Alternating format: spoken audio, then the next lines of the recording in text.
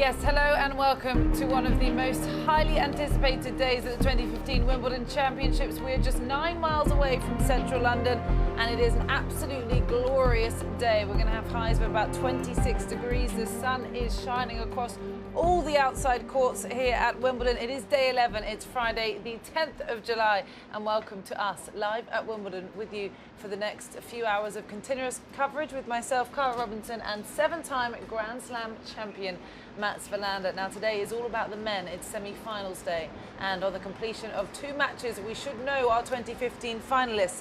But before we even start to look at that, we've got to reflect on yesterday, because we do know our 2 ladies finalists. We had 2 semi-finals. First up was this lady, the Venezuelan-born Spaniard Garbine Muguruza. Never made it to this stage of a Grand Slam before, and with this point, Mats, in 3 sets, she was able to take the win over Agnieszka Radwanska and progress through to what will be her first ever Grand Slam final. This has to be such a special moment. Yes, it's unbelievably special to make Wimbledon the first Grand Slam final that you'll compete in. But it's not going to be the last Grand Slam final. Garbine Muguruza showed great poise in that match. I mean, she did lose a second set, but really she's a better player, and I think she's going to become a serious crowd favorite around the world. And I think the fan favorite most probably in her finals, because again, she's very well liked on tour. She has a great attitude. She's got a good game to back it up. She plays very aggressive style of tennis, but she's also able to keep the ball in play. So even Mr. Beckham was pleased with that. Absolutely, and she even admitted she was surprised to have made it so far as the final, because her 2 tournaments in preparation were not so good. But she said it's like a dream. You work all your life to achieve a Grand Slam final. It's like a present for all the hard work. Well, I'm sure everyone would agree with her. And unfortunately, Agnieszka Radwanska denied a second final appearance. She was runner-up here in 2012, and she was hoping for another stab at the title. Not to be the case. It's Spain's Garbine Muguruza who will face, we now know, a lady going for history. Yes, Serena Williams. We're not allowed to mention it to her, but we can discuss the Serena Slam. If she wins Wimbledon, she will hold the Serena Slam for the 2nd time in her career, and with an ace, she completes victory for yet another time. In fact, the 17th time in a row over Maria Sharapova, who will progress to world number 2 on Monday, despite losing in the semi-finals here. But for Serena Williams, with the amount of pressure on her shoulders, she just never looks in doubt. Straight sets, Matt, 6-2, 6-4 over what many were expecting or hoping to be a very competitive match. It really wasn't much trouble for Serena in the end. No, it wasn't really. I mean, the second set got close, and again, Serena played very well. I thought Sharapova played okay. Obviously, the first set, she suffered from 3 double faults in the first service game, Maria Sharapova, and it's never easy to come back after that. But she did well in the second set. But Serena Williams is just so confident, and I mean, it's going to take a serious match by Muguruza to stop Serena from winning her 21st Grand Slam title. But I think for Maria Sharapova, I think she's pleased with the semi-final. She's number 2 in the world. It's another semi-finals at Wimbledon. She hadn't been there for a while, so all in all, a good tournament for her. But Serena Williams really, it's the Serena Slam. I really don't think it matters if you mention it to her, because the way she plays each individual match, it's now the finals, and that's most probably the easiest match for her to play, because you are going home afterwards. Win or lose, she's going to go home.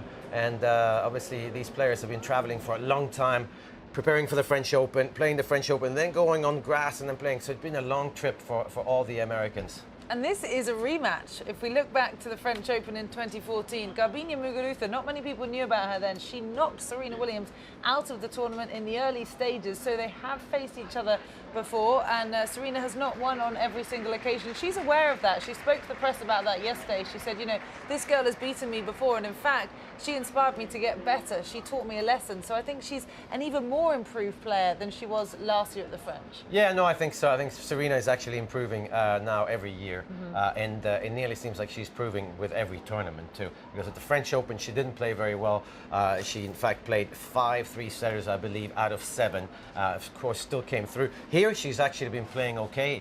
She's had some really good matches. She's had some sort of doubtful matches. I think the one against Heather Watson became a great match, but I don't know if necessarily Serena played well. But again, Heather Watson woke her up. And since then, she's had an unbelievably tough draw with her sister Venus, and then Victoria Azarenka, then Maria Sharapova. So she is ready for the big hitter, Garbine Muguruza. Whereas on the other hand, Muguruza has played Angelique Kerber, Caroline Wozniacki, Agnieszka Radwanska, Timea Baczynski. All players that just keep the ball in play, and they're very crafty. So I hope Muguruza is ready for the power that Serena brings to the court. Yeah, because they're both going to be power players, but we know how dominant Serena Williams is. Well, it wasn't all about the ladies on centre court yesterday, because following the completion of those two semi-finals, we had the semi-final of the men's doubles, and you can imagine there was a lot of support for this man, Jamie Murray, seeking to reach his first ever final at a Grand Slam in the men's doubles. And after 4 sets, they came through 4-6, 6-3, 6-4, 6-2 alongside his partner John Pears. They've been together for 3 years now, and if Andy Murray can win the semi-finals today, it will be the first time that we have had brothers in the men's final and in the men's finals, I should say, for the singles and doubles here since 1906. Yes, the last brothers to do that were Laurie and Reggie Doherty. There's a very proud mother. Of course, we've seen Jamie Murray lift a trophy here before, Mats. It was in the mixed doubles back in 2007 with Jelena Jankovic. This will be a huge moment for him, not only reaching the final of the men's doubles at Wimbledon, but the final at any Grand Slam. Oh, definitely. It's the first time that he's reached the finals in men's doubles, but I think he's helped by the fact that he won mixed here with Jelena Jankovic. But yeah, they're a good, solid team again. Left-handed Jamie Murray, right-handed John Pears, and they've been playing together for a while, so it's great to see, and what an unbelievable story if both Murray brothers makes the final. Really amazing. Well, we know about the Bryan brothers. Is a right-hander and a left-hander the best combination for doubles? I think it is. I mean, we know McEnroe, Peter Fleming was the same way. There's a lot of those lefties and righties, and yeah, well, we'll see. It'll be really a fun a day tomorrow with the ladies' finals and the men's doubles. When there's a Brit in there, I will watch it too. You will? Yes, I will. Well, I wonder if Jamie Murray will be on court watching Andy later today to see if he can join him in a final here at Wimbledon. Well, we've been blessed with another absolutely beautiful day here in SW19. Can't quite believe our luck at this year's Wimbledon Championships. We think it's going to be a pretty simple one today, but nevertheless, Rachel Stringer's got your weather forecast. Good afternoon. The weather here on men's semi-finals day is looking beautiful. It's going to be dry, sunny and warm, with temperatures reaching around 24 degrees centigrade. And I have a little fact for you as well. Did you know that on the 29th of June 1995, Wimbledon experienced 15 hours, yes, 15 hours of unbroken sunshine? And let's hope, fingers crossed, we can match that or even better that today at SW19. But enjoy your time on centre court. It's going to be fab, but please do not forget to put your sun cream on and drink plenty of water.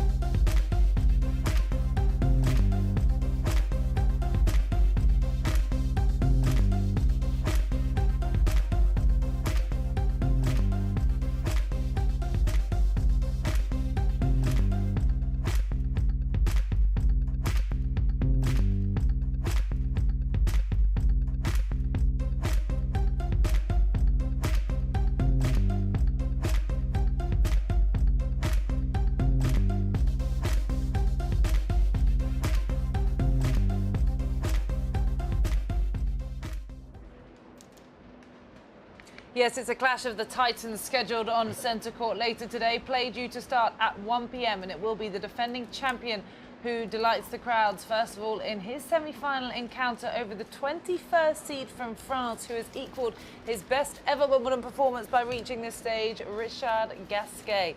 And they will be followed by two rivals who will be making their third appearance together on centre court. One of those was at the London 2012 Olympics, but Andy Murray is bidding to reach his third Wimbledon final.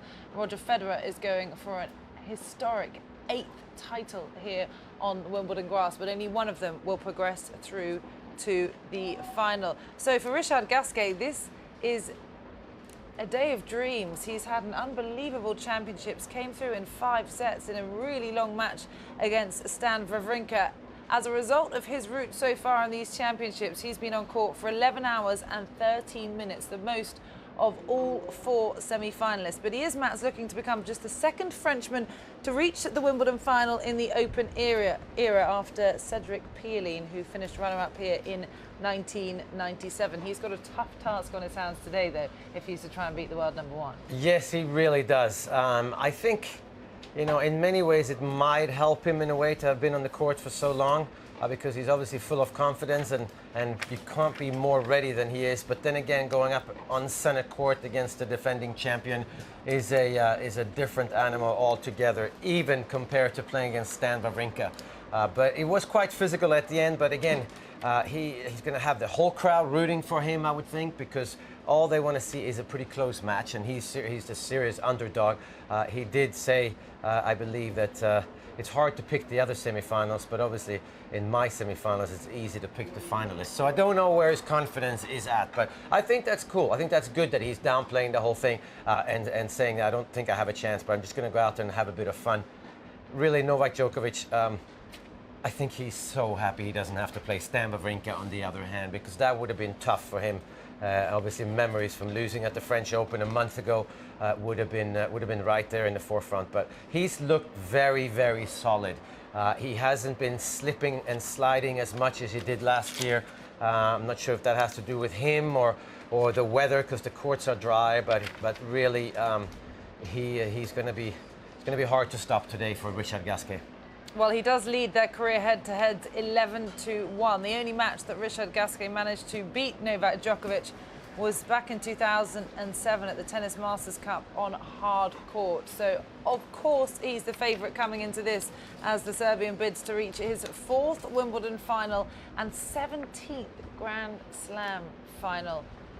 And he is already in the grounds this morning. Yes, we've spotted him arriving here at the All England Club, flanked by 3 security personnel, so he can try and make a smooth transition through to the locker room without being hassled too much for autographs and photographs. What time, Mats, would you typically arrive before a big match like this? How many?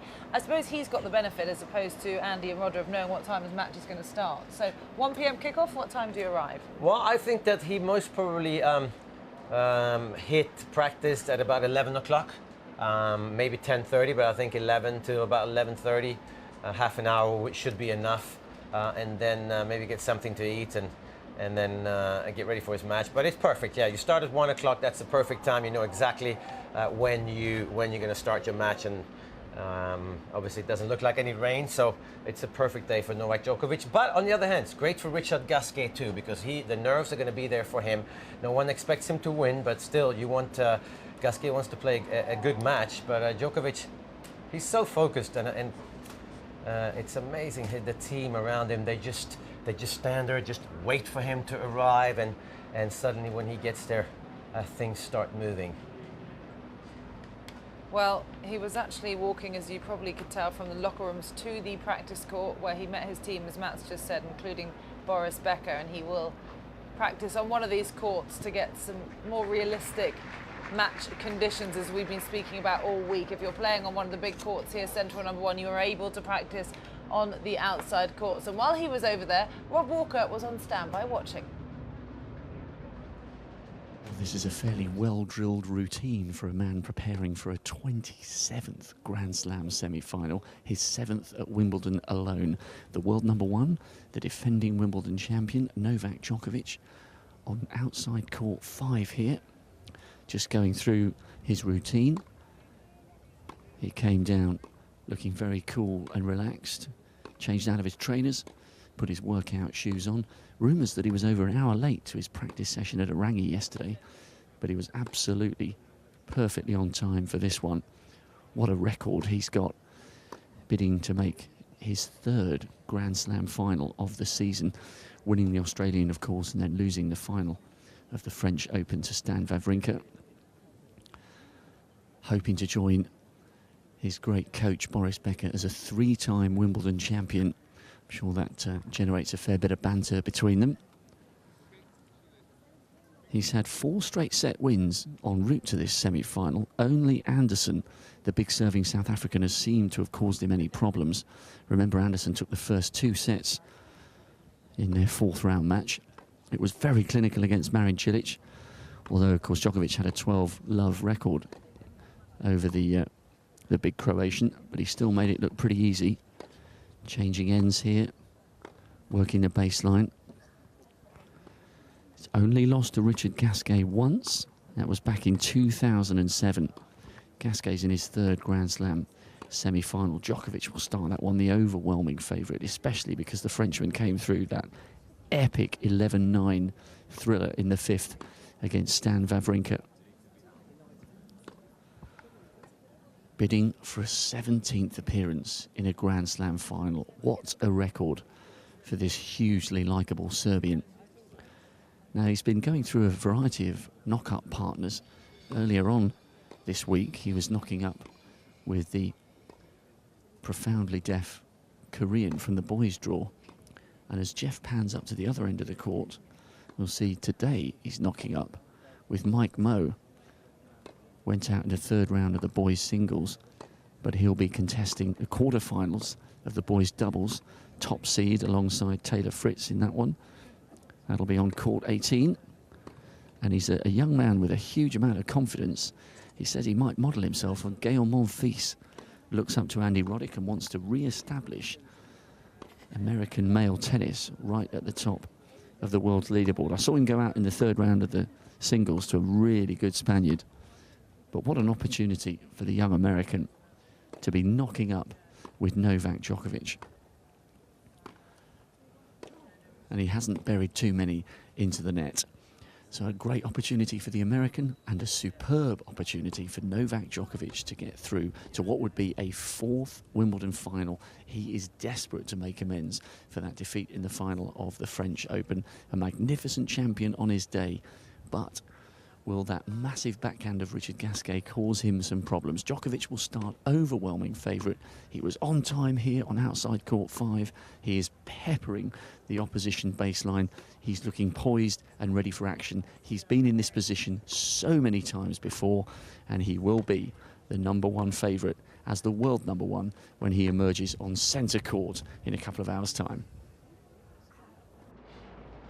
Thanks very much, Rob. Well, we can confirm that that practice session began at 10:34 this morning, so not far off the 11 a.m. hour that Matt's guessed he would do a practice session, and here he was greeting his opponent later on today, Richard Gasquet. Interesting to see this scene once again, Matt, that the opponent is using the same practice court that Novak Djokovic was just using. There's a lot of them to choose from out there. I wonder why they have chosen to knock up on the same court, one after the other. Yeah, you know, they don't choose. Even the defending champion, Novak Djokovic, will not choose a court here at Wimbledon. The All England Club committee will decide which court they want him to warm up on.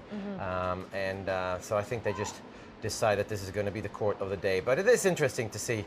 Obviously, Gasquet has been around for a long time. Novak Djokovic has been around for a long time. Gasquet is a year older.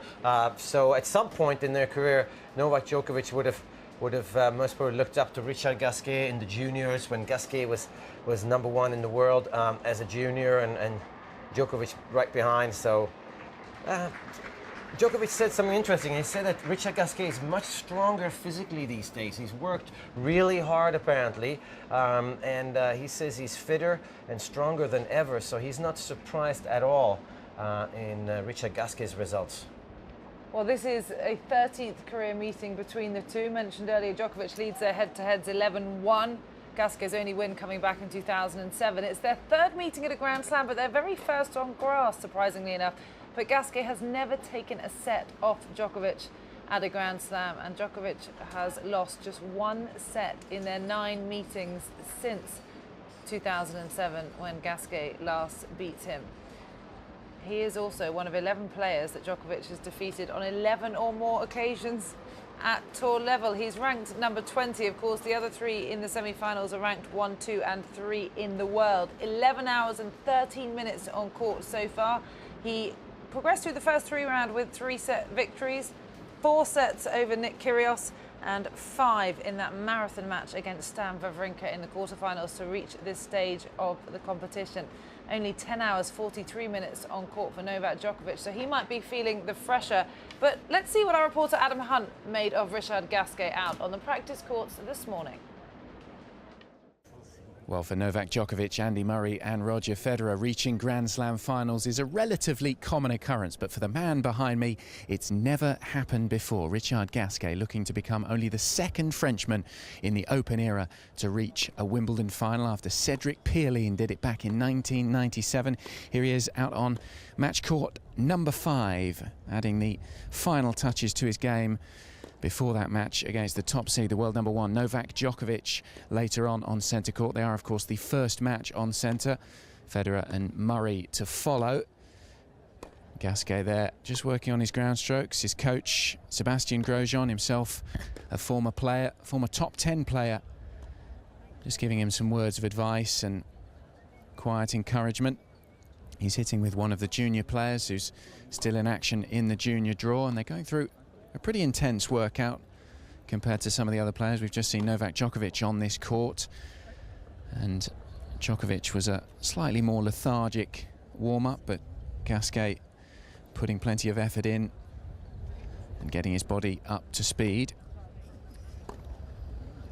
Remember that no player has defended the Wimbledon title, as Djokovic is aiming to do, since Federer did it back in 2006 and 2007. So although to beat Djokovic would certainly be an upset for Richard Gasquet, they do happen here at Wimbledon, although the head-to-head is certainly in Djokovic's favour. 12 times they've met before, and Gasquet has won just once. That was back in 2007 at the Tennis Masters Cup. He won that one in straight sets, 6-4, 6-2. All of their other meetings have ended in a Djokovic victory. In fact, Gasquet has never taken even a set off Djokovic at a Grand Slam, and Djokovic certainly loves playing against French players. He's lost just one of his last 31 matches against French opposition. That was a loss to Jo-Wilfried Tsonga in Toronto last year. So the weight of expectation certainly is on Gasquet, and we have to say that the conditions here at the All England Club are absolutely perfect. If cameraman Frank can just show you those perfect azure blue skies that we can see overhead, they will be enjoying 100% perfect conditions on centre court when they stride out in front of that expectant crowd. We'll compare the route through to the semi-finals of these two. Relatively similar in terms of time on court, only about half an hour more on court for Gasquet compared to Djokovic. Gasquet been on court for 11 hours and 13 minutes so far at the championships. Djokovic 10 hours and 43 minutes. But Gasquet, who has made the semi-finals once here before, back in 2007, before he lost to Roger Federer in the semi-finals, will be full of confidence after that 11-9 victory in the 5th set against the world number 4 and the French Open champion Stan Wawrinka. So Gasquet there, just taking a short break in this practice, and he is looking very confident ahead of the first match on centre court. We're all looking forward to it against the world number 1, Novak Djokovic.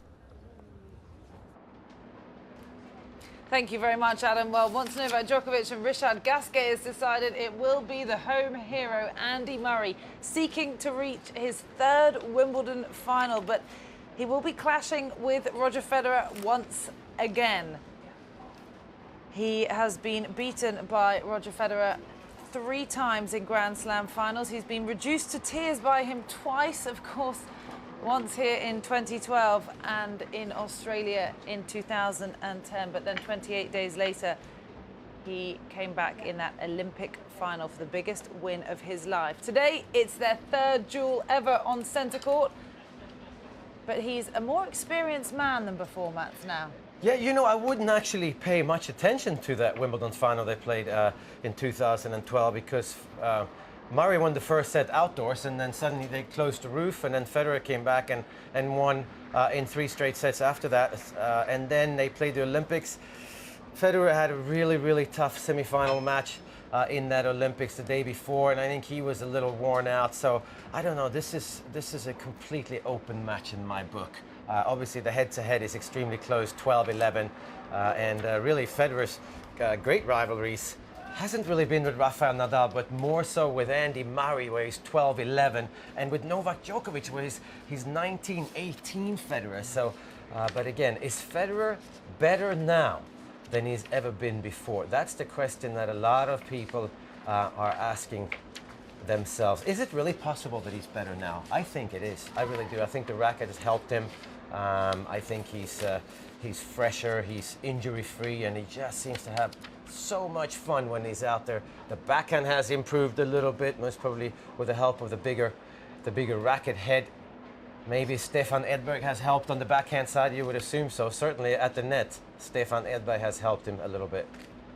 Well, what's surprising, Mats, is Federer has never lost a Wimbledon semi-final. I think that's a remarkable statistic and something that will no doubt serve him in very good stead today. But even at the easiest championships, he's dropped the fewest amount of games en route to semi-finals, just 49. He's only had his serve broken once. That was by Gilles Simon, and he's had just 8 hours on court. We might as well call him the Swiss Express train. I mean, he really hasn't hung around. He has had possibly one of the most comfortable routes to the semi-final that he could have asked for. But today, there's so much made on Andy versus Roger, and can Andy do it? And obviously, Roger has won on many more occasions than Andy has. But how will Roger feeling facing Andy, knowing he's the home hero, knowing that he beat him the last time they played here, which was the Olympics, those 28 days after the final? He knows that Andy Murray can beat him now. Yeah, I think Federer comes in with really no pressure. I mean, I think a lot of people are talking about him. Can he win another Grand Slam? That's taking away from Roger Federer's record of having 17 Grand Slams. Really, I mean, no, we would love to see him win another one, but that's not why Roger Federer plays tennis, I think. He loves to play. And I think that the only worry that I have is that Federer hasn't really been tested going into the semifinals. Gilles Simon in the quarters could have been a test, and it was for a little bit in that second set.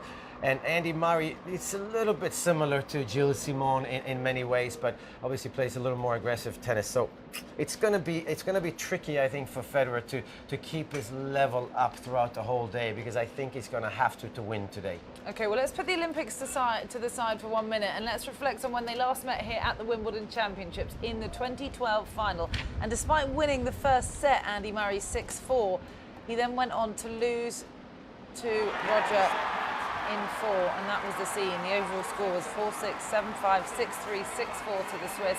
The roof actually came on as they started the second set, which I think really affected Andy Murray. There was a lot about that in the press afterwards, but Roger Federer cruised to victory after that roof arrived, and who can forget these emotional scenes as Andy Murray was reduced to tears in an interview. He actually endeared himself to many more members of the British public as he had to stand and watch Roger Federer lift that for the first time, and there were his twin girls cheering him on. Just very special scenes, but scenes that won't be repeated as they are facing each other in the semi-finals this time around, and only one of them will progress through to the final, where they will face Novak Djokovic or Richard Gasquet and his now wife Kim Sears. Well, they've both been here already this morning.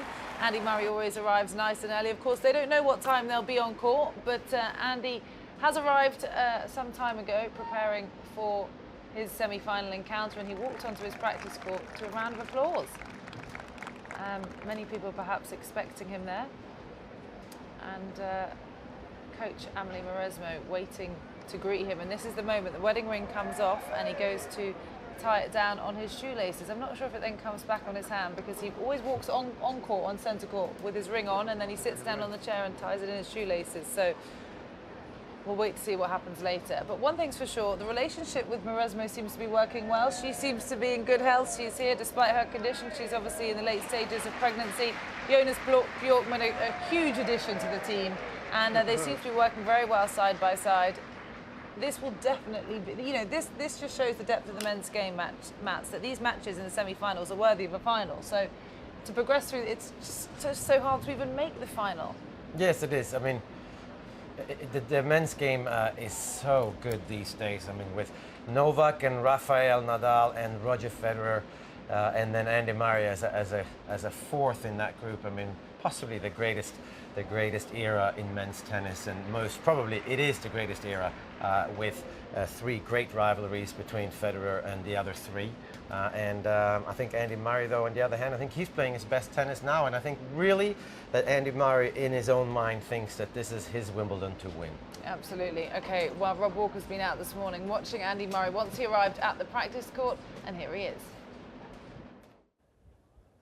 Well, a very warm round of applause greeted Andy Murray when he arrived here on court 15 for his knock-up ahead of this mouth-watering semi-final against Roger Federer. But ever the professional, Murray did not bat an eyelid. He got his shoes on and he is going through his paces here with Jonas Bjorkman down this end of the court and Amelie Mauresmo, the 2006 women's champion, right next to Murray at the far end, just keeping our voices down here as he goes through his final routines. He's bidding for a 9th appearance in a Grand Slam final. It would be his 3rd Wimbledon final. Lost to Roger Federer, of course, in 2012, the tears afterwards, but then followed the Olympic title, the US Open crown, and the 2013 Wimbledon trophy.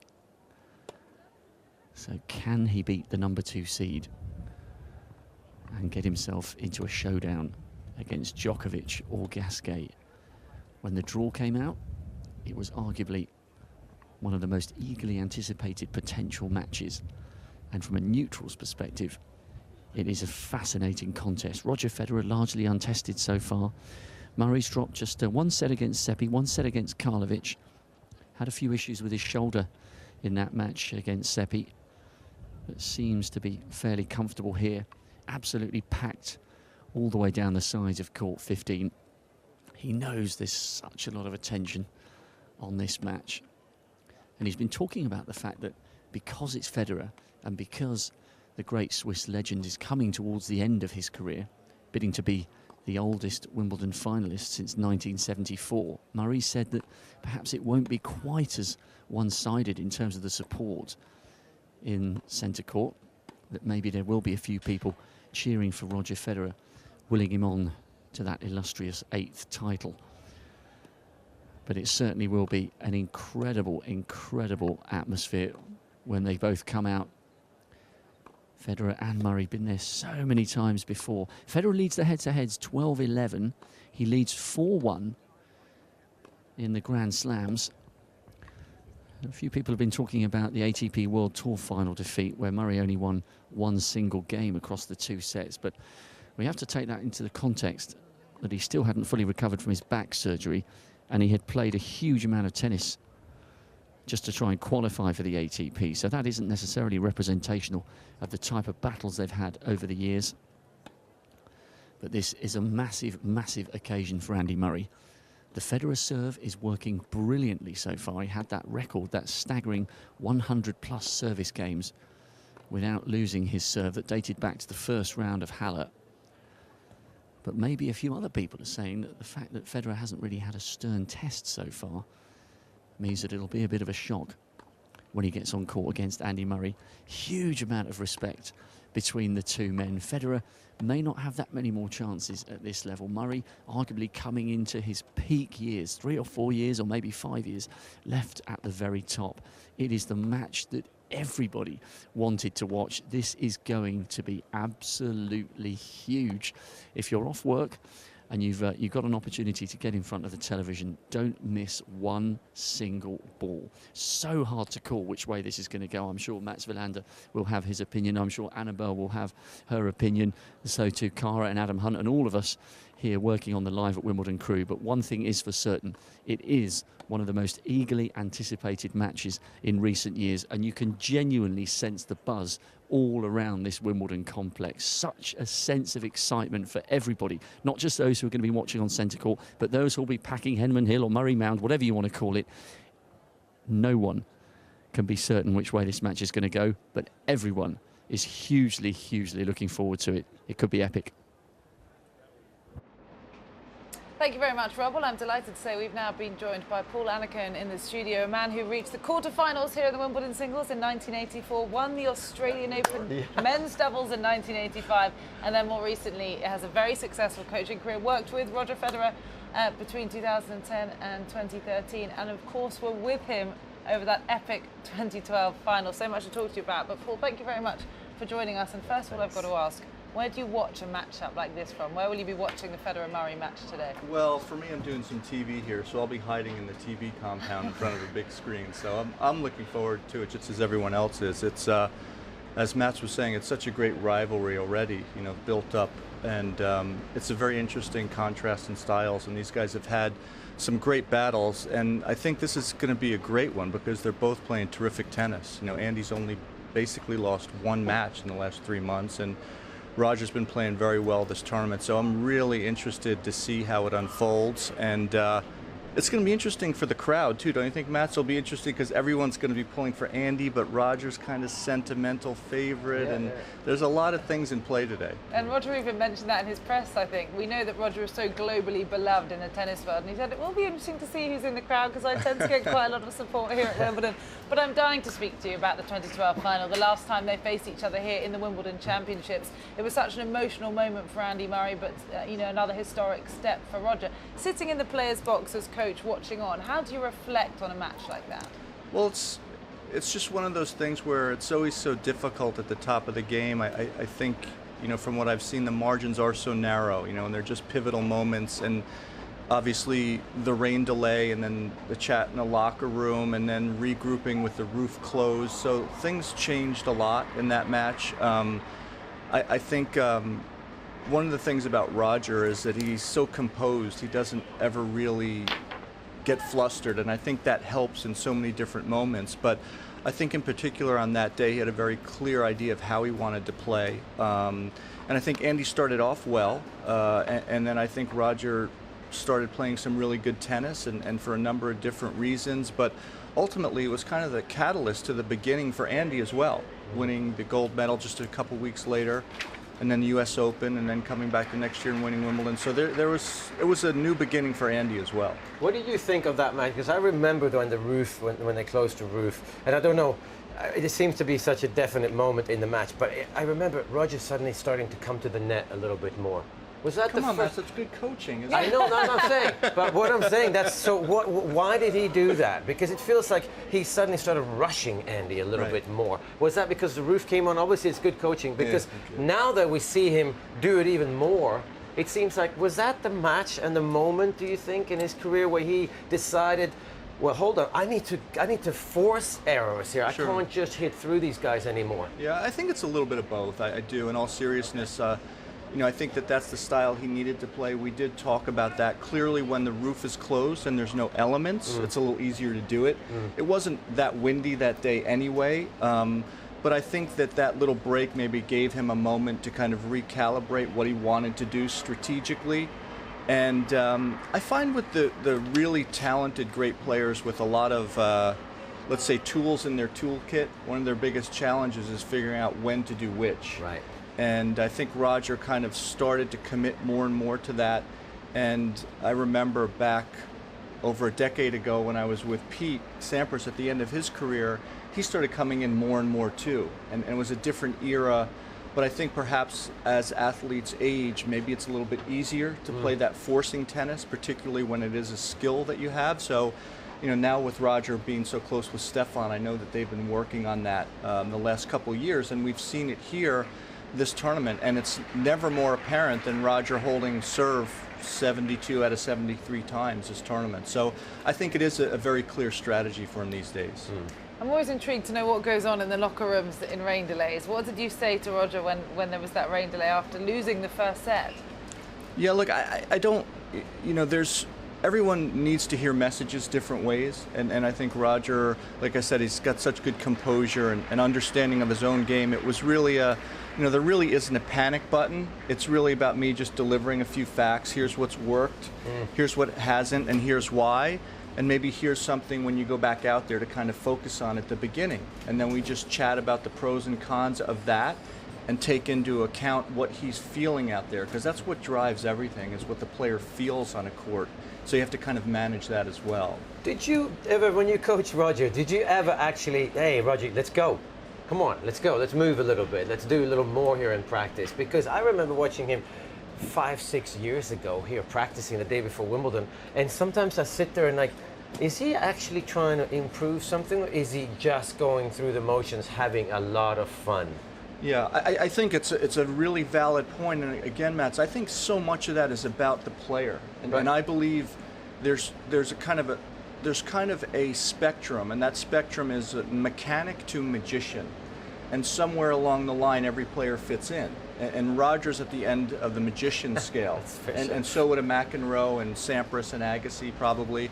And those players tend to be more about feel and understanding what's going on. I think the heavy lifting and the hard yards are really put to test in the training blocks. And then they're playing so many matches, like Roger's coming here, winning Halle. He's got a bunch of matches there.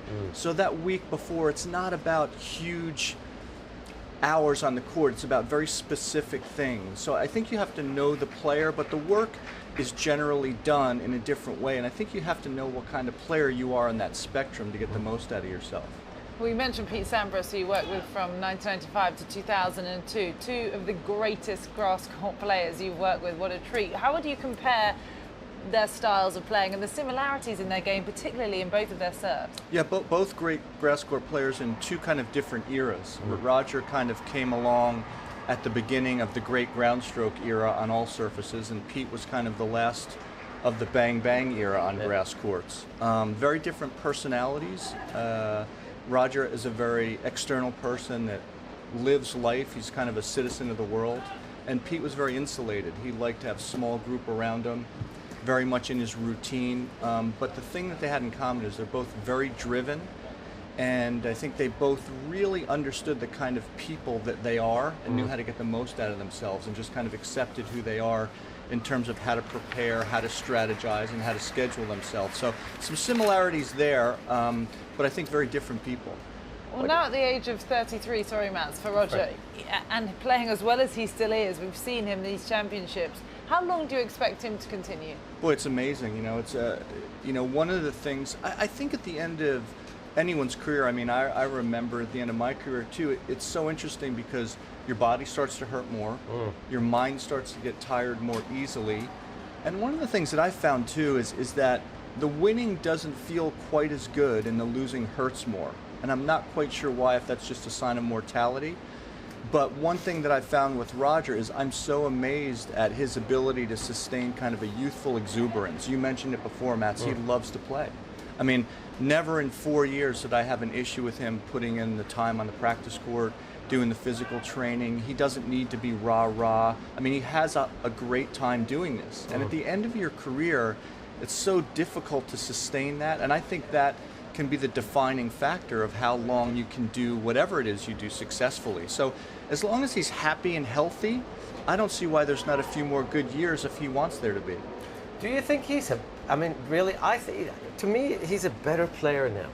There's something more logical about his approach in matches. He's more aggressive in a more understanding way, because I think you said he's such a magician that sometimes I found it hard to, whoa, why did he do that or that? Would never thought of doing that, and it worked, or it didn't work. Today it's like, okay, yeah, I see exactly what he's trying to do, and it makes so much sense, and he's successful doing it. Yeah, I think it's come with maturity, and I think a couple reasons. I think at the beginning of his dominance, I mean, for lack of a better comparison or frame of mind, I think he was just better than everybody. Right. I think he could play however he wanted, and he was just better than everybody. And then when Novak and Rafa and Andy have come around, and now Stan's playing, I think he's had to figure out how to continue to improve. Right. And I think that that's a great thing, because it's helped him evolve into a more well-rounded player, and I think also a more clear and committed strategist about how he should play, like you say.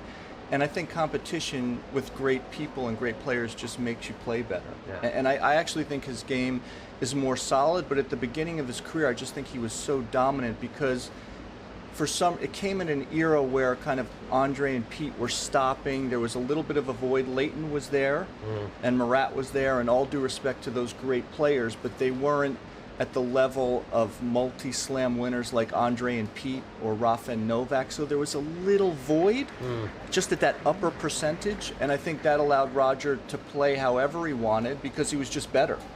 And I think he's become more thoughtful, and that's allowed him to evolve into a more clear strategist.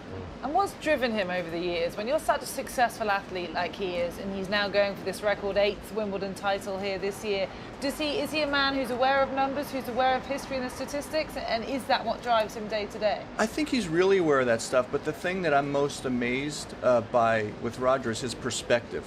He understands life, and he understands history, and that he's going to be judged however people judge him, and he probably can't control that. So I think he feels very fortunate about what he's done, but still loves to compete. And I really think that driving factor is what I said. He loves to play, loves to travel the world, loves to have his family with him, and that's why he's still doing it. And the logistics of traveling the world with 2 sets of twins. Yeah, complicated. But I got to ask you, Paul, because I was in the locker room at the French Open a couple of years ago, and Roger was about to play Novak in the semis. I mean, literally, it's like 10-1. He's playing at 1, and suddenly he stands up and he walks away. And then I hear this voice. He says something like, "Hey guys, what's up? What you guys doing here?" And I'm like, "Who said that?" Right? And then I turn around and it's Roger talking to the Bryan brothers. And he says, "Is there a doubles tournament here?" You know, and I was like, whoa, 10-1. Roger Federer goes up and he cracks this joke with the Bryan brothers. Is that what he's like off the court? I mean, in the locker room? He's pretty comfortable. I mean, he's pretty comfortable. He knows his routine, knows how to get ready to play matches. And I think that's one of the reasons why he's been so good over the years as well, Mats, is that he doesn't really let emotion drive how he feels about himself and life. And he doesn't get wrapped up in the moment to where he can't think his way out of things. So his personality doesn't change that much, and he likes to have a good time, and that's another example of it. So funny. We've got to get Matt doing that accent more often as well. That's great. I've also got to just mention the home support here, because I think I'm right in saying you worked with Tim Henman as well between your time with Sampras and Roger Federer. So you would have experienced what it's like for a British player playing here at Wimbledon, and therefore know what it is like when Roger has to face Andy Murray. What did you learn from your years with Tim every year? Well, first of all, I've been spoiled. You mentioned 3 great guys that I get to spend a lot of time with. So I've been very lucky, and Tim is just a class act and a great player. And he felt the brunt, I think, of the pressure of trying to win the title here. And he played in an era where, with all due respect to Tim, he was just a fraction below the best guys. You know, he was a perennial top 10 player, number 4 in the world, but just a tad less talented than Pete, a tad less talented than Andre. Goran, who he lost to here, had a little bit more firepower. So he was right there, and I think he did great with his accomplishments. And in terms of dealing with the expectation, that's a tough thing. I mean, he lived it every day, newspapers, interviews, and it's very hard to hide. He looked at them. No, you can't hide from it. No, the amount of publications there are and the amount of reporting that you have to do, and every time you have to have dinner, anywhere you go, it becomes exhausting. And to me, that's one of the things that I thought Tim handled extremely well. And to look at what Andy's done in his maturation process, has done even better with it, because now he's won and he's still coping so well and still evolving. So it's great to have that support, but it's also a little bit alarming at times too.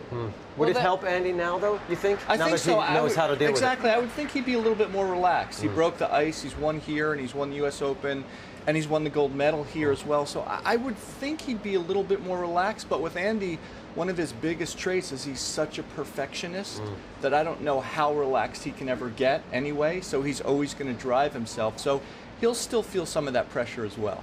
Well, it'll be interesting to look at this with you, because of course Tim Henman beat Roger Federer here one year, and we had him up here in the studio a while ago, and he said he loves these memories of the ones he can look back and witness him winning.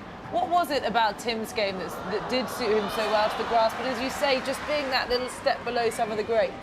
Yeah, I think Tim was, one of the top few volleyers of all time, really. I don't think there's many, if any, people that you can say were more adept and more skilled around the net. I think he had tremendous footwork. He did everything really solidly, and nothing huge. And that's what maybe dropped him just a tad below those elite players. But that's also what allowed him to do so well here and get so close so many times. But I think he's one of my best friends and just a tremendous player. But more importantly, when he went through his career, he was an incredibly professional person. Another guy like Roger that loved to play. Always joking in the locker room, same kind of guy, and really enjoyed it. So I think that means a lot in this world of a lot of pressure week in and week out to be able to have a good outlook. Okay, well, just before we let you go, Paul, I've got to ask for your picks for today. Who is going to be playing the men's final on Sunday? I think Novak's going to win. And I think Novak just has too much firepower for Richard. I think Richard's final was the other day. And I think Roger's going to squeak out Andy. You do? But I think it's going to be a barn burner. How many sets? And I won't be shocked if either one of them win. Yeah. I think it's going to be a 5-setter, and I think Roger's going to squeak it out. It's going to be as good a grass court match as you could ever hope for these days. Yeah. Yeah, well, it's sticking with your man. I'm not surprised. Thank you so much for joining us in the studio, Paul. Really appreciate your insight. Enjoy the matches today. We can't wait either. And our reporter Adam Hunt has been out watching Roger Federer practice this morning. Well, standing room only here in the sunshine by court number 14 for Roger Federer, looking to make his 10th Wimbledon final, preparing for his match, which is the second match on centre court against Andy Murray. You can see centre court actually in the background here. We're right next to that famous arena. He's here with his coaching team. Stefan Edberg there on the left in the sunglasses. Severin Luthi as well, the Swiss Davis Cup captain behind. He's actually hitting with Ivan Lubicic, himself a former world number 3. He's playing here in the Legends doubles.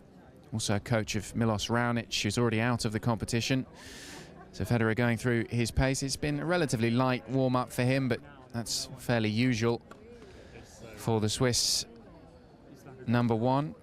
Just going through his serves at the moment. We've seen him hit ground strokes. He's been at the net hitting plenty of volleys, so perhaps expecting to need to come to the net quite a lot against Andy Murray. This is incredibly the 24th career meeting between these two players. They've only met twice, though, on grass. One was that famous Wimbledon final back in 2012, Federer winning it in 4 sets, but then they played barely a few weeks later back on centre court for the Olympic final, the gold medal match that won Andy Murray the gold medal. He got his own back against Federer, 6-2, 6-1, 6-4, relatively comfortably, so Federer will be hoping to avoid that kind of performance and result today.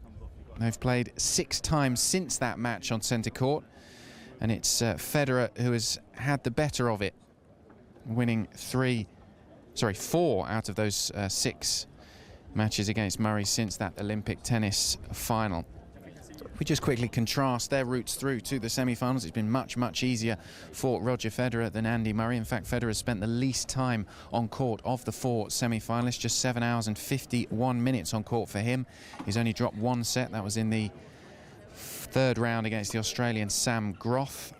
Murray's been on court for over 11 hours, so much more difficult for the Scot. Beautiful conditions. It is quite warm. Less of a breeze than there was yesterday, up into the high 20s towards 30 degrees courtside. Federer will be here for a few more minutes before heading off for a massage and a stretch just to get ready. We'll have a little bit of time to prepare for his match, because if Djokovic and Gasquet goes the distance, they might not be on until at least 4 o'clock local time. So plenty of time for Roger Federer to get ready for this one. It's the one we're all looking forward to, against Andy Murray in the 2015 Wimbledon semi-final. Well, 30,640 people attended yesterday's Wimbledon Championships to watch the women's semi-finals, and I imagine we will have more of the same today. The hill is already packed. Centre court is getting there. Play starts at 1 p.m. and the second match due on court is that between Roger Federer and Andy Murray. Mats and I have been out to preview with IBM.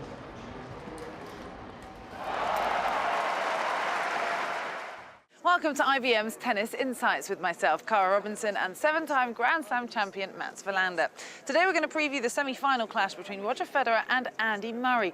Roger leads their career head-to-heads 12-11. He's won all 3 of their last encounters, but Andy won the last time they met on grass. It was, of course, the gold medal match here at the London 2012 Olympics, and those will be very fond memories, I would imagine, Mats, for him to take into this encounter. Yeah, definitely for Andy Murray, that's a big confidence boost, but at the same time, that was a 2 out of 3 set match, and Roger Federer came off of a very long semi-final win against Juan Martín del Potro. So circumstances are different, but both players are playing as well as I've ever seen them play. Okay, well, IBM Insights have helped us to uncover the key battlegrounds between these two and who is most likely to succeed. The first one is the points won percentages, and rather surprisingly, the points won from baseline and the net are not necessarily what you would expect. So if we take a look at the statistics in a bit more detail, you can see the win percentage at the net for Andy Murray so far in this year's championships is 82% compared to 74% for Roger Federer.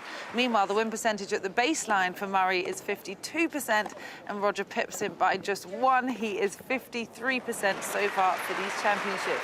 So it seems, Matt, as if these players are getting stronger in areas that they don't typically shine in. Well, definitely Andy Murray has improved his volley, he's improved his attacking game, but at the same time, once you win 8 out of 10 points, you most probably want to come to that area a little bit more. Roger Federer from the baseline has 1% more winning points than Andy Murray, and that's because he is forcing the errors at the baseline, whereas Murray is a little more passive and he waits for his opponent to make the unforced error. Well, what about the serving location? I think the serving tactics from both of these two leading into the semi-final are likely to be repeated in this encounter.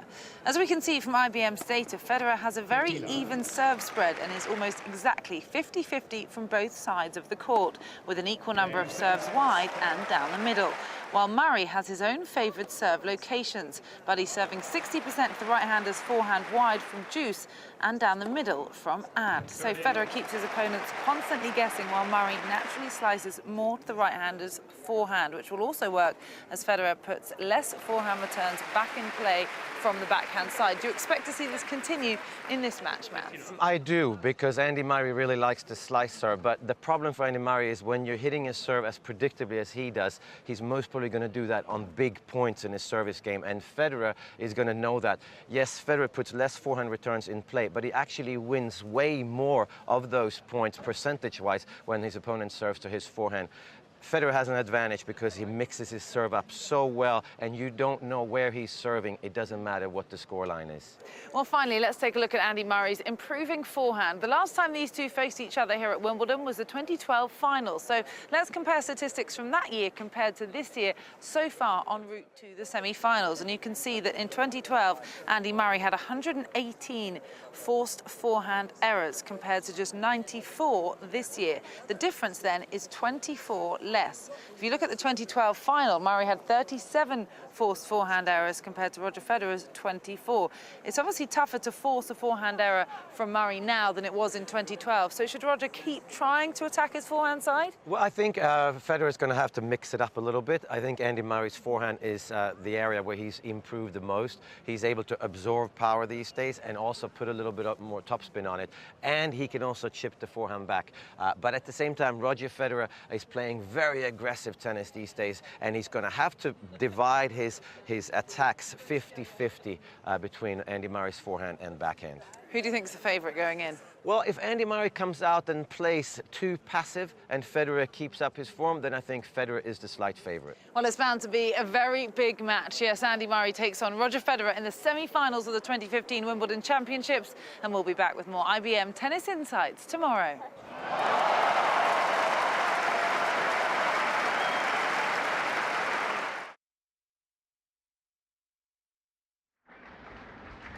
Well, there is so much data we can analyse ahead of these two men's semi-final matches, and here's just a little bit more for you. If we take a look at the distance travelled and the time on court from all these players, Matt, you can see that Richard Gasquet has had the most, 11 hours and 12 minutes, but not far ahead of Andy Murray, who's had just over 11 hours himself. Novak Djokovic, about 20 minutes under 11 hours, 10 hours 42, but Roger Federer glaring less than anyone else. Under 8 hours on court so far, and by far the less distance travelled either. Should that stand him in good stead today, or as you said, is it a bit of a concern that he hasn't perhaps been as tested as the others coming into it? I think it's good for him to physically not have been out there that long, but I think emotionally, I think it would have been nice for him to really get tested in more than just a set against Gilles Simon. That second set, Federer won 7-5. But in terms of spending time on court, yes, it's definitely looks good that the oldest player of all of them has spent the least time. But Richard Gasquet, it seems like he should have spent more time on court, but really he hasn't spent that much more than Novak Djokovic, just about half an hour. So that shouldn't make a big difference. The distance traveled, I mean, Cara, you run further than that in the morning, don't you? I mean, that's nothing. Of course, those are all sprints, and they're backwards and sideways and forwards. So it's a little bit misleading, but still, they wouldn't be tired at all from that part. Well, Roger has come through to this final in 3 sets in all matches but one. Against Sam Groth, he was pushed to 4, but he is, as Matt's mentioned, the oldest out of the 4, age 33 is Roger. The others all in their 20s. Richard Gasquet, the second oldest, age 29. Both Andy and Novak, aged 28. Well, the hill, as you can see, is absolutely packed, and this is why, because in just moments, the first semi-final will be beginning, as Richard Gasquet is followed by Novak Djokovic, preparing to make their way out onto centre court. We saw the fans running for the hill earlier to get their spot in front of the big screen, but those on centre court really have the best seat in the house because they can watch this match live. And there's Rod Laver looking on. There's some really special guests.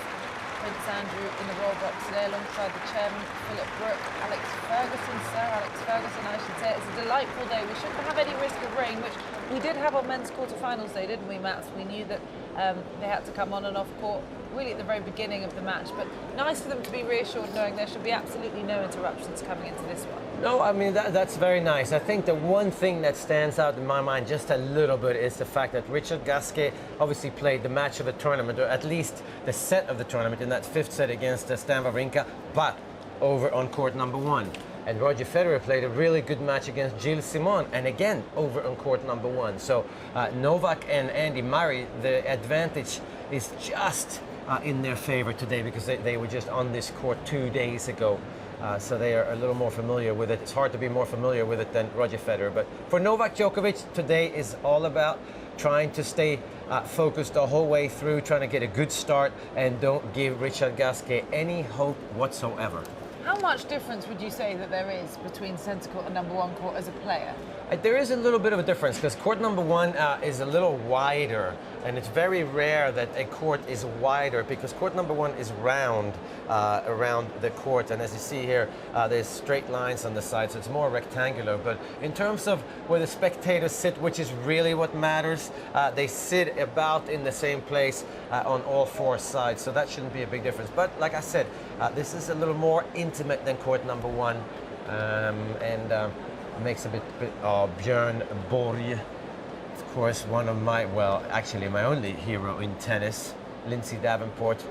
Björn Borg, of course, did the Channel Slam 4 times, and he is alone with that.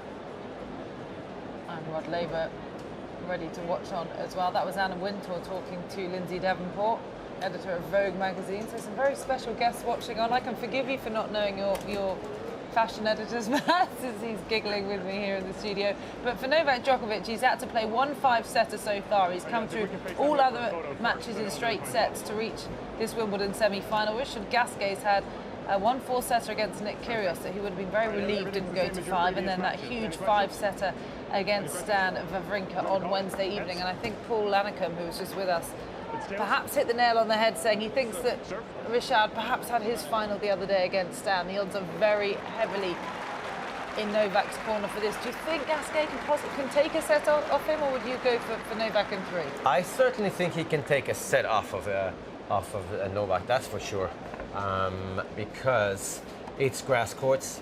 He's full of confidence. I think, in fact, he's going to be the better player for about half an hour whenever that happens. And if that happens to happen at the end of a first set, if he can just stay level, then he could pull out and win the first set. But in the overall, I think that Novak Djokovic is just a little bit too good, and over 3 hours, Novak is going to be the better player for at least 2 out of the 3 hours, I think. And I've got to just mention Bjorn Borg, who you touched on in the roll box there. Why do you think he's chosen to come and watch this one? He doesn't come to that many events now, does he? But he's here for men's Wimbledon semi-finals day. Why today?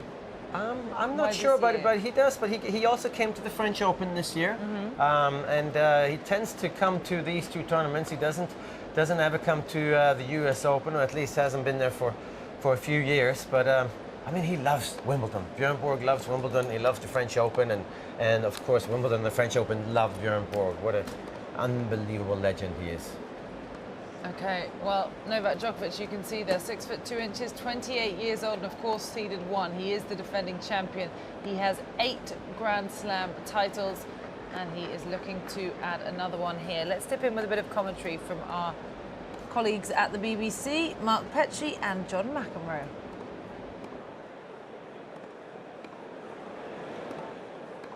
Twice a winner here on the grass, and that's been his route through. A real tussle, of course, in the 4th round. People were talking about a tough opener against Kohlschreiber. He put that theory quickly to bed with a straight sets win. But the tall South African pushed him all the way. Break points he had to save in that 5th set before toughing out Anderson 7-5. The tall Croatian Marin Cilic couldn't find a way to even grab a set off Djokovic.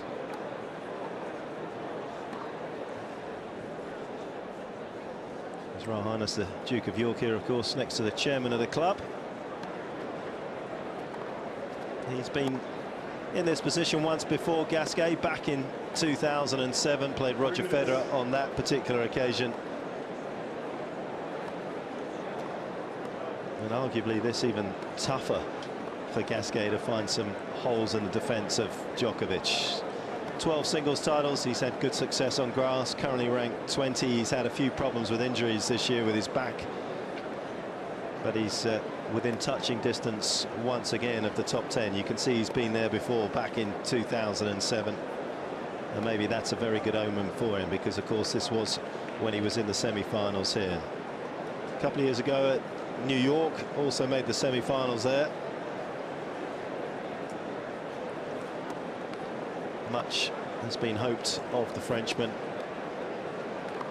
He's been the topic of much debate about his game, his attitude at times, but he's proved a lot of the doubters wrong so far with the quality of his tennis here. A couple of rounds that he should have won, obviously 1 and 2, but Dimitrov was a tough test, and he played beautifully on that occasion. Kyrgios, well, the charismatic Australian, pushed him hard, and he almost took it to a 5th, but Gasquet getting him in there, and then that truly wonderful tussle with Wawrinka, the French Open champion, where Gasquet gets through there 11-9 in the 5th.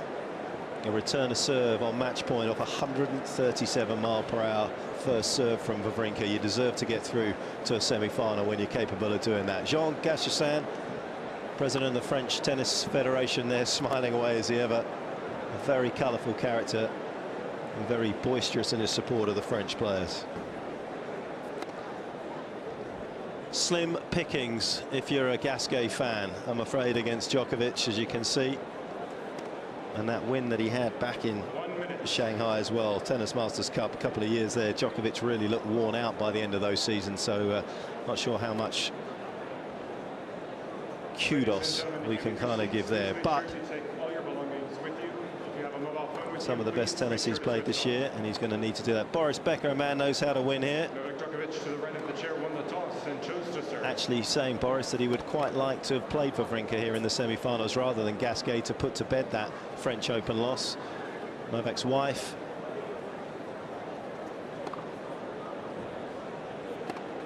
Delighted to say another man that knows how to win here has been sitting here patiently in the commentary box. If you were sitting in Sebastian Grosjean's position today, John, what would your words of advice be to Gasquet? That would be a tough one to sort of figure out a way that he'd actually be able to pull this off.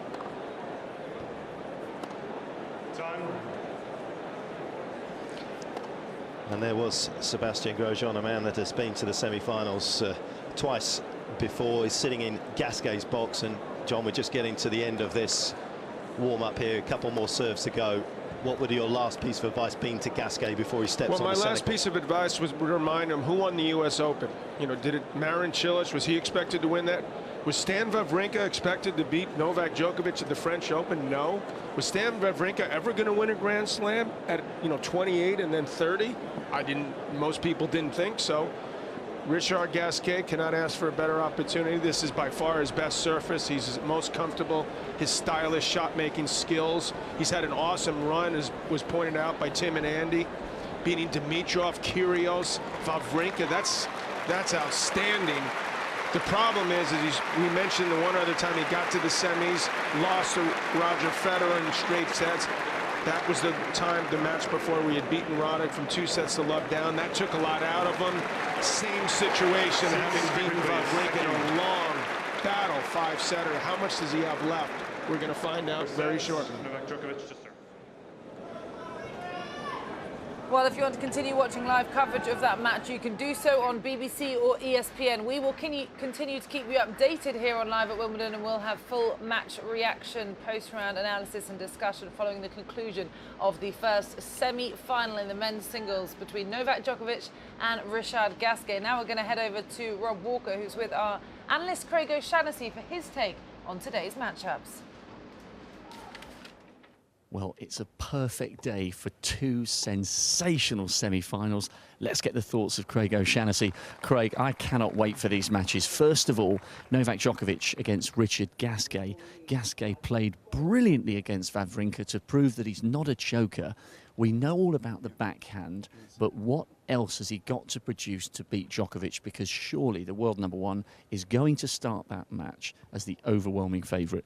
Well, he certainly will. But Gasquet is a lot more even with his ground strokes than we really see. So he's hit 57 backhand winners for the tournament so far. He's also hit 57 forehand winners. So even though we see the elegance of the Gasquet backhand, and he loves to hit it, it's still a pretty even match. Now, when you want to pressure Gasquet, you definitely go to the forehand. His grip is a little bit more on top. It's a little more old school continental. The backswing goes all over the shop, and if you can rush that, then more errors will come out of that side. Looking at Djokovic's run to the semi-finals, he's been pretty flawless apart from that major scare against Anderson, the big serving South African, where he lost the first 2 sets. Where has Djokovic, in terms of the numbers, specifically excelled here at Wimbledon? Well, the backhand has been good. The serve has been good. Djokovic with forced errors. So his backhand, when you pressure his backhand, he's only made 81 forced errors. He's made 116 off the forehand side.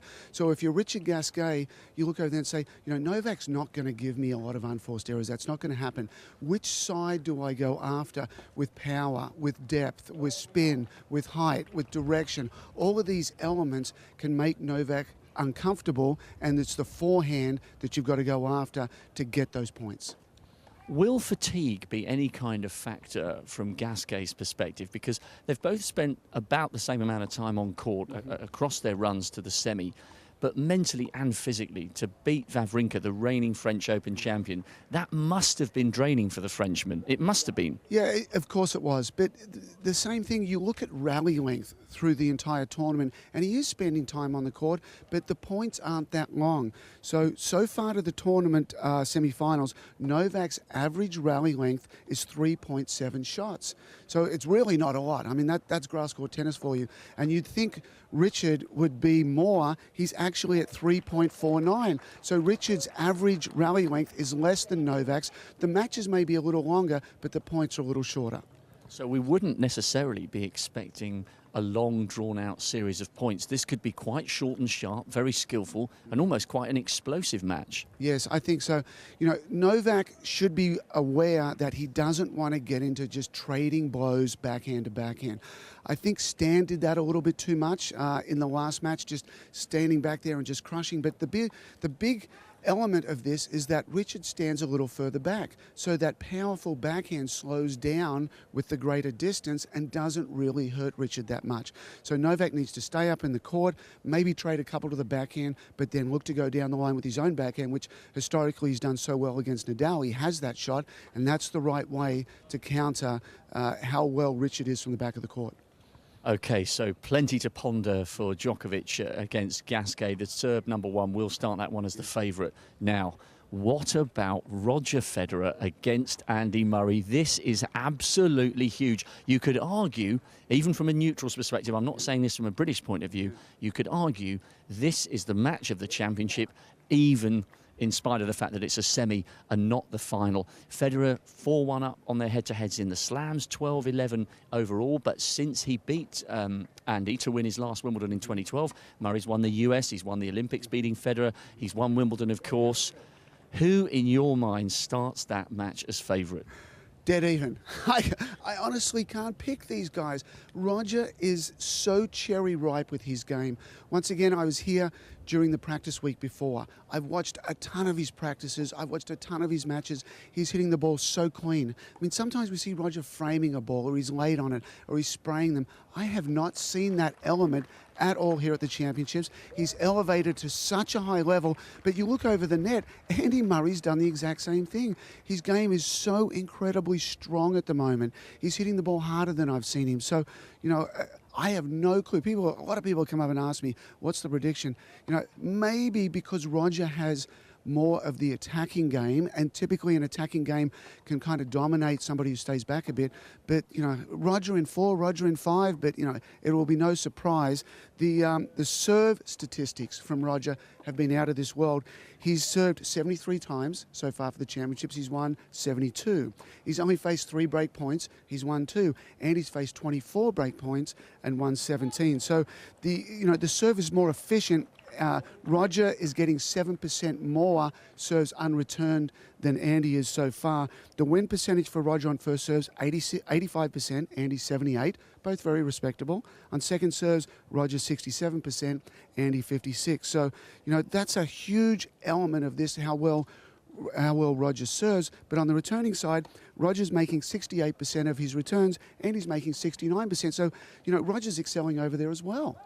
Well, yeah, because people say that Murray is one of, if not the best returners in the game. But if Federer is returning as well as Murray, and he serves as he has done so far in the championship, it's going to be very hard for him to win. Interesting, coming in on the tube today, I was reading that Jonas Bjorkman has been quoted as saying the only way for Murray to tackle this match is to match Federer for aggression. Would you agree with that? Do you think he's got to get out there on the front foot, despite Roger's aura here at Wimbledon and the great titles he's won, not just here but elsewhere? Is that the way that Murray wins this match? I not only agree with Jonas, I look at the statistics and they fully support that argument. It's not an opinion, it's fact.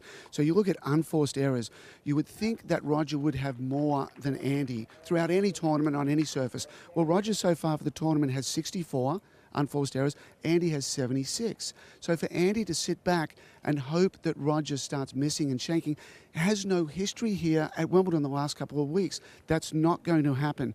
At the net, Andy's doing great. He's doing better than Roger so far. He's not coming in more than Roger, but his win percentage is higher. He's winning 82% of his points at the net. Roger's at 74%. And Andy at the back of the court's at 52% baseline points won, and Roger's at 53%. So it's very, very even there. The numbers show Andy is succeeding at the net, and Roger is not giving anything for free. So Andy must really reach out and take this match. I don't see any form or fashion Roger's going to give it to him. OK, one argument that's been bandied around here at SW19 is that Federer has had a pretty flawless run to the semi-finals, and people are saying the fact that he's yet to be properly tested or taken deep so far in this run to the last 4 means that coming up against Murray could be a little bit of a shock. What's your assessment on that? Because a lot of people are saying that. Yeah, well, there's 2 ways you kind of reach the semis. You go through some trials and tribulations early on. You know, for Djokovic to get through Anderson 7-5 in the 5th set. You know, some tournaments present tougher matches early, and you know you've got to get through those. Other ones, you're humming, your game is just at such a high level, and you go through opponents and you motor through them, and that's really what's happening for Roger here. I don't put a lot of weight that the opponents haven't been strong enough and he hasn't been tested. I think Roger's dominance is really showing up in those numbers, in those score lines in the early rounds. OK, and just finally then, an assessment on Murray overall so far. There was that scare and that wobble as the shoulder got stiff. He lost 1 set against Seppi, lost 1 set against Karlovic, which, you know, could easily happen against such a huge server. Do you think Murray is a better player than when he won Wimbledon 2 years ago? He's equally as good, if not better. I firmly believe that. He reached such a good level back then. And, you know, I've gone through a lot of the stats through the last 5 years, the last 10 years. Not a lot changes. And when you think, you know, I think we have this perception or this myth in our mind that every year players are getting better. Players are getting much better. But the numbers don't really support that. Andy played great, but it's almost impossible right now for me to think, it's like, well, what area can Andy really do well in? I always look at the net points won, but he's succeeding so well there right now. Could you make the argument he's playing better? You certainly could. He's certainly not playing worse.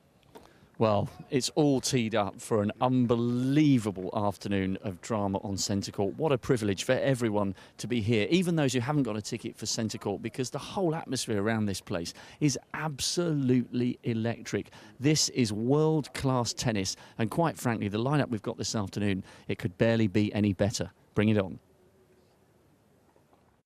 Well, I'm joined now by French journalist Julien Laurent to build up to the big match, Gasquet versus Djokovic. We're looking at Gasquet, obviously. Do you think he's got enough to cause an upset? I think it'd be very difficult. He's obviously the outsider, and Djoko is the big favourite. But anything is possible in tennis, like in any other sports. Richard has been playing really, really well. That fifth set against Wawrinka was incredible in terms of level of tennis and showing, you know, how well he can play. And you know, he will have to do the same this afternoon. He will have to be very aggressive. He will have to, you know, go to the net, but also stay in the back line and just variate a lot, you know, his shots and everything else, and try to prevent Djoko from playing, really. But he's got great momentum going into this game. You know, if he doesn't do it today, I'm not sure when he will be able to. And how has Gasquet's achievements here, incredible achievements as they've been, to come through all the matches he has done, particularly that one against Wawrinka, how have they been received back in France? Incredible. You know, my paper, L'Equipe newspaper as well, the sales have been great because everybody's pushing behind him. You know, he beat Dimitrov, which was already, you know, okay. Then Kyrgios, when everybody said Kyrgios is so good and he's going to be a winner here one day, blah, blah, blah. And then Wawrinka, who just won the French, you know, in fifth set, 11-9 in the fifth set, something that you wouldn't think Gasquet would be capable of. But he did it, and I think all of that was a massive boost for him. And now it's Djokovic, probably the biggest of all. You know, even Murray and Federer in the final wouldn't be as big. So it would be an incredible achievement for him to be able to beat him. Again, it'd be very hard. I think he can do it, though. You mentioned that win against Wawrinka giving him confidence. How much do you think he'll gain confidence from that fifth set? Because we've seen Gasquet capitulate in the past when the pressure's been on, but he didn't do in that match. Confidence? Oh yeah, that's the big difference between the Gasquet we see this season here, this year at Wimbledon, and the one of before. Is that attitude. In the past, he used to give up very easily towards the end of matches, but now he's got that winning mentality. Crazy, really. The difference between the two is incredible. He's strong mentally. We saw that against Wawrinka. You know, he served at 5-3 to win the game. Wawrinka came back 5-all. Then there was a break point for Wawrinka on Gasquet's serve, but no, he didn't give up. Kept playing, kept on, and winning the game. And that's really the big difference. And that's why I really think he can win against Djokovic today, because he's got that new aspect of the game that was there before. The talent was always there. It was never a problem with talent. You know, he's very, very talented. It was all mentally, I think, the issue before, and now he seems to have solved that. There are so many top French players in the men's game that have been doing slightly better than Gasquet in the last couple of years, I'm sure he would admit. Do you think flying under the radar of Tsonga, Simon, Monfils, has that helped him? The limelight's been off him? I think you're right. I think it's helped him a lot, because since a very young age he's been, you know, in the limelight in France. The pressure has been great. Since he was that big, everybody tipped him to win a Grand Slam one day, and now he's 29. His last semi-finals here was 2007. You know, it was 8 years ago. He has another one at the US Open in 2013, but that was it. It's not enough for someone so talented. So I think the pressure held him back for years and years, and now it seems that he's playing with less pressure because, like you said, of the Tsongas and the Monfils and the Simons and all of that. And I think, you know, this for the next 3-4 years, I think we're going to see a much better Gasquet. Against Djokovic today, again, we didn't mention the record, but it's dreadful. You know, he's lost 9 in a row against Djokovic, 11 out of 12. So, again, the achievement would be incredible. He's been well supported here. A lot of French fans, as we know, plenty of French people live here in London, but also the Davis Cup captain, Arnaud Clément. I know he's been watching every single one of his matches, with that match coming up against Great Britain in the Davis Cup at Queen's after Wimbledon. surely Gasquet's done enough to be in that team. Yeah, I think so, and I think he would have been anywhere. The one where we were not sure about was Gilles Simon. He's always a bit on the fringe of the team. Tsonga has been the #1 for years now, so there's no doubts about him, especially on grass, where he's very at ease. And then we were not sure between Simon and Gasquet. And after a run like that at Wimbledon, if you don't pick him now, you will never pick him. So I think Tsonga and Gasquet will play the singles, and Herbert and Mahut have done really well here in the doubles, who've won Queens in the double as well. The week before Wimbledon, we play the doubles. And just finally, we've seen so many matches concerning French players here at Wimbledon. I'd say Tsonga, an example, Monfils, because they're more elaborate, more emotive players, it's easier for the French fans to get behind them. Gasquet's a little bit more flatline, perhaps. How do the fans react to him when he's out on court, do you think? Well, there's a couple of things. I think you're right. He's got less charisma than a Monfils, who's a bit crazy, and than a Tsonga, who looks the look, basically. And Gasquet is a bit different, but that backhand, I think that backhand seduces everyone, women, men, older, younger, and I think that's the big difference. And I think people are warming up to him in France. We've seen them, with my newspaper, with L'Équipe newspaper, and I think that's really important. Okay, well, good luck to Gasquet today. I'm sure you'll be cheering him on. Thank you very much.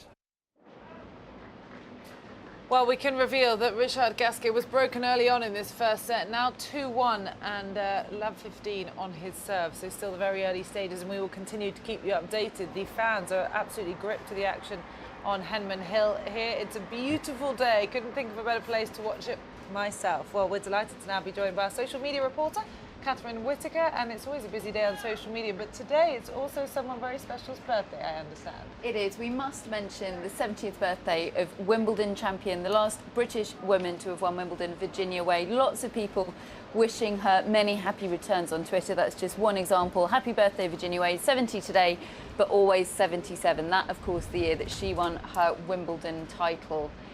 In the year of the Queen's Silver Jubilee, I believe. So I'm sure she'll be hoping to celebrate with victory for Andy Murray today. Who knows? But many happy returns, Virginia.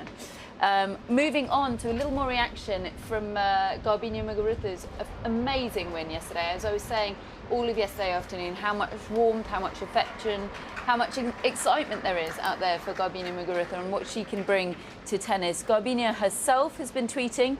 She has said, final. She says, quiero más, which means I want more. And that's a wonderful picture of her reaction there to having won against Agnieszka Radwanska yesterday. Wonderful picture. We also have some response from Mr. Rafael Nadal. He refers to Muguruza as his colleague, interestingly. Very happy to see a colleague, Garbine Muguruza, in such an important final. All the best. So lovely that Rafael Nadal is keeping an eye on that. We've also got some response here. She is making the front pages of all the papers over in Spain, which is great to see. Spain, such a football-dominated country in terms of sporting coverage, but Garbine Muguruza is stealing the headlines. There she is, fantastic picture of her on the front page of El País, and also El Mundo running big with the story about Muguruza.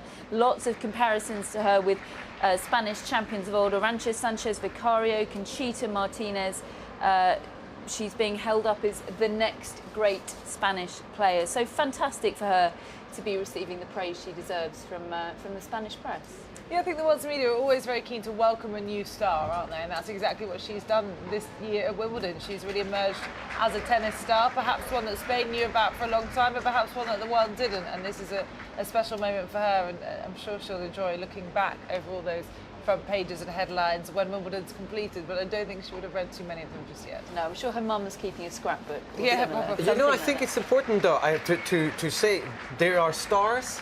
I mean, there are winners and there are stars, and I really feel like Garbine Muguruza, there's something different, right? The way she looks, she's taller than most. The way she plays, she's just not just a young somebody that plays like everybody else. She has her own style. She looks completely different, and I think it's very easy for the press to latch on to, wow, this is like another Sharapova. I mean, really could be. So I think this is a very special time, I think. Absolutely, and it does seem like the press have done exactly that. Really latched onto so many getting to know Garbine Muguruza pieces in the papers today. Everybody just wanting to learn more about this girl, other than the fact that she's a Wimbledon finalist, which is amazing. Moving on, we have the fantastic statistic following Jamie Murray reaching the doubles final yesterday with his partner John Peers. If Andy Murray reaches the men's singles final today, big if, off, obviously. After Jamie Murray reached the men's doubles finals yesterday, the pair will become the first brothers to reach the final in the men's singles and men's doubles events at the same time since 1906.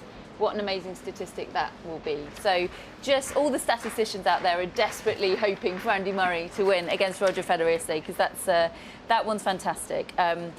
Moving on to, I mentioned Jamie Murray and John Peers yesterday. This is the Wimbledon Instagram account, which has some absolutely wonderful photos on there. Do check it out. And what I wanted to draw attention to on this one, this is Jamie Murray and John Peers walking out for their doubles semi-final yesterday. And if you look in the back there, that is John Peers, and he was making his centre court debut. And how about that for reaction? Quite literally open-mouthed.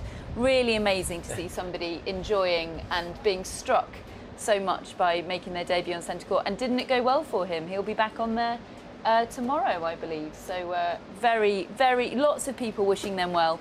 One of the people wishing them well is Mr. David Beckham. He was there watching in the Royal Box yesterday, and he was doing a lot more than watching. As this tweet says from Stuart Fraser, huge round of applause for David Beckham on centre court as the ball goes flying into the Royal Box and the coolest dude in the house catches it. And I think we can show you a little bit of footage of that moment, because it really was special.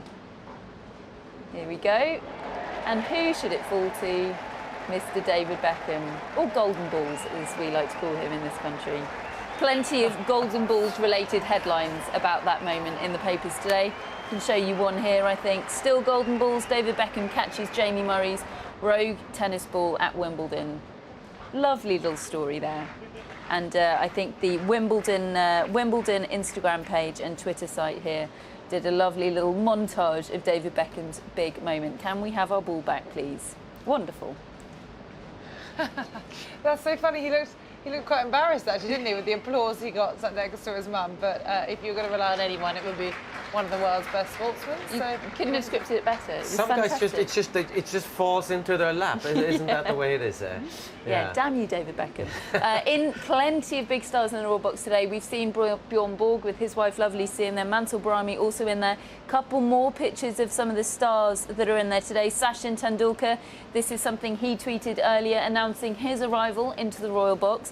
Lovely to see a sporting great in there, and two more sporting greats sitting very close to one another. Alex Ferguson, Sir Alex Ferguson, in fact, a big fan of tennis. He was actually at the US Open in New York when Andy Murray won his very first Grand Slam title back in 2012. And he sat just one seat apart from Thierry Henry, also a big tennis supporter. So Alex Ferguson, of course, a Scotsman, a big Andy Murray fan. So great to see them in the house today. Yeah, so Alex Ferguson's always been a kind of a big part of the Murray camp, hasn't he? I think he's quite close with Judy Murray, and he's been there to support a lot of Andy's matches. So I'm sure he's hoping that Andy comes through today in the big encounter that everyone can't wait for. Yeah, no pressure or anything, Andy, but everybody in the Royal Box is supporting you. Yeah, but I think he's used to it now, isn't he? We were talking about it yesterday with Mats, with the calibre of guests that we had here for men's quarter-finals day, with the Duke and Duchess of Cambridge, David Beckham, of course, who was actually, I think, invited as a guest of Murray's team. So I think Matt's made a really good point that and having already won the title in 2013, and Paul Annacum mentioned it when he was just in with us, I think he's got used to all the attention and the famous faces that come and watch him. It's kind of part of being a Brit playing in the later stages of the Wimbledon Championships every year. For sure. I think you're right. I think he's completely comfortable with it. I think it's something we all like to talk about, the pressure and the hype and everything, but I actually think Andy Murray is completely fine with it. It always makes me think of that semi-final that Andre Agassi played at the French Open, or was it a quarter-final in fact, where he was 2 sets to love up, and then Bill Clinton walked in, and Andre Agassi saw him walk in, sit down, and he just went completely to pieces. Couldn't play with Clinton watching, but I think Andy Murray is completely comfortable in his own skin and with all the pressure that Wimbledon brings. I have to ask Matt, who's the most famous person that you remember watching you? Wow, I'm not sure. Can't remember because I was really focused. But I'll tell you a very funny moment, and one very important moment for Andy Murray was in 2012 after he won that Olympics. I was at the US Open, I was at the press conference. He'd just beaten Thomas Berdych in the semi-finals, the windiest conditions that you've ever seen, because the chairs were blowing across the court. They should have most probably stopped the match. And halfway through the press conference, there is a Scottish voice that says, excuse me, please, we want to interrupt. And it's Sean Connery and Sir Alex Ferguson, and they walk in through the press conference and they interrupt everything, and they go up, and Andy Murray stands up, and I guess he's blushing by now, and he comes out of the sort of the chair with the table, and he goes to the side and he takes a picture with them, and they were there for like 10 minutes. Oh, wow. Of course, Sean Connery get away with anything, I guess, but it was such a cool moment, and I really think that for Andy Murray it was a big moment because he just won the Olympics, and then of course he went on to win the US Open 2 days later. So I think he is comfortable with all those celebrities rooting for him and really wanting him to do well, because that's not easy to live up to those expectations. And I think he's been quite honest in what the 2012 final and then Olympic gold medal match did for him in his career. He said that Olympic gold medal match he thought was really the turning point in his career.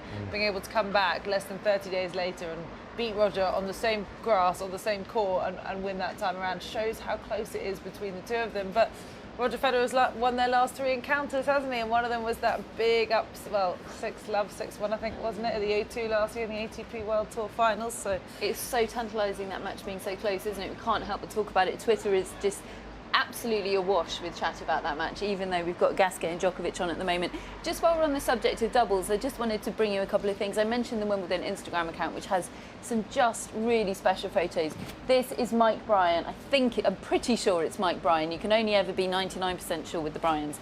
But the draw sheet said it's Mike Bryan with Bethany Mattek-Sands. This is their winning moment in the quarterfinals of the mixed doubles. They will be playing in the semi-finals against Raquel against Martina Hingis and Leander Paes later on today. And while we're on the subject of Martina Hingis... Before you move off this, sorry, I've just got to comment. So I interviewed these two, it is Mike Bryan, yesterday after their winning match, and I hadn't seen this photo yet. And I said to them, you know, come on guys, the Bryans are so famous for their chest pumps, and we spoke to the ladies American doubles in here, Cops Jones and Spears, about what they do. They said they do a hip pump, the female version. So I said to them, what do you guys do? And Mike actually said, I think Bethany went for the chest pump out on court today, and I didn't know what to do because, you know, I wouldn't normally go for that with a woman. And she goes, no, it's the belly pump. So apparently that is the belly pump.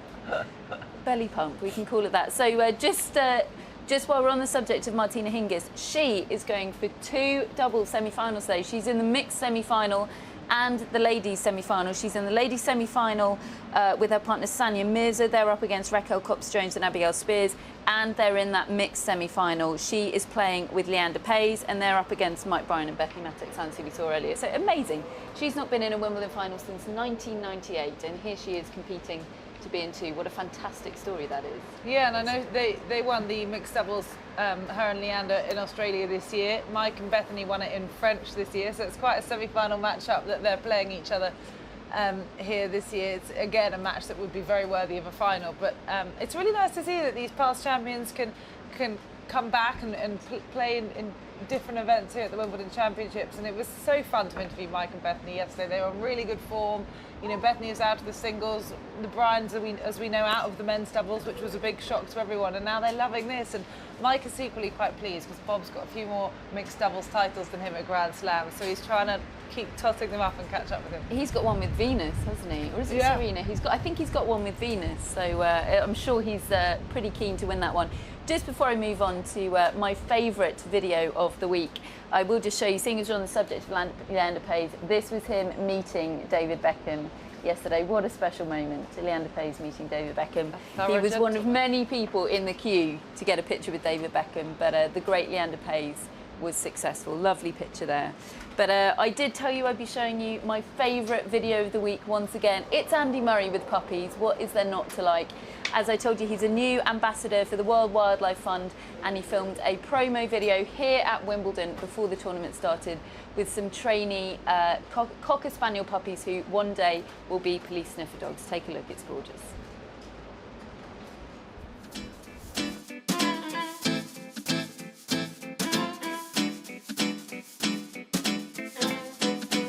Hello. Hi Andy, nice to meet you. How are you doing? You all right? I'm very well, thank you. I'm Ian from the Metropolitan Police Dog School. Nice to meet you. We've brought a few new recruits on for you to have a little bit of time with and maybe train for us. I understand you quite like dogs. Love dogs. Good stuff, I'll get them out for you. Cool. Loves you. This way. Hey. not very interested in me, is he?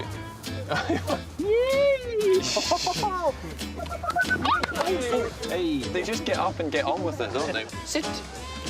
That is a big poo. Wow. Look at the size of that. I don't know if that's a boy or a girl.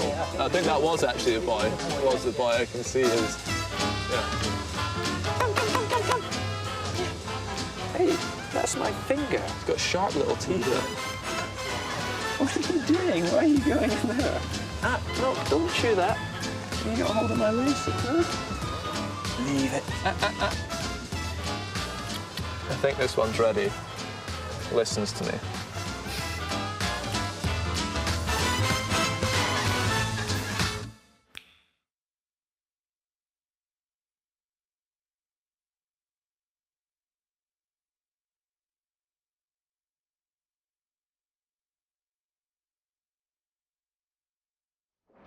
Yeah, nice to see Andy Murray engaging in a bit of off-court activity here at the All England Club, but always nice to get an update. So, Catherine, thank you very much for joining us from the world of social media once again. We will be back with you, and I'm just going to give everyone a very quick update of the centre court score. Richard Gasquet actually was able to break back. It's now 4-3 in the first set, and Gasquet will be serving next. We'll continue to keep you posted, but one celebrity who's very prolific on social media has been here today, and Adam Hunt has caught up with him. Well, we're joined by Premier League footballer Joey Barton here at Wimbledon today. Looking forward to the matches. Who are you looking forward to see, Joey?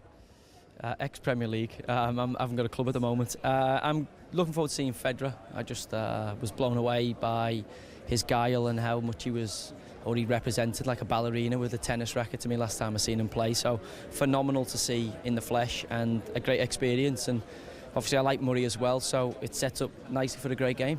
As a professional sportsman yourself, what's it like to watch another sport and see the top players in action? Well, the elite level of any sport is always exceptional to watch. And before I came to Wimbledon, before I witnessed tennis in the flesh, I'd watch it as a youngster growing up and always thought I maybe could take them on. And then I came and seen a game here and thought, there's no way possibly I could ever get to that level. And to see the elite of any sport operate is phenomenal, whether it be tennis, football, golf. It's an exceptional skill set, and it's a pleasure to watch. And I come to these events as a fan and just sit there and take part completely independent and just love to watch the most intense games. And you've played in some fabulous stadiums throughout your career. What's it like to go inside centre court and watch a match in there? Well, I've had two different experiences centre court. I went into the quarter-finals and was sat in the shade, and it was really nice, really pleasant. And then the last time I was in the semi-finals, I was sat in the sun, and it was really hot. It was a day very similar to today. But the atmosphere is great in there, and I think the fact that now we've got a British, or depending on which way you look at it, whether he wins, he's English, and when he loses, he's Scottish. But the fact that we've got a live British chance, somebody who could win a tournament, is a great thing to have, and I think that's a representation of the amount of people that turn out. And Murray's got a great record against Federer, certainly at Wimbledon, and why not again? Just finally, I want to ask for Joey's predictions. Can you pick who's going to win the two semi-finals for us? At the upset of Julian, I think Djokovic will see Gasquet off fairly easy. And I don't know, my heart wants Federer to win, but my head says Murray will win. Well, hopefully you're not sitting in the sun. Enjoy your day. Thanks for joining us, Joey. Thank you.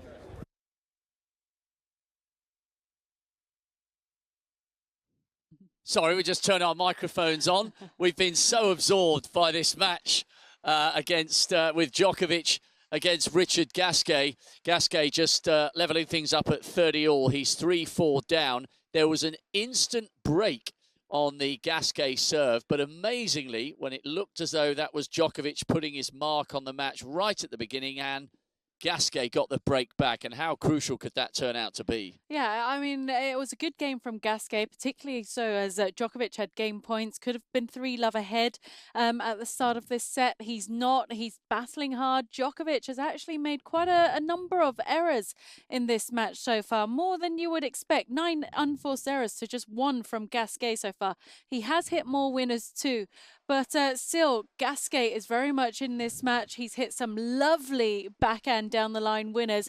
And I hope someone's keeping count of how many of those backhand winners he hits. I'm sure they will be. I know Craig O'Shaughnessy will be all over these stats, and he'll be licking his lips at what's going on out there. It's game point for Gasquet. From a player's perspective, Anne, just give us an indication as to how difficult it is to play an opponent whose backhand is so good, when for most players the backhand is more like the shield rather than the sword. Gasquet uses it for the sword and the shield. He's unbelievable. Yeah, I mean, technically, Gasquet's backhand is perfect. It's beautiful to watch. I mean, I think every player and every fan out there has so much appreciation for that shot. But you can't win back-to-back tournaments week in, week out with just one shot. You need a bit more than that. And Gasquet is going to have to really raise his level if he's going to stand a chance against Djokovic, because the last time he beat Djokovic was 8 years ago. And yeah, it's been a very, very long time. But in the women's game, the backhand generally is the bigger, more solid shot.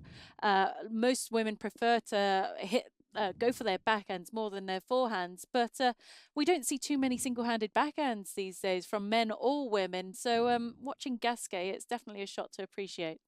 So it's 4-all as we speak. We are on serve, yet another backhand there. So Gasquet getting the first point on the Djokovic serve. But talking more generally about Gasquet, we know Djokovic has an unbelievable record. He's a multiple Grand Slam winner, and there will be many more to come for him.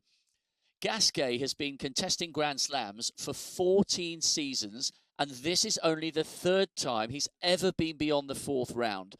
By the natural talent that he's got, do you think that is a large degree of underachievement? Absolutely, yeah, I do. I agree with you there. Well, I do believe Gasquet's underachieved. He's such a talented man. He's still got time on his side, and maybe some players realise how good they've got it once they get that little bit older and are able to rise to the challenge. But I don't know with Gasquet whether to a certain extent he's been content with what he's achieved in his career so far, or whether the pressure and the expectation was too much. I mean, this is a guy who was on the front cover of a magazine when he was about 8 or 9 years old.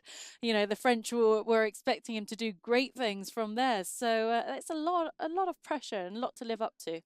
And do you think, you've alluded there to the pressure, is the fact that he has underachieved in comparison to what was being predicted for him when he was a teenager and just coming out of primary school, is that a mental thing? In which case, presumably, it's not too late to change that, because he hasn't turned 30 yet. He's still a spring chicken, right, compared to the rest of us. But yeah, you know, it's never too late to turn things around. And we see players, you know, playing well into their 30s, still achieving lots of great things. But, you know, to change someone's mindset, I think you're just so set in your ways as a tennis player. You're used to the routine. You're used to how you go about doing things. He's had lots of different coaches trying to help him throughout his career, but ultimately it's got to come from himself.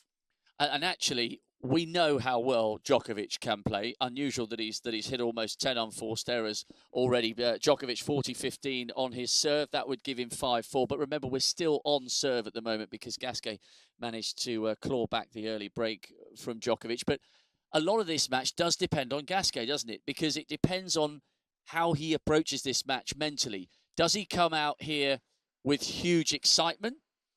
Or does he come out here feeling completely overawed by the occasion and the opponent? And at the moment, perhaps the answer to that question is he's up for it, and he's proving that, you know, he's worthy of a place in the semi-finals. Yeah, he's definitely staying with Djokovic in this opening set, which is key in this match for him. He can't let Djokovic get too far in front, and the fact that he got broken in his opening service game but broke back, you know, bodes well for the Frenchman.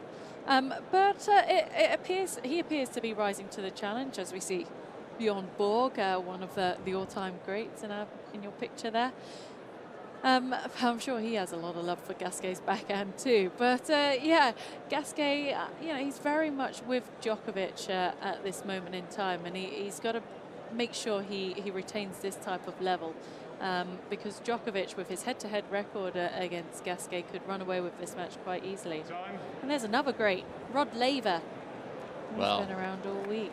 The man who won it all as an amateur, went away and became a professional, came back and won it all over again. Amazing record. So, Gasquet serving to stay in this first set, but it's hard to underestimate just how crucial it was for him to get that immediate strike back against Djokovic. I think that third game just settled him down and maybe gave him the belief that he could really make a great contest of this. Because, you know, without any shadow of a doubt, Djokovic started this match as the overwhelming favourite, which is perhaps slightly harsh on Gasquet, even though he has underachieved across the slams. Yeah, I mean, Gasquet, he's really come into his own in this tournament, playing some superb tennis. I mean, that match against Wawrinka, definitely a highlight. And considering all the issues he's had with his back this year, you know, it's even more impressive that he's been able to produce the type of tennis he has done. But this is another level, Djokovic on the grass court as defending champion.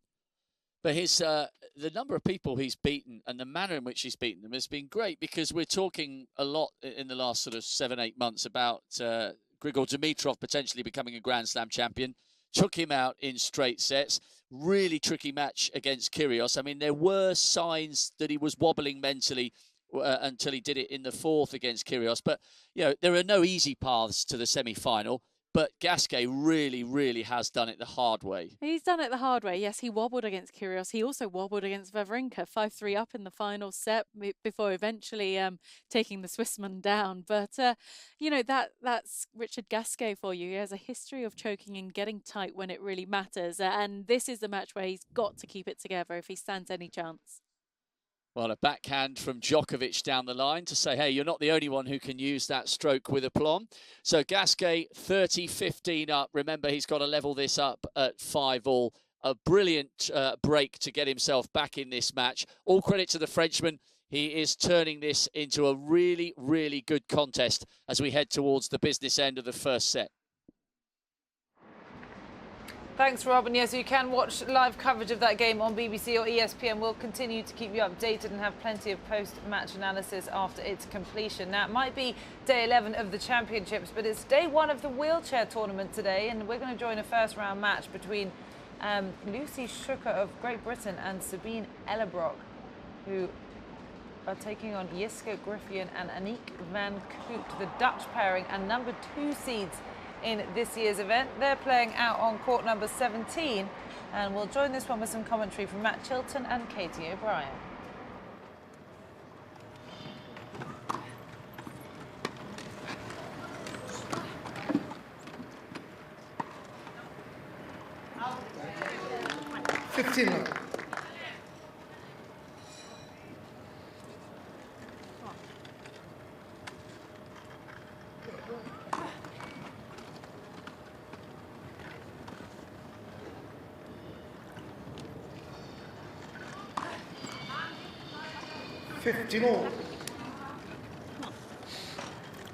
Yeah, plenty of double faults, unfortunately, for the British-German pairing. That was number 8.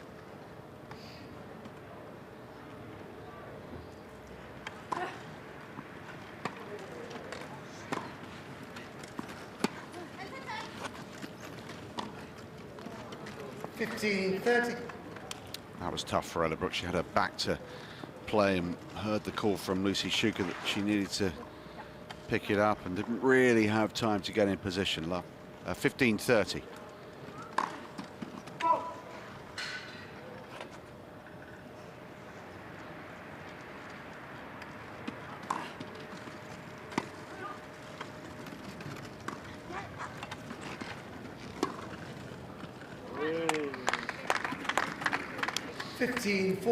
Griffin getting in behind her opponents here, spotted that both Ellerbrook and Schucker were heading in the opposite direction, exploited the space.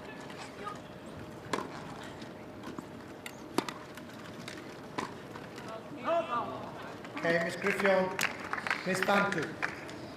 They've been hitting to an exceptional length, Van Koot and Griffin.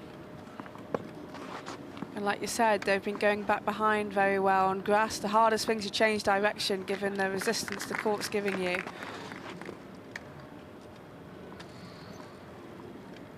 Van Koot's turn, 4-love.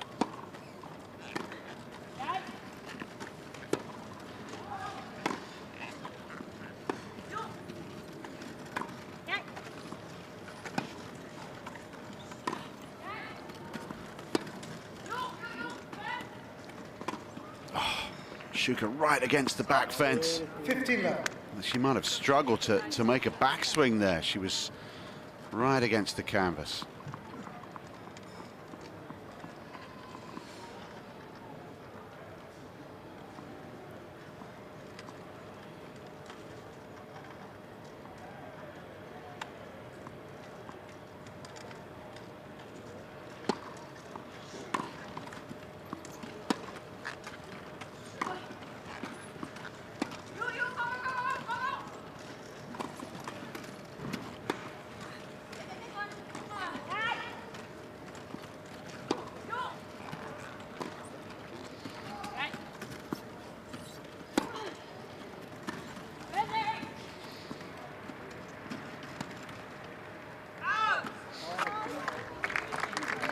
Resolute defence from Ellerbrook and Shuka. And eventually they got the reward. Hanging in here, there's no sign that Ellerbrook and Shuka are giving up here.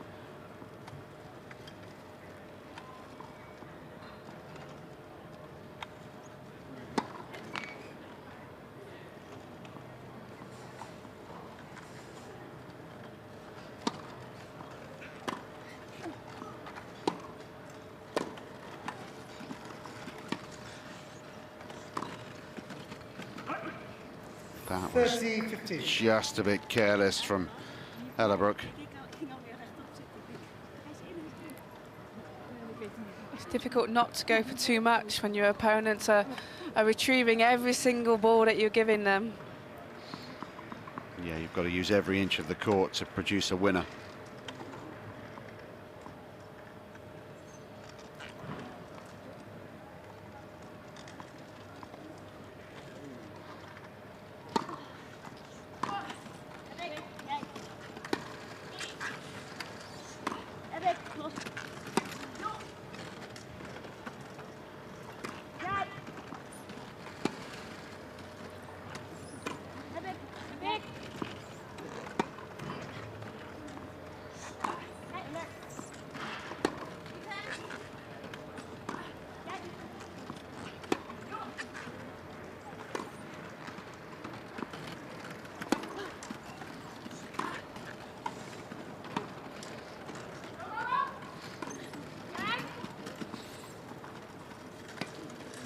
Yeah, another grueling rally in the heat of the afternoon.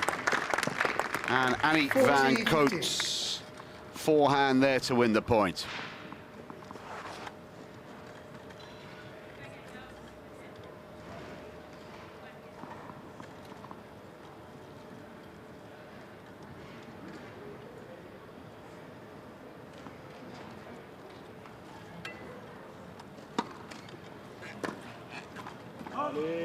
Okay, Miss Griffith, Miss Bancoot. So they're one game away from a place in the Wimbledon final. Miss Bancoot lead 5 games to love. Second set, number 1 settle. They're in good form, Griffith and Van Cote, aren't they?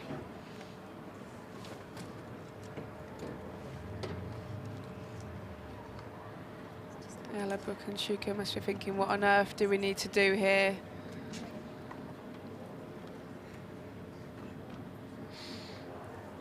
These chairs don't come cheap. Katie, is there decent funding in place? I think these chairs cost approximately £3,000 each. Goodness me. So, yeah, it's not cheap, but there is substantial support in this country for disabled athletes. I know in wheelchair tennis, a lot of the players get funded by the Tennis Foundation and UK Sport, with it being a Paralympic sport. And Wheel Power is another contributor, I understand, and the Dan Maskell Foundation. Yeah, there are lots of charities out there doing fantastic work for wheelchair sport in this country. Look at that sky, just a vapor trail from one of the planes leaving or arriving at Heathrow. Apart from that, it is unscratched.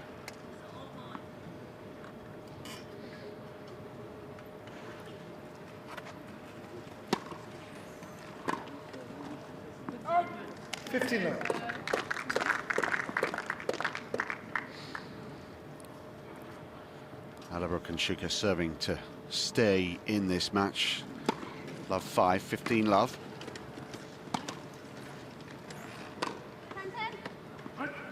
love.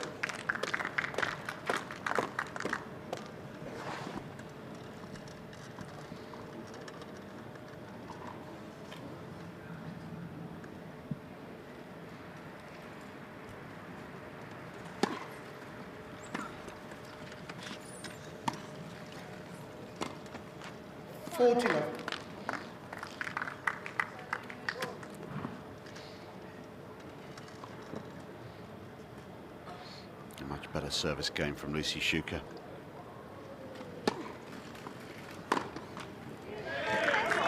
And they're off the mark in this second set. By far their best game of the match. Miss Griffith, Miss found good lead, 5-1, second set. I'm sure Lucy Schuker's wishing that she could have served like that from the start. So now it'll be down to Jiska Griffith to serve for the match. 5-1.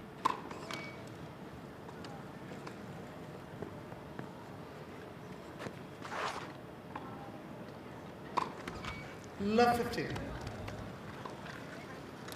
Fourth double fault from the Dutch team.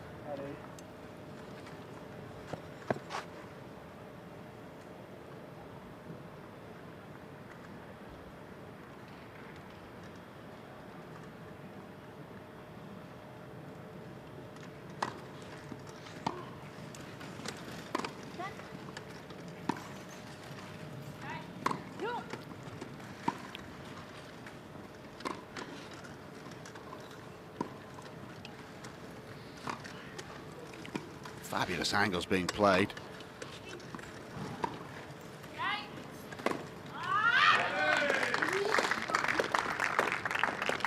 Love 30.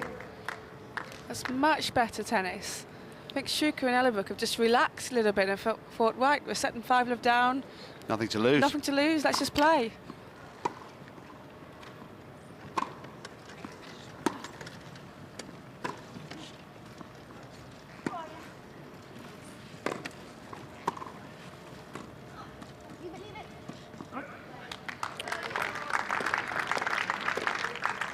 Love 40. So 3 break points to extend this match into an 8th game. A 7th game, I beg your pardon, in the second set.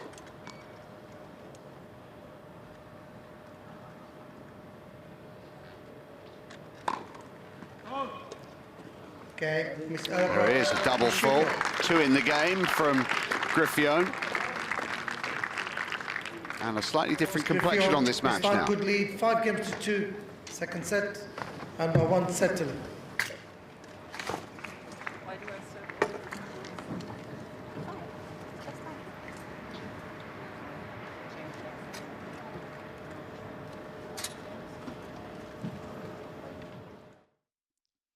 Well, Richard Gasquet has forced Novak Djokovic into a first set tiebreak. They've had 1 mini break each, so we're back on serve. Gasquet's just gone long with that one, and he's gone for the challenge, so we might hear the inevitable slow hand clap as they wait to see whether indeed his challenge is successful or not. But great news from the Gasquet camp. Well long in the end. Yeah. But good news from the Gasquet camp that he's managed to force Djokovic into a tiebreak, even though he currently trails 2-4. Yes, he's forced Djokovic into a tiebreak, but doesn't have a winning record at all in any of these tiebreaks in their previous head-to-heads.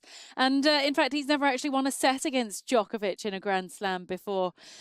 So he's still got a huge mountain to climb.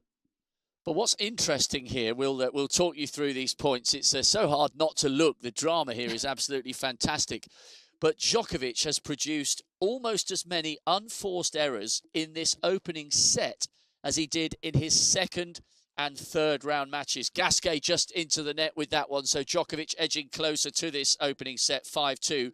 I wonder why, Anne, we are seeing so many unforced errors when Djokovic has been in a semi-final many times before, here and elsewhere, and he knows he's got the game, if he's anywhere close to his best, to beat Gasquet. I wonder why we're seeing so many unforced errors. He's definitely trying to force the play a lot more on his backhand than he usually does, because he knows he can't afford to drop it short, particularly to Gasquet's backhand, because Gasquet's backhand is such a huge weapon and such a dangerous shot. So the errors have come out of, Djokovic just trying a little bit too much. Set point now to Djokovic. Lovely little drop shot, 6-2. He will be serving for this opening set. And I wonder whether this would actually just settle him down a little bit. Quite possibly, if he can get his nose in front. Yep, he's just taken the first set, so 7-2 in that tie break. Just going back to the unforced errors. Yes, he has hit a lot of unforced errors. There's a Djokovic camp on their feet, but he has also hit an awful lot of winners. 19 winners in that opening set compared to just 10 from Gasquet. Well, that will keep the ladies happy.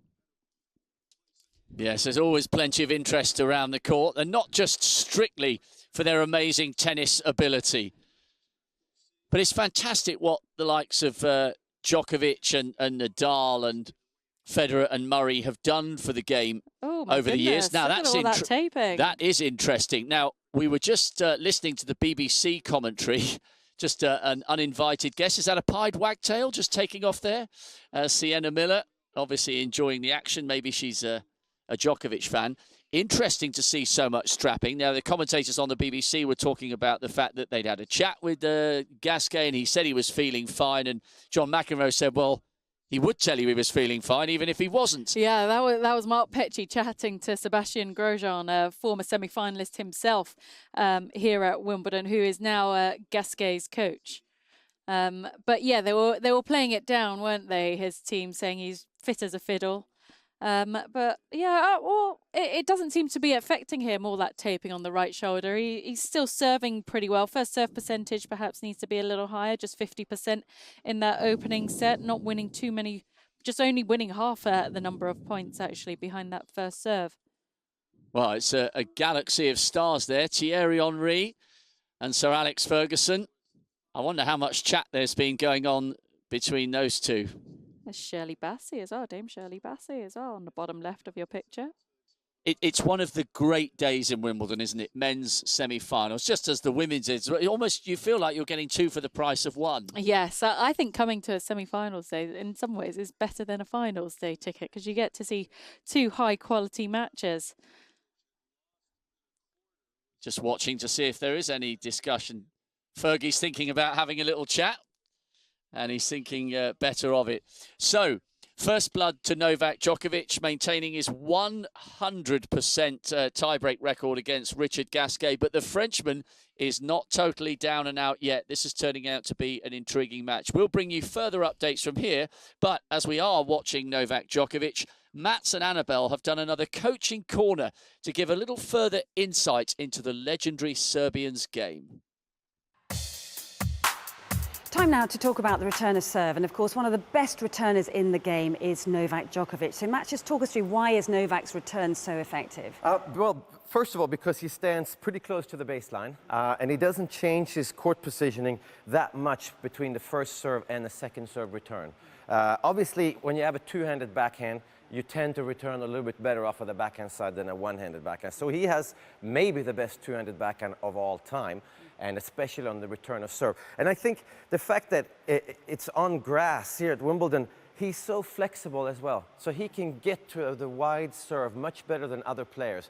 He doesn't have to worry about the kick serve that bounces high. And I think that, therefore, his return of serve on grass is way more effective than it is on the other surfaces. Yeah, and would he return differently on a grass court to how he would on a hard court or a clay court? And obviously the positioning that he gets himself into, is that different? I would think that he tries to hit a little bit less. Shorten up your swings a little bit on grass, because there is a chance that the ball either skids through the court or sometimes, even here at Wimbledon, it can take sort of a bad bounce. So you need to shorten your swings. I think the forehand side of Novak Djokovic is not quite as good as the backhand, and that usually has to do with that he has such an extreme grip. Yeah, so what grip does he actually use for the return? Because obviously you can stand there with forehand or backhand, can't you? Yeah, you can, but I think with two hands, what I used to do, because obviously I had a two-handed backhand too, was to favor the forehand grip just a little bit, because you have the other hand and you can help and you can hit one backhand with the wrong grip on the return of serve, and then you change your grip to the one you prefer when you hit a two-handed backhand. And I think Djokovic does the same, but he definitely has a weaker forehand return than the backhand return. So does Rafael Nadal, and so does Roger Federer in many ways, and that has to do with their grips. And he stays very, very low, doesn't he? A very wide stance and very crouched over, actually. Yeah, he does, and I think the big difference between him and other really good returners, like, let's say, Andy Murray takes this giant split step towards the serve, and especially on the second serve. So I think he's a little more intimidating, whereas Djokovic is much more quiet, and he literally just has a little split step. But you can see him his eyes are very important. You see him clear his eyes before he returns and sort of does this, and his reaction time is incredible. But I think the fact that his swings are so short, I think that's what makes him the best returner of all time. When you're returning against a massive server, is it just a case of just picking one way or the other? What is the key? That is a good question. We always heard Roger Federer again say that he always knew where Andy Roddick would serve. And I don't know why he would do that. I think you know where your opponent's going to serve sometimes depending on the score. Yeah. So on grass courts here at Wimbledon, very often the players start off the first point with a slice serve out to the forehand. Yeah. So they can open up the court. Plus, it's an easy serve to hit for pros. You know that. Much easier than the flat serve. But I think the single most important is to try and figure out where the toss is. Because very often you can see when the player throws the ball a little bit further out here when they're going to hit a slice serve, and they throw it a little bit further behind them when they're going to hit a kick serve. So you're trying to read it all. You're trying to read it this way, sideways, but also you're trying to read it a little bit how far in front, because if they're going to hit a really hard flat serve, we tend to throw the ball a little bit further in front so that you get your whole body. Second serve, obviously, is going to be a little bit more behind you. So I think the combination of knowing what your opponent's favorite serve is, realizing what surface you're playing on, and also the score. Add that together with trying to figure out where the toss is. Yeah, and the other thing to talk about, I guess, is that some players like to chip that return of serve as opposed to hit it. And also, some players just like to kind of nullify the point to the centre of the court. Others be aggressive like Novak Djokovic and actually go for the lines, don't they? Yeah. Very different mindset in terms of how you're going to return. Very different mindsets. And I think that Djokovic, what he does so well is he's predictable. He hits nearly every return. Very rarely does he take a one-handed backhand and chips it back. Whereas you see Roger Federer, of course, chips most of the backhand returns back. Stanislav Wawrinka chips off of both sides. So he just tries to get the ball neutral in the middle of the court, and then he can start hitting. Whereas Djokovic, it must be very stressful to play against him because he's always on top of your first serve and your second serve. And I really don't know if a kick serve or a slice serve is the best serve against Djokovic. I think a body serve sometimes works the best. Great stuff. So there you have it, the return of serve.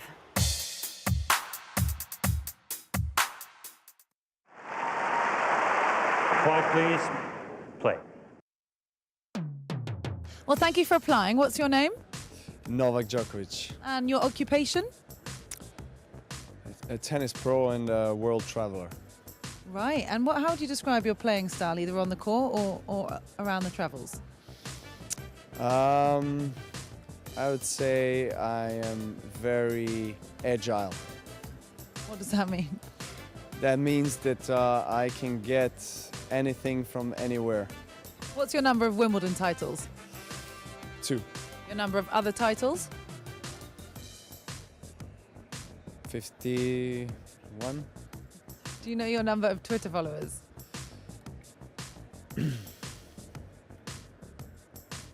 No, but I would guess. That would be 4.3 million. And can you describe yourself in 3 words? Emotional, honest, and crazy.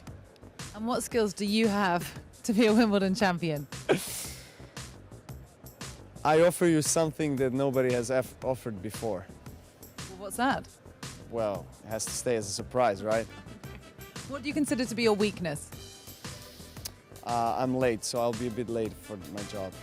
But you can tolerate anything within 15-minute range, if that's okay with you.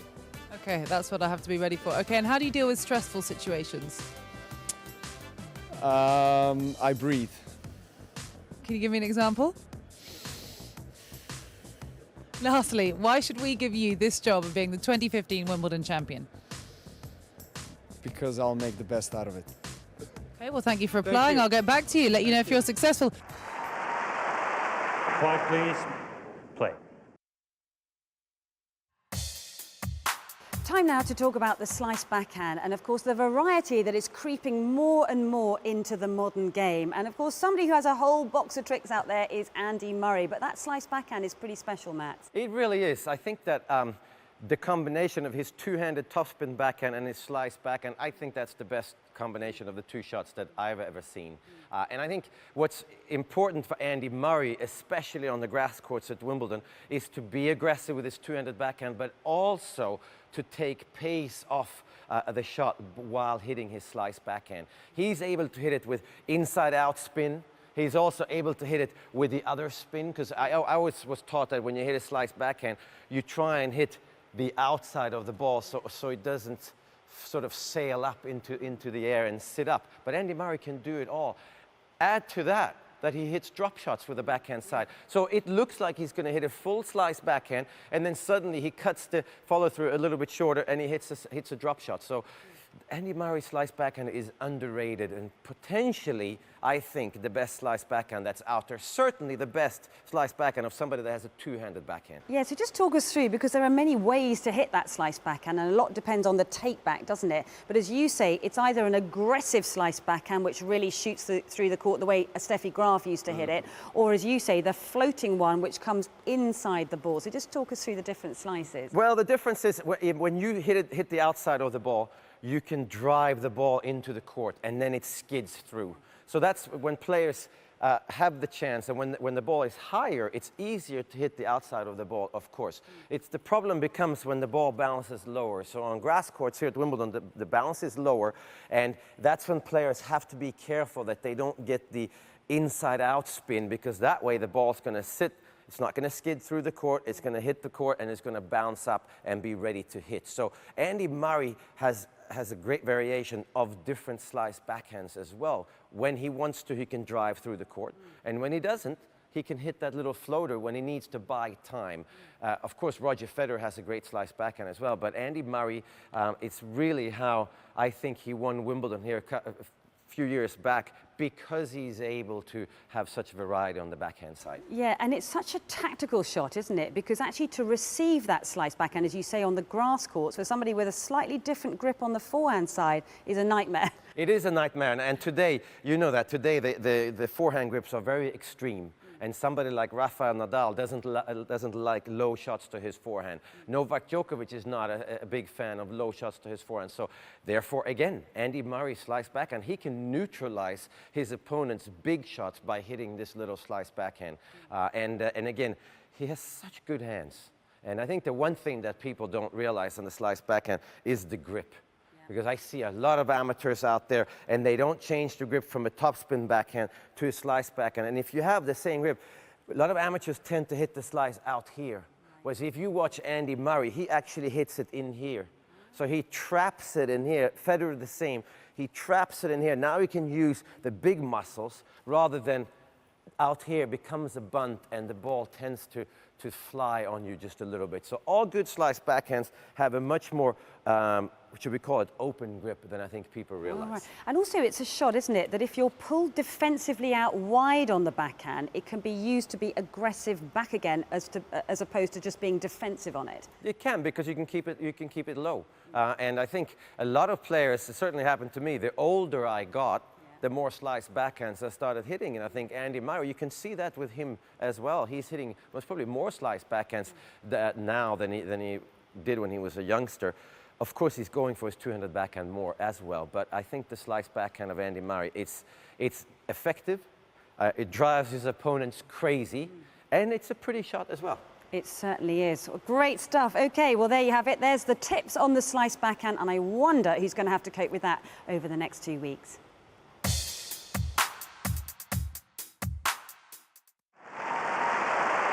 Quiet, please. Play. So thank you for applying. What's your name? Andrew Murray. And what's your occupation? Tennis player. And how would you describe your playing style?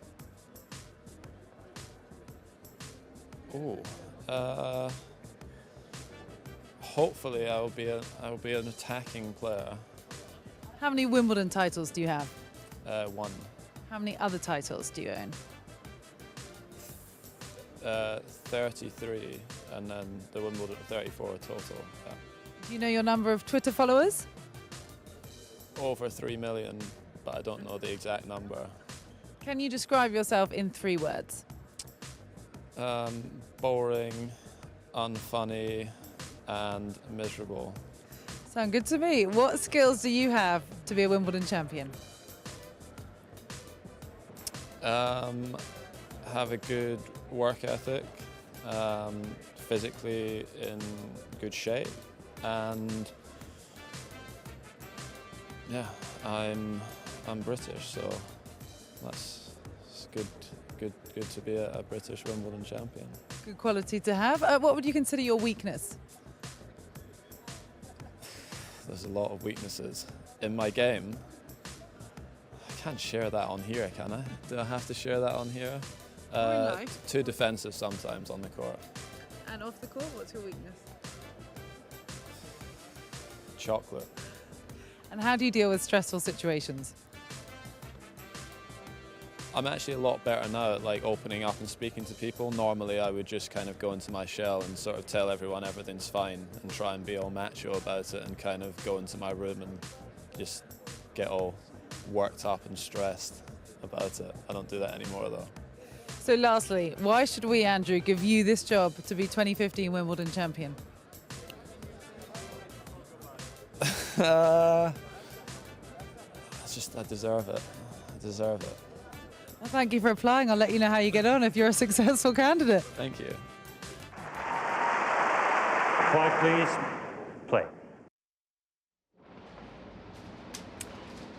Well, welcome back to our interactive live at Wimbledon studio. I'm Annabelle Croft alongside Mats Wilander, and we've got some breaking news because out on court one, Martina Hingis and Sanja Merzer dispatched Raquel Cox-Jones and Abigail Spears in less than an hour to make the final once again. And of course, Martina Hingis is seeking her 10th Grand Slam doubles title, along with her 3rd Wimbledon doubles title as well. So that was a terrific result for those two. And just a word that Martina Hingis has got a busy day because she's going to be back out on court one again in the mixed doubles when she partners Leander Pace against Mike Bryan and Bethany Mattek-Sands a little bit later on.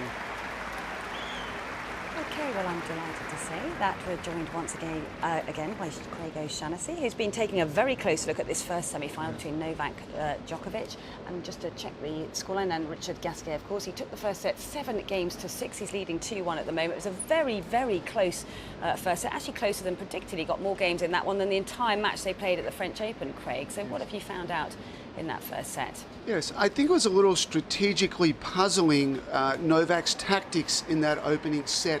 The numbers really don't support the right way to play, Richard, and certainly the scoreline says that it was a lot closer than it should have been. I saw a lot of backhand to backhand, which I thought there would be more balls going to the forehand side, and I saw Novak back quite deep in the court. Normally, he's so good at prowling the baseline, but he stood a long way back. Those 4 areas, first was his serve location. In the deuce court, Novak served only 7 times out wide to the forehand, and he served 10 times down the middle to the backhand. There's no better opportunity on the court than with a first serve out wide in the deuce court to attack Gasquet's forehand, and he didn't do it very much. In the ad court, Novak served 9 times down the middle to the forehand and 7 times out wide to the backhand. So those serve placement numbers aren't what I expected. Secondly, the serve percentage. He served 81% first serves, which is extremely high. In fact, you could almost argue it's too high. He's not really using his first serve as a weapon. When he missed it, he only won 3 of 8 on second serve. So is he doing it to protect the second serve? I'm not quite sure, but he's not going after it like he normally would. The third area, Richard Gasquet had no forehand winners at all in the first set. He had 9 backhand winners. So again, it suggests a little bit of overplaying to that backhand side. And then lastly, Gasquet owned the baseline in that first set. He won 26 baseline points to only 19 for Djokovic. So all of those little areas help explain why that first set was so close. When it got to 4-2 in the tiebreaker, Novak turned it on and went a little bit more to the forehand. So the 4-2, he attacked Gasquet to the middle forehand area. Gasquet made a forehand error.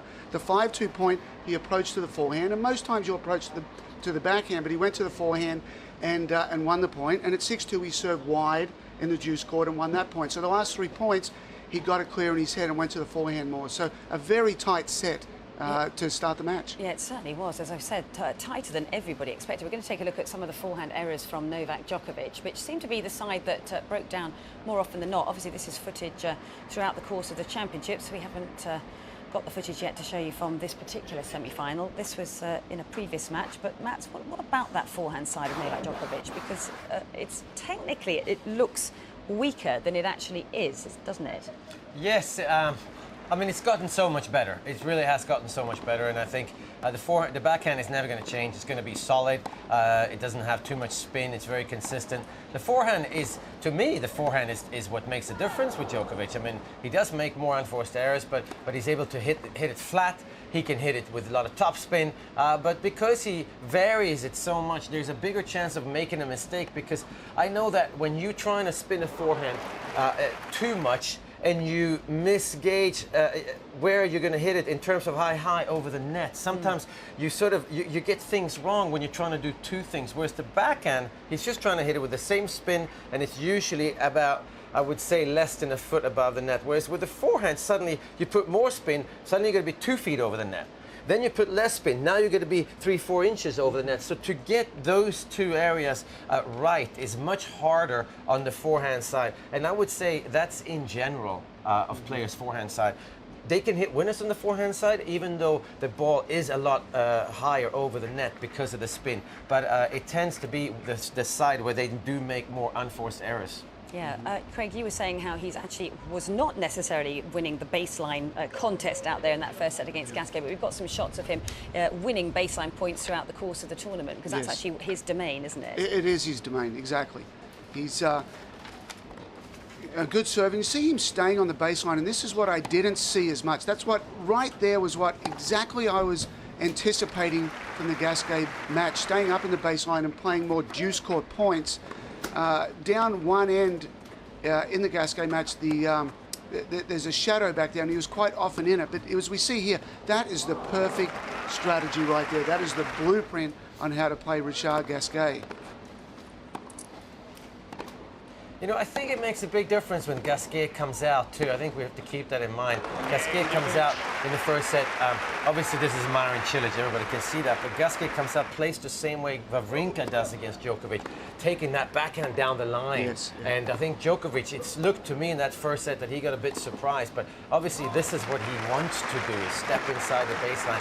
I'm wondering if the court being worn out actually makes it harder for Djokovic, because there's going to be a bit of dust, a bit of dirt, and he's slipping and sliding most probably a little bit more, and maybe that's why he's also maybe take a step back, and so it's a tricky match. But also I think what's good about this match, I think, is Gasquet is trying to do what Wawrinka does to Novak Djokovic, and it's starting to look like, hold on a second, this is how we have to play Djokovic. We have to go for our shots. It's not a desperate tactics. It is the right way to play him. Yeah, exactly it's right. whether you can keep it up, I guess, over the long haul. And on a hot day out here as well at Wimbledon, that seems to be actually turning into a little bit of a factor, doesn't it? More so than we might have expected. Yes, it is a little bit. It is a bit. But I think it's up to Richard Gasquet. I mean, he's played a great first set, and Novak, I think, is most probably more surprised than anything. Yes, I agree. It was interesting leading into the final. The average rally length for Novak's matches was 3.7 shots, and you would think that Richard Gasquet would be longer. He was actually shorter from his matches at 3.4 shots per rally. So, you know, sometimes our eyes, what we see, and especially with Richard being further back and hitting this beautiful, elegant, raking backhand, there's still a lot of very short points in there. You mentioned that beautiful backhand. We're going to have a look at it now, because it is the trademark of Richard Gasquet, and a match wouldn't be the same if he didn't produce this absolutely stunning shot time after time. And it's such a sort of an elegant shot, Mats, isn't it? But it has this firecracker that it can take off and accelerate through the ground. Yeah, I mean, these two, I mean, look at these, what is it, a cross-court drill? It's incredible how both of these players, that one-handed backhand, long live the one-handed backhand. Wawrinka, obviously, so much angle on that, but yeah, it's a beautiful shot, and I think that Wawrinka has done a lot for the confidence of Richard Gasquet. I really do, because they're very similar players, these two, and Wawrinka obviously has won 2 majors. And the footwork there, as you say, trying to get the footwork going back behind to then transfer into it. But he hits with a lot of spin, actually, doesn't he, Gasquet? There's a lot of movement on the ball. And I think that's why it's been a little bit of a weakness, even though it's a great backhand. Some of those shots he dropped really short. Wawrinka is able to step into it. Today, I think he's hitting it a little bit flatter, and he's taking it up the line, which is much better shot for Richard Gasquet. Yeah, and he seems to be pushing Novak back a little bit more, and Novak's not able to step in, hold the baseline and dictate like he normally does. Well, it hasn't only been the backhand that's been hitting winners off. He's been hitting winners off the forehand side as well, so we're going to take a look at some of this. But it's generally just a very beautiful game that he possesses, isn't it? It's a very flowing game, and the forehand is very different in terms of how he produces it to the backhand. It is very different. I mean, I don't know if anyone plays the forehand the same way is maybe Andy Murray. It's a little bit of that hook forehand. It's a little bit behind him, which is so unusual for today's players. But that cross court, and I think that's what he has to go for. When he's pushed wide to his forehand, he needs to hook it cross court, but go for it as well, because then the forehand is very dangerous. Matze, do you think it's more an Eastern, or is it even as far around as a continental grip? Well, I've been trying to look at it, because the other thing about Richard Gasquet is he has this big sort of bulbous blob end. or bulb. Yeah, what do you call it? Well, it's really difficult to describe. It's the butt, like isn't it? The butt of the butt of the grip, yeah. But it's extra sort of built up, and it's bulging sort of out the end of his hand, and nobody else has that on the grip. No, he nearly holds his little finger, baby finger, nearly outside at the end of the grip. But I've been trying to look. I think it's a very loose grip. Yes. And I think he plays around with it a little bit, nearly in the middle of his swing, and nearly at the moment of contact. It looks like he lets go of it. Not something you necessarily want to try and teach. Very natural looking, but I think it's gone further over, I think, in the later years. Yeah, I agree completely. Okay, we've got some shorter points won by Gasquet as well. Obviously, some of the points we'll be looking at are more the baseline rallies and those beautiful shots in the back of the court, but these were the sort of quick, explosive power shots he was being able to bring to the court during the course of the 2 weeks here. Well, once again, the average rally length for Richard is 3.49. So, you've got to serve, you've got to return. And as we see here, he's really dialing in with that serve +1 play. And quite often, you're looking for a forehand. You've just got more angle. You can open up the court a little bit better with the forehand than the backhand, even though, if Gasquet moves over wider in the ad court, he has the down the line and he has the short angle. But these are the kind of points that sneak under the radar a little bit. We get enamored with his amazing backhand and his court position back and being able to, move the ball around. But there's a lot of that going on as well. Yeah, just general thoughts, Matze. I know you've been keeping a very close eye on the match out on centre court between Djokovic and Gasquet. What, in terms of what you've seen so far, has been the reason that Gasquet has really pushed him so far? I really think that he's hit the ball just a little bit harder than Novak Djokovic was expecting. And I think that's pushed Novak Djokovic back a little bit. The other thing that you pointed out, Craig, was that Djokovic is serving 10 times to the Gasquet backhand in the deuce court, 7 times to the Gasquet forehand. So you would think, well, that's a crazy way to serve. Well, it could be that he's afraid of Gasquet's cross-court forehand, which we saw is a great forehand, as good as anybody's forehand. So he tries to go to the Gasquet backhand, which now is neutralized to Gasquet backhand, because he can't do anything off of a first serve with a one-handed backhand. Now Djokovic can take it out to Gasquet's forehand. Now he should be in control of the rally, rather than going straight to the Gasquet's forehand, and then the next shot has to go to Gasquet's backhand. So I think it's one of those matches where certainly when I played, it was sometimes when you played somebody and beaten them so many times, you have a way of playing them, and you don't want to necessarily risk and winning 6-3, 6-3, 6-3. You will take any kind of win as long as you don't lose a set. And that makes you play a little more conservative, a little more passive, because this is enough. And I really don't want to involve myself in being a set down and maybe a breakdown, because I don't have to. I'm just going to play the high percentage game, and I know I'm going to beat him. So I think that's what I'm seeing with Djokovic. Yeah, he looks a little bit, I think you used the word, a little bit nervous out there at times, because there were a lot of unforced errors, particularly off that forehand side, which again is unusual because we think of him being so rock solid in every department. But what do you put it down to? Well, I mean, so I think that he went into the match thinking how I just explained it. Now, add Gasquet being more aggressive. Suddenly, whoa, now Djokovic is stuck because you can't just change. You know that, Craig. Exactly, it's yes. very difficult. Once you've decided you're going to do one thing, it's very difficult to say, whoops, it's not working. My opponent's doing. No, you can't do that. Yeah. I think when a guy like Stan Wawrinka puts his hand up at the French Open and says, you know, here I come, I'm going to hit through you, the rest of the players should all be studying that tape. And if you've got a one-handed backhand, like, you know, we've got Wawrinka and Gasquet, you know, it's almost writing the blueprint. You know, you could almost say that, thank you, Stan, for giving me the strategy there. It's like Robin Söderling and Rafael Nadal at the French Open. After he beat him there in 2009, it was like, oh, everybody played Nadal exactly the same way, and they're still trying. Yeah, absolutely. Well, that was so fascinating. Thank you very much for that, Craig. Look forward to your further analysis on the tennis as it unfolds here today at Wimbledon. Well, we're going to head straight across to the commentary booth and catch up once again with Rob and Anne for an update on this first of the semi-finals.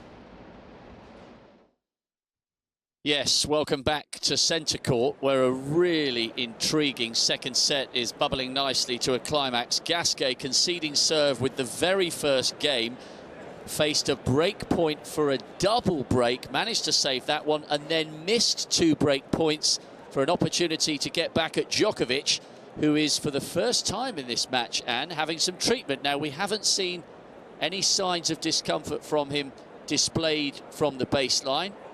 No, and interestingly, it's his left shoulder. I don't know whether he fell. But yeah, this is all a little concerning.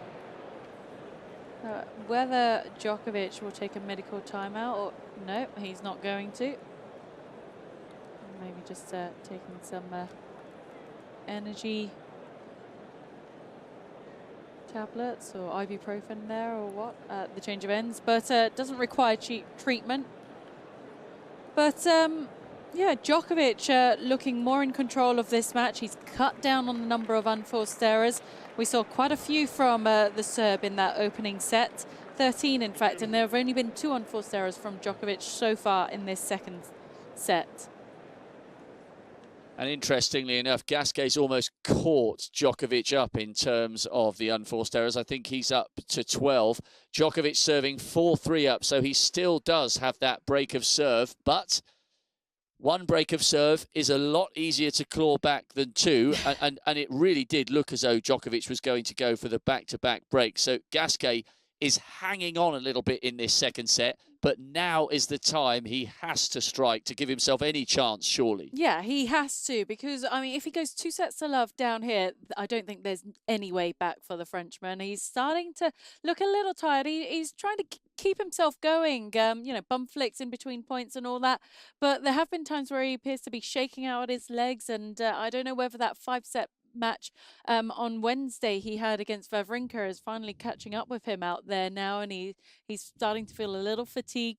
You know, you have to be at your very best when you're playing Djokovic there. I mean, he's a physical animal. He's in unbelievable shape and gets to so many balls, makes you play so many balls, and gets into your head like that. But what we've seen so far is some brilliant exchanges. It's not as if Gasquet is playing poorly. He's only just missing out by 1 or 2 shots here and there in every game. Some of the exchanges have been fabulous to watch. Yeah, no, they've been great, and that first set was fantastic as well. But unfortunately for Gasquet, he just wasn't able to continue with that type of level in the tiebreak. He played a very poor tiebreak, didn't get off to a strong start at the start of this second set, and he's paying the price for it now. So 30-15 up. Djokovic looking fairly comfortable in this service game. So Gasquet has really got to produce some magic here. 30 all. Well, maybe if this would be the perfect time to break back. Probably most people, you get the feeling from the noise in the centre court crowds, still feel as though Djokovic is pretty much in control of this one. But I think also we felt it would have been game over if Djokovic had managed to get that double break. As it is, Gasquet still has a fighting chance here, and he's not out of it yet, the Frenchman. I think the neutral's hoping that he will take 1 set and manage to get himself back into contention. 40-30, Djokovic just waiting. Just bear with us just to see if he if he does serve out this this particular game. Doesn't appear to be any issue with that left shoulder. He got the physio to look at the change of ends there. Well, I'm just going to say to you, when you're on the you're on the break and you see your opponent getting some treatment, does it give you any kind of added edge at all? You'd never wish any ill on your opponent, but you're certainly not going to you're not going to let an opportunity go amiss if you feel that there is a little bit of vulnerability that you weren't sure was there to begin with. Yeah, I mean, Djokovic didn't take a medical timeout there, so I'm not actually sure whether Gasquet was even aware the trainer was on the court, whether he could see on the other side of the umpire's chair. But Djokovic has just held 5-3 now, looking to break Gasquet to take the second set. But unless your opponent takes a medical timeout, I don't think you really pay too much attention to it.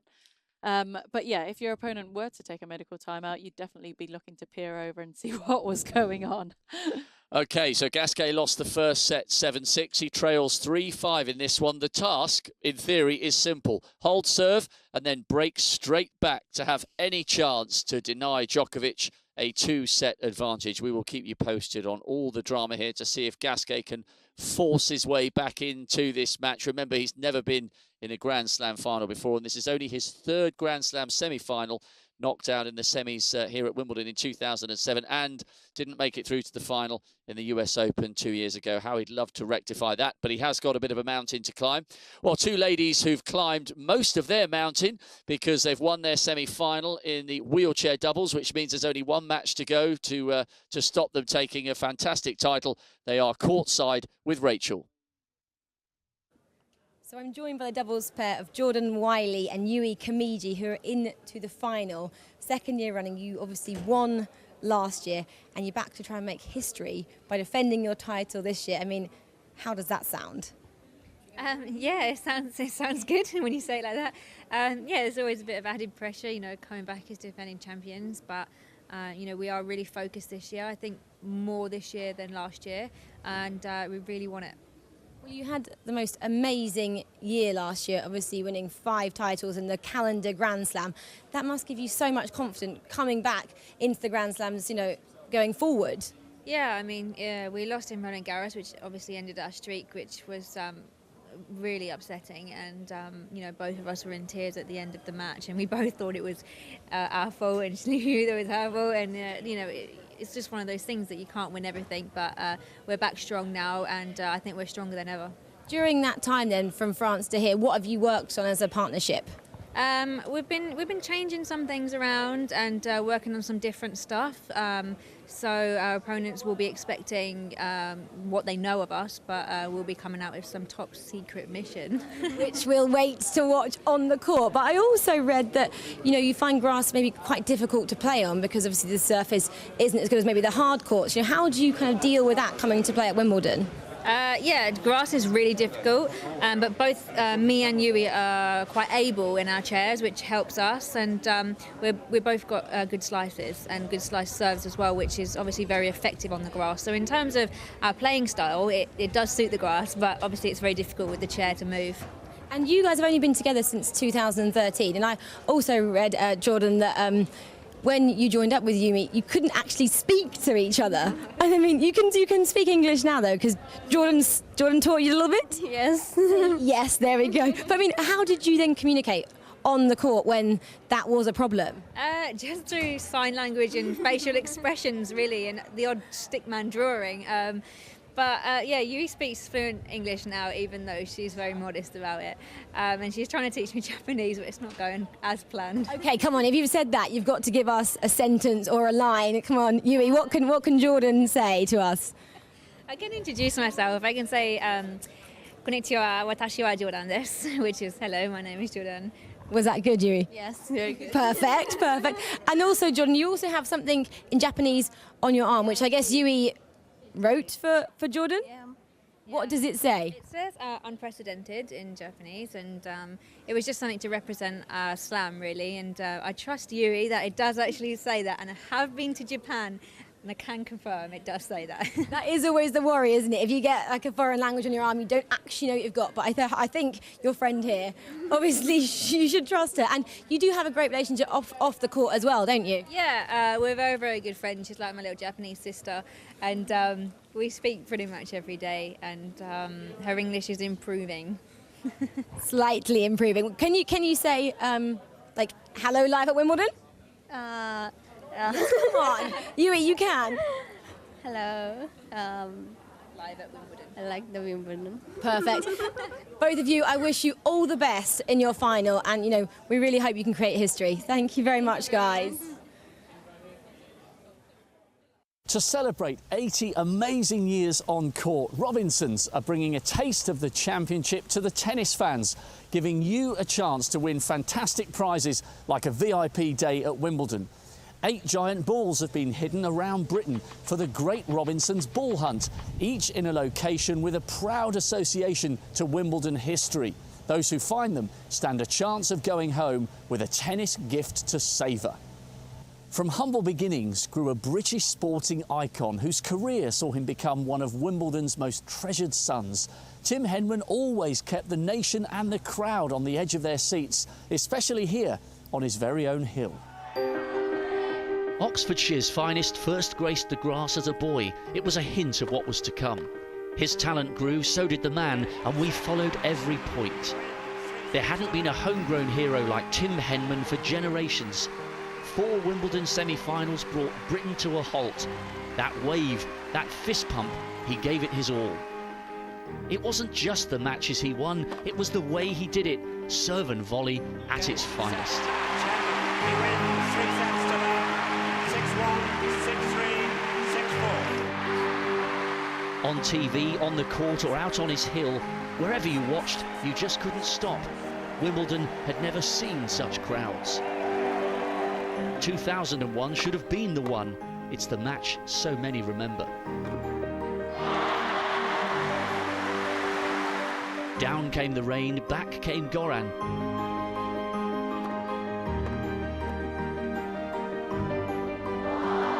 Croatians rejoiced in their maverick man, while the British public felt heartache for Henman.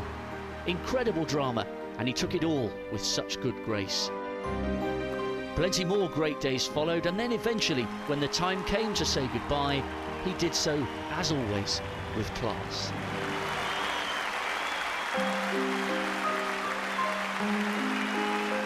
Over the last 80 years, Robinsons have been on court to share the memories, and this year you could be here too. Join the Great Robinsons Ball Hunt for your chance to win a VIP day at Wimbledon. There's no finer place to be for tennis.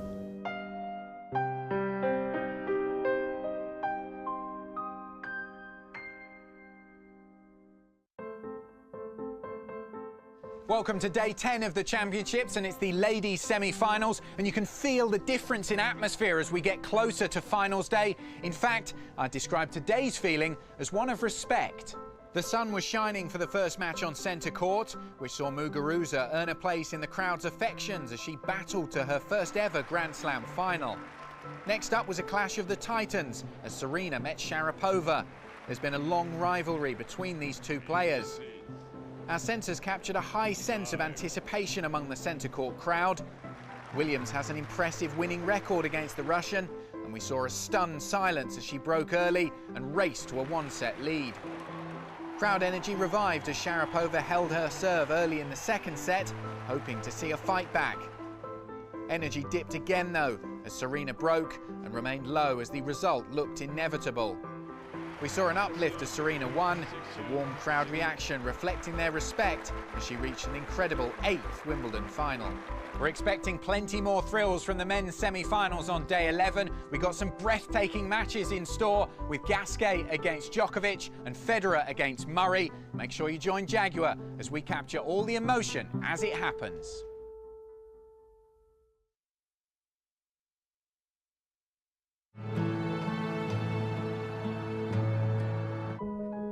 I have seen it all. I am the grand old man. And yet I am as green as ever I was. I am defined by what grows within me, shaped by my lines.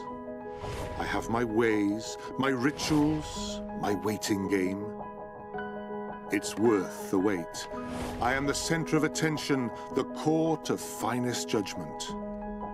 I am above all a stage. I have felt the softest tread, the burn of spin. I have shaken beneath the rage of giants. I have been caressed by the gentlest of touches.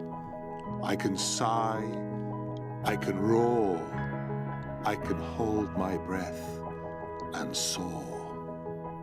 I am the home of champions. I am center court.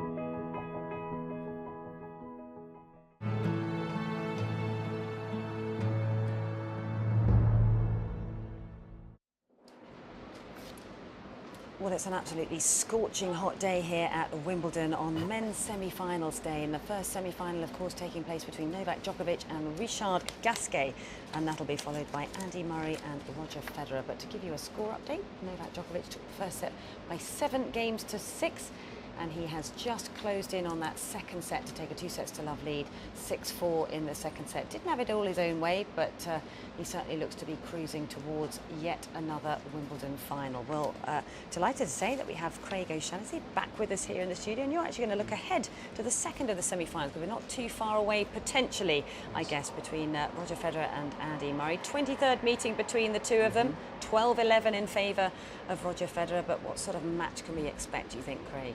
Well, they're both at the peak of their powers. Roger is back to being Roger Federer. He's playing magnificent tennis in all aspects of the game, and I believe Andy Murray has raised his level. He's had a good end to last year. He's had a great start to this year, and his level is about as high as I've ever seen it. So it's not often you look at two guys that are really humming with their game at the exact same time, but that's what we have here.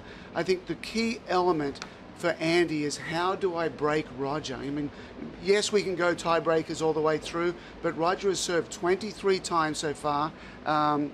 73 times so far. He's won 72 service games. He's only faced 3 break points, and he's won 2 of those. Andy has faced 24 break points and won 17. So figuring out a way to get through the Federer service games is really where this match starts and finishes. Yeah, give us your thoughts, Matt, on what you think is going to happen out there, because he's won the last 3 against Andy Murray, including that one at the O2, of course, 6-love, 6-1. This is the 3rd meeting for them on grass, but his latest matches against Andy have been very short, sharp affairs, haven't they? He's sort of tried to keep the points short, he's tried to serve volley. Are those going to be the tactics today, do you think? I think so. I think the only way this match can go very quickly and in 3 sets is if Federer wins. I think Federer is going to step on the gas and he's going to take it to Murray. He's going to go for a lot of his forehands. He's going to try and serve big and really keep the points short. And up to Andy Murray to, I think, serve well. Because if he doesn't serve well, I don't care who you are, as well as Federer is playing, you're not going to break him that often. It's just not going to happen unless Andy Murray comes out early in the first set and straight away maybe breaks Federer, or at 1-all breaks Federer, or 2-all breaks Federer, and then suddenly Federer gets a little nervous, gets passive. That could happen, but I think it's Andy Murray, I think, has bigger problems on his hands than Roger Federer at this moment. Yeah, actually, I said it was the 23rd meeting. It's actually the 24th meeting, isn't it? Because it's 12-11 in favour of him. What about the weather here today? It's very hot, very sunny, and that's going to affect the bounce of the ball. Who's that going to favour? To me, I think it favours Roger Federer. He's going to play faster. He's going to get more kick on his second serve. His first serve is going to go faster through the air. Granted, it's not going to slide as much because it's dry, but it doesn't matter. He can put more spin on the ball, and Murray doesn't like to put that much spin on the ball. It might help his second serve, might help his first serve. It's not going to help his backhand because the ball's going to bounce higher and it's going to take off on him. Might help his forehand a little bit, but I really think in general it's favouring Roger Federer today. Yeah, Craig, we've got some footage of Roger Federer's unreturned serves during the course of the championships, and that has been in absolutely imperious form, hasn't it? The serve particularly. Yes, he's hitting his spots really well. He's 43% of his serves have been unreturned so far up to the semi-finals. For Andy, it's 35%. So if he doesn't have to deal with those extra shots, that really helps in the long run. Roger's mixing very well. He's almost dead even going wide and down the tee on both sides. So, you know, he's seeing the ball well. He's moving forward into the court well. Not a lot of serves are coming back. And that's, you know, there's a classic one right there. He drags the opponent off the court, stretches the forehand.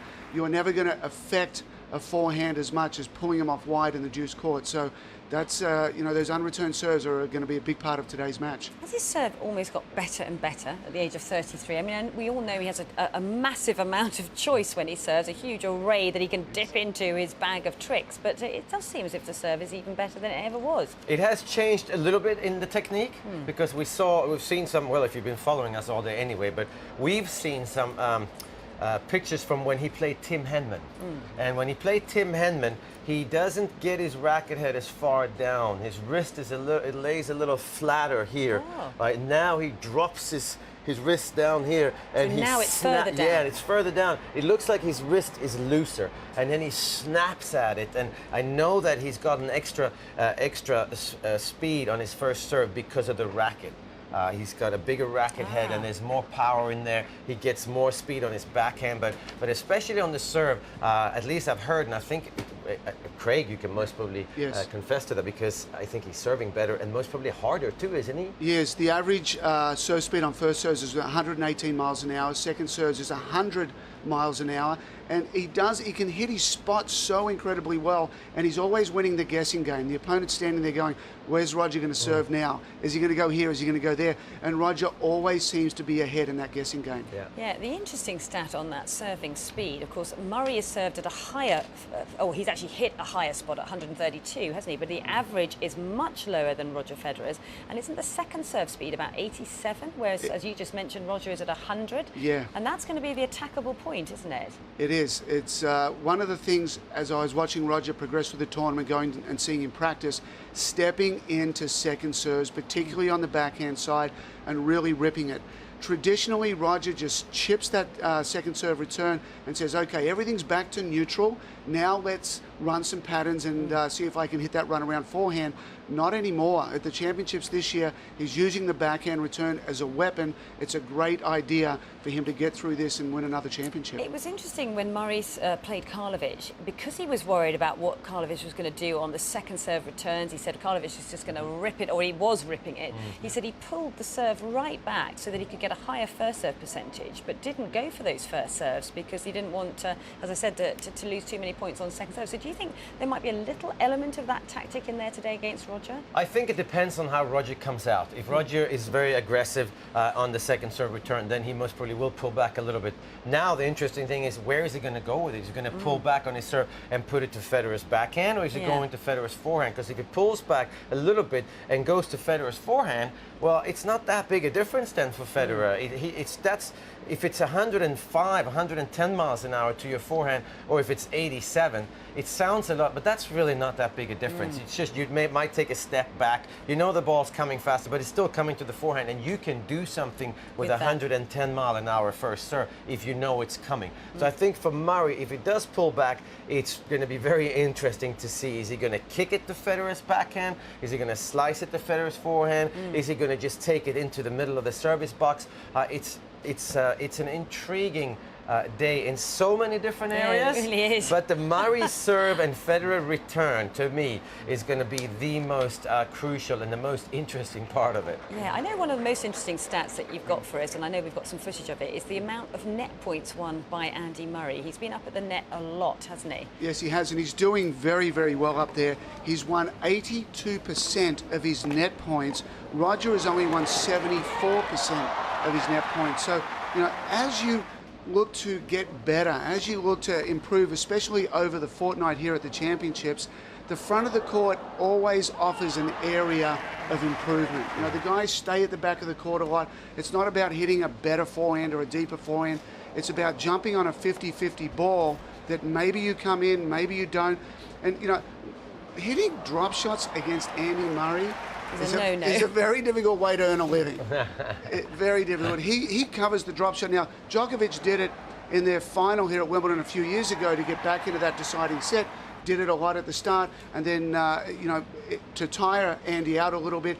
but Andy stayed a little closer to the baseline and shut him down towards the end of that set. Yeah, he's created himself a lot of breakpoint opportunities, hasn't he? But he's also snapped them when they've been there, which has been a big factor for him during the course of the championships, and something he hasn't always been able to do in the past, but he's certainly done it here at Wimbledon. Yeah, both guys are winning 49% of their breakpoint opportunities, right about half, and that's a very high number. Normally, around the 30s or 1 out of 3, if you can get 1 out of 3, that's okay.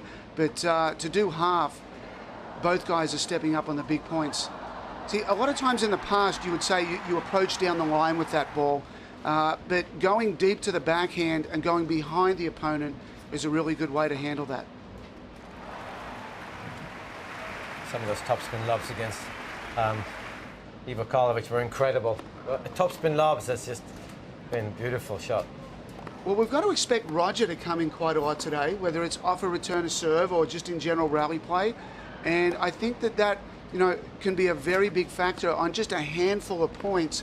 Instead of going down the line or even hitting him at him, let Roger come in and then go over Roger, especially to the backhand side. Yeah, the other thing that we haven't talked about is the movement of Andy Murray has been so superb, hasn't it? Is there a feeling that perhaps Roger might just try to go a little bit closer to the lines? Because it's actually very difficult to get the ball away from Andy Murray. As you say, his takeoff speed, you just never drop shot him, but he can turn directions. Yes. The takeoff speed is so efficient. Might Roger just try and overstress a little bit? Because how do you get the ball away from him? I think that's very possible, and I think that Federer most probably feels like he's most probably going to have to risk quite a lot to win this match, at least in the beginning, and maybe then feel what Andy Murray's playing like. But yeah, that is one of the dangers, and that's what Murray does. How can you explain it? He forces you to make an unforced error. Yeah, and it's not because he's running in the right direction and he anticipates so well. So I think for Federer, it's going to be keeping Murray guessing when it comes to going back behind Murray and when it comes to pulling Murray to the side after going to the other side. So I think, again, it's such an interesting matchup because in all the different areas, it can be played in so many different ways as well. So good luck commentating. That's all I can say. And trying to make sense of what they're doing. Yeah, you can make sense of what they just did, but what they're going to try and do in the future is going to be very tricky to predict. One of the most interesting matchups that Andy had out there on the tour, where he did have a losing record against this player, was Thomas Burdick, who he always used to come off court against and say, I don't like playing him because he takes time away from me. Yes. And it's almost as if the tactics of Roger in the last 3 matches has done exactly that, because it always feels like maybe Andy's better over the long haul, those cat and mouse points, and he's more dangerous on those running passing shots when it's come at the end of a very long rally. Yeah.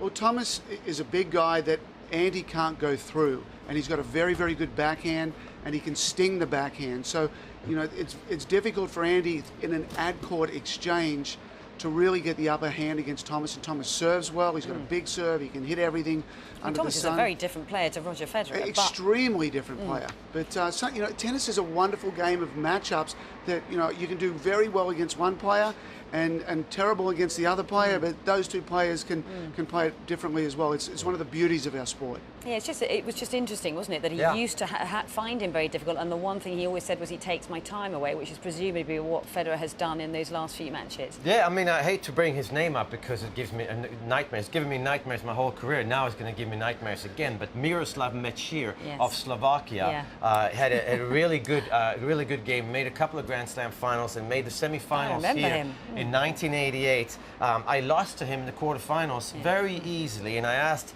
at some point afterwards, I asked Henri Lecomte, the crazy Frenchman, I said, how do you play against Mečír? Because you have a good record. And he says, I hit the ball where he is not.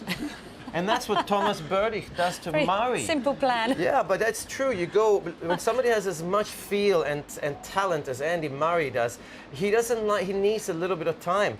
So you go left, you go right, and you go left, and you go right, and you go left. And it's so basic that I think Andy Murray's brain he needs more, he needs to solve the problem. And that's a very difficult problem to solve because it's just coming left, right, left, right, left, right. So I think it's very true. You try and take time away from Murray, and it makes him uncomfortable, which is very difficult to do. Yeah, it's very difficult to do. Okay, anything else you want to add? Listen, I think it's going to be a terrific match. Typically in the past, the last several years, the returner has had the dominance in these kind of matches, but I think today with this weather and Roger humming, Roger, you think back, when has Roger ever lost a big match when he's playing fantastic tennis? It's very rare. So that's going to be certainly something today. If Roger can be Roger, Andy's going to be in for a tough time. Yeah, actually, one thing I did want to ask you about Mats was because a few people have mentioned it during the course of the championships is Murray returning. Obviously, it's one of the most significant parts of his game, but he's starting to do this sort of movement around at the back of the court just to kind of, well, he keeps changing and jumping position to maybe get the eye line of the opponent just so that they might miss the first serve. Is that something that a lot of players have done in the past? Well, I think it's more actually that he takes such a long split step that he now lately has started to split step sideways as well. Yes. So he opens up. So against Federer in the deuce court, I think if you're watching it on telly, you should look out for it's really Murray. Yeah, he's most probably going to give Federer the slice serve and say, hey, this is wide open over here. Why don't you serve over here? And then he takes this split step and he literally moves about 2 feet to his right and covers it. And look for him to do it the other way as well. But it's easier for him to take the split step to his right and then get in there and try and cover his forehand side rather than starting too far right and then cover the backhand side. Fantastic stuff. Really enjoyed that chat and look forward to the next one. Okay, we're going to head straight over to centre court and get an update once again with Rob and Anne and see how this semi-final between Novak Djokovic and Richard Gasquet is unfolding.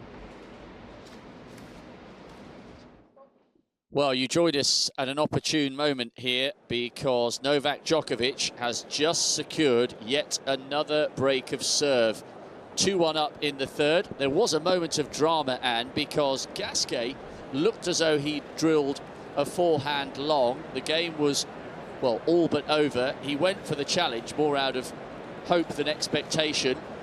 And indeed, the ball was fractionally in, so they went back to deuce once more. But in the end, it was to no avail, and the break did go to Djokovic. Yeah, well, that's Hawkeye for you. It has the potential to really swing a match, but not that time for Gasquet. Still broken. Djokovic taking his opportunity on his second break point and looking very much in control. There's Sebastian Grosjean, former semi-finalist here, and Gasquet's coach, as well as Sergei Bruguera, who has been around. But yeah, Djokovic, as flustered as he looks at times, is still very much in control of the tennis. Well, just on that point, I was going to ask you the question, considering he has got the first 2 sets and now has the break early on in the third, we have seen him looking, considering the scoreline and the manner in which he's playing, somewhat unnecessarily agitated. Is that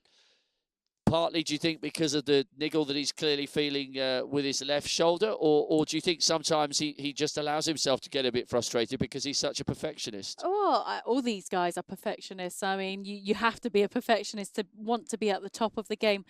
But I'm not quite sure. He does seem very irritable. It could be the pressure, the expectation. Everyone expects him to win, and perhaps it's got to him a little bit. But there's really no reason for him to be as flustered as he is out there, because the tennis is pretty much taking care of everything for Djokovic. Well, he's taken the first point on this game, 2-1 up in the third, having taken the first 2 sets. Realistically, is there any way back for Gasquet whatsoever? Because we must just emphasise once again, despite the fact that the scoreline is so one-sided, he's in many of the points and playing, some pretty good tennis. It's not as if he's gone on court and completely capitulated against Djokovic. No, he's not playing badly by any means. He's just up against a guy who does everything he does a lot better. I don't think we're seeing Djokovic at his best, though, but he's making it tough enough for Gasquet. And Djokovic has looked irritable, but Gasquet also looking a little dejected too. 2 sets to love down, a breakdown. I really don't see any way back from here for the Frenchman. And it's interesting that when you look at the pattern of all 3 of the sets early on, the break has come, if not right at the beginning of a set, then within 1 or 2 games. And that must be so disheartening. It's not as if he's taking these games to 5-all or 4-all and then conceding a break. The break's coming right at the beginning of the set before he's had any time to get momentum. A love service game there for Djokovic, who now leads 3-1. Yeah, particularly in that first set when Gasquet was broken in his opening service game. There he was able to break back and stay with Djokovic and take him to the tiebreak. And it was high-quality tennis from both players, but he played such a poor tiebreak, and he's never been quite the same since then. That early break in the second set set him backwards. And now I just feel Djokovic running away with this match. Yeah, Djokovic will be delighted not only to get through to another Grand Slam final, but to do so in straight sets, knowing, or perhaps hoping, well, we'll find out later on today, that that Federer against Murray will be an epic. He's been on the receiving end of coming into a final completely exhausted, most notably, of course, when he came through that ridiculous 4 3/4 hour match against Del Potro, and was a little tired when he faced Andy and lost the title to him in 2013. So Djokovic will definitely want to get this wrapped up in 3 sets, and it certainly looks as though that's on course to happen at the moment. He's taken the first point of the 5th game on the Gasquet serve. Gasquet serving 1-3. Remember, he's a breakdown in the 3rd. So we'll come back again and bring you more updates as Djokovic hopes to close in on yet another Wimbledon final. Remember, he's the defending champion. Meanwhile, out and about on this fabulous complex in beautiful sunshine. I'm not sure who she's talking to at the moment, but she's nearly always got her eye on the good stories. Here's Rachel Stringer. So I've come down here to the Wimbledon on-site hair and nail bar. I'm not sure if anyone knew that they had one, but I'm sure you expected it because the players do look brilliant on and off the court, and it's because of this lady over here. This is Suzanne Strong, and she is the hairdresser here at Wimbledon. Lovely to meet you, Suzanne. Hello, how are you? Yeah, I'm very well, thank you. Brilliant job. Amazing job. I bet everyone would like to have this job, doing all the stars' hair. It's a really interesting job. It's a challenge, and it's very busy. So that's one thing that it's good for us. Yes. And I mean, have you been doing it just this year, or has it been something you've been doing for quite a while? I have been doing it for quite a few years, and I'm losing track of how many. I think it's probably 30-ish. 30-ish. And does it ever get boring? Never boring. No, never boring. And I'm sure you've seen quite a few champions come through your doors in your time. Does it get quite exciting when you see a Wimbledon champion wanting you to do their hair? Yes, it's always exciting. All the players come in, actually. It's quite exciting to do their hair. It's just nice to meet new people and be in a different place. Is it just the players, or can their coaches and any of their backroom staff, can they come in here and see you as well? We give priority to the players, but if we're not very busy or if we have a slot, then we're quite happy to do their coach or family members as well. And at the end of the fortnight, we do the ball girls' hair as well for the Guard of Honour. Oh my gosh, that's really lovely. And do they just come in to get their hair either cut or blow dry, or do they want, a specific style? Both, really. Some know exactly what they want and they want to stick to a perfect style, or others just come in and just let us do what we want to do to their hair. Can you remember from your time if anyone's asked for something a bit unusual? They're not usually very brave because they're quite superstitious and want to stick to the same hairstyle. But we did have a Russian player a few years ago that had one side coloured green and one side coloured purple to match the Wimbledon colours. OK, as you do. I mean, what have you thought this year of the people like Nick Kyrgios's hair and Dustin Brown, those massive dreadlocks? So have you been quite impressed by the haircuts on the court?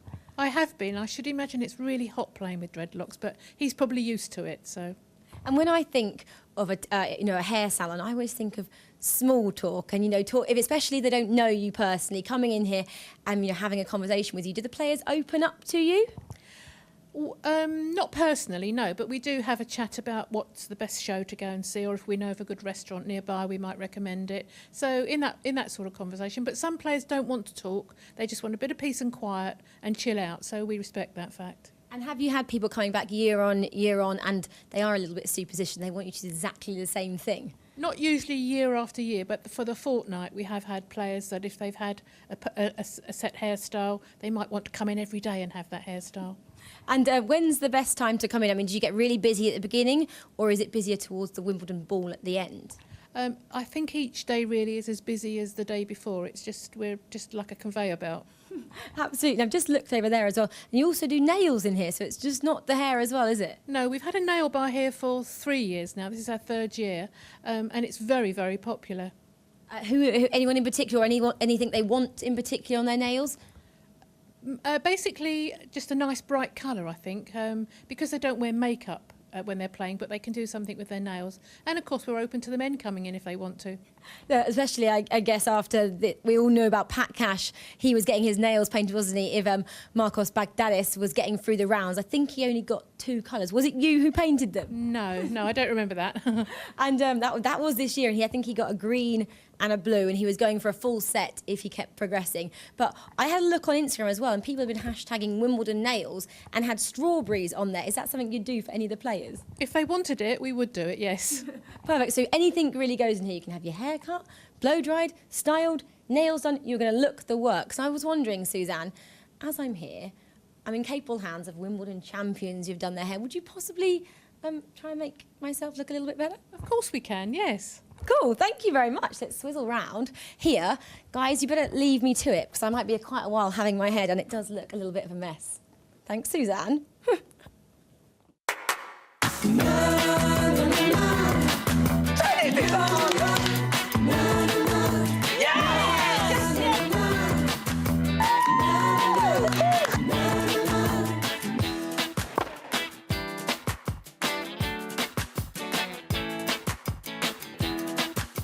Another day at Wimbledon, the women's semi-final day today. I just hope I meet Pat Cash again. I absolutely love Wimbledon. I love it. The atmosphere is incredible. Come on. Why all do you have butterflies in the tummy? Why? Because you can't actually breathe your hair. I want to watch some tennis. I want to eat some strawberries and cream. Drink some pins. What more could you want from a summer's day in July? Dreams doubles partner. I definitely want to pick you. Tim Henman. Gotta go with Pat, haven't I? You know, Good old Pat. Always. I feel like games all over again. Oh, Jenny's going to pick me now. Are you getting upset? Well, you're a bit obsessed with it. You get to the final 2. No, still not you. Barton!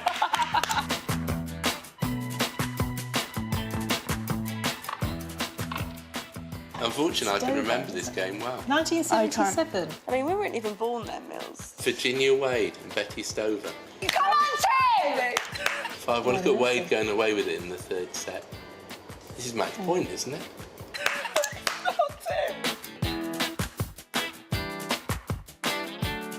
Radwanska. Oh, your favourite dad? Please, Will. Radwanska has got this. Oh, David Beckham. It's a lovely quiff. How did you do it? That is incredible tennis. We do all ours in slow-mo. So they're Lots lucky? of jewellery. Ours are lucky?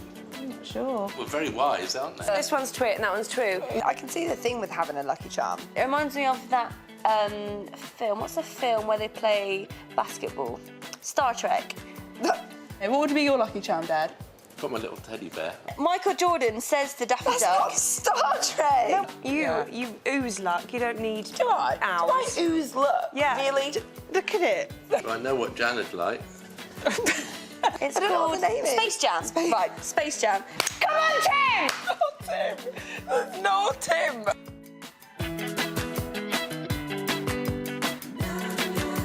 I wonder how they decide who comes out first. I would be like, I don't care, Mills. I'm stepping onto centre court first, whether you like it or not. She's just chilling. I love Serena Williams. Oh, no, that's over. Stephen Fry. Oh, hi, Stephen. Quite interesting. Yeah. Stephen Fry.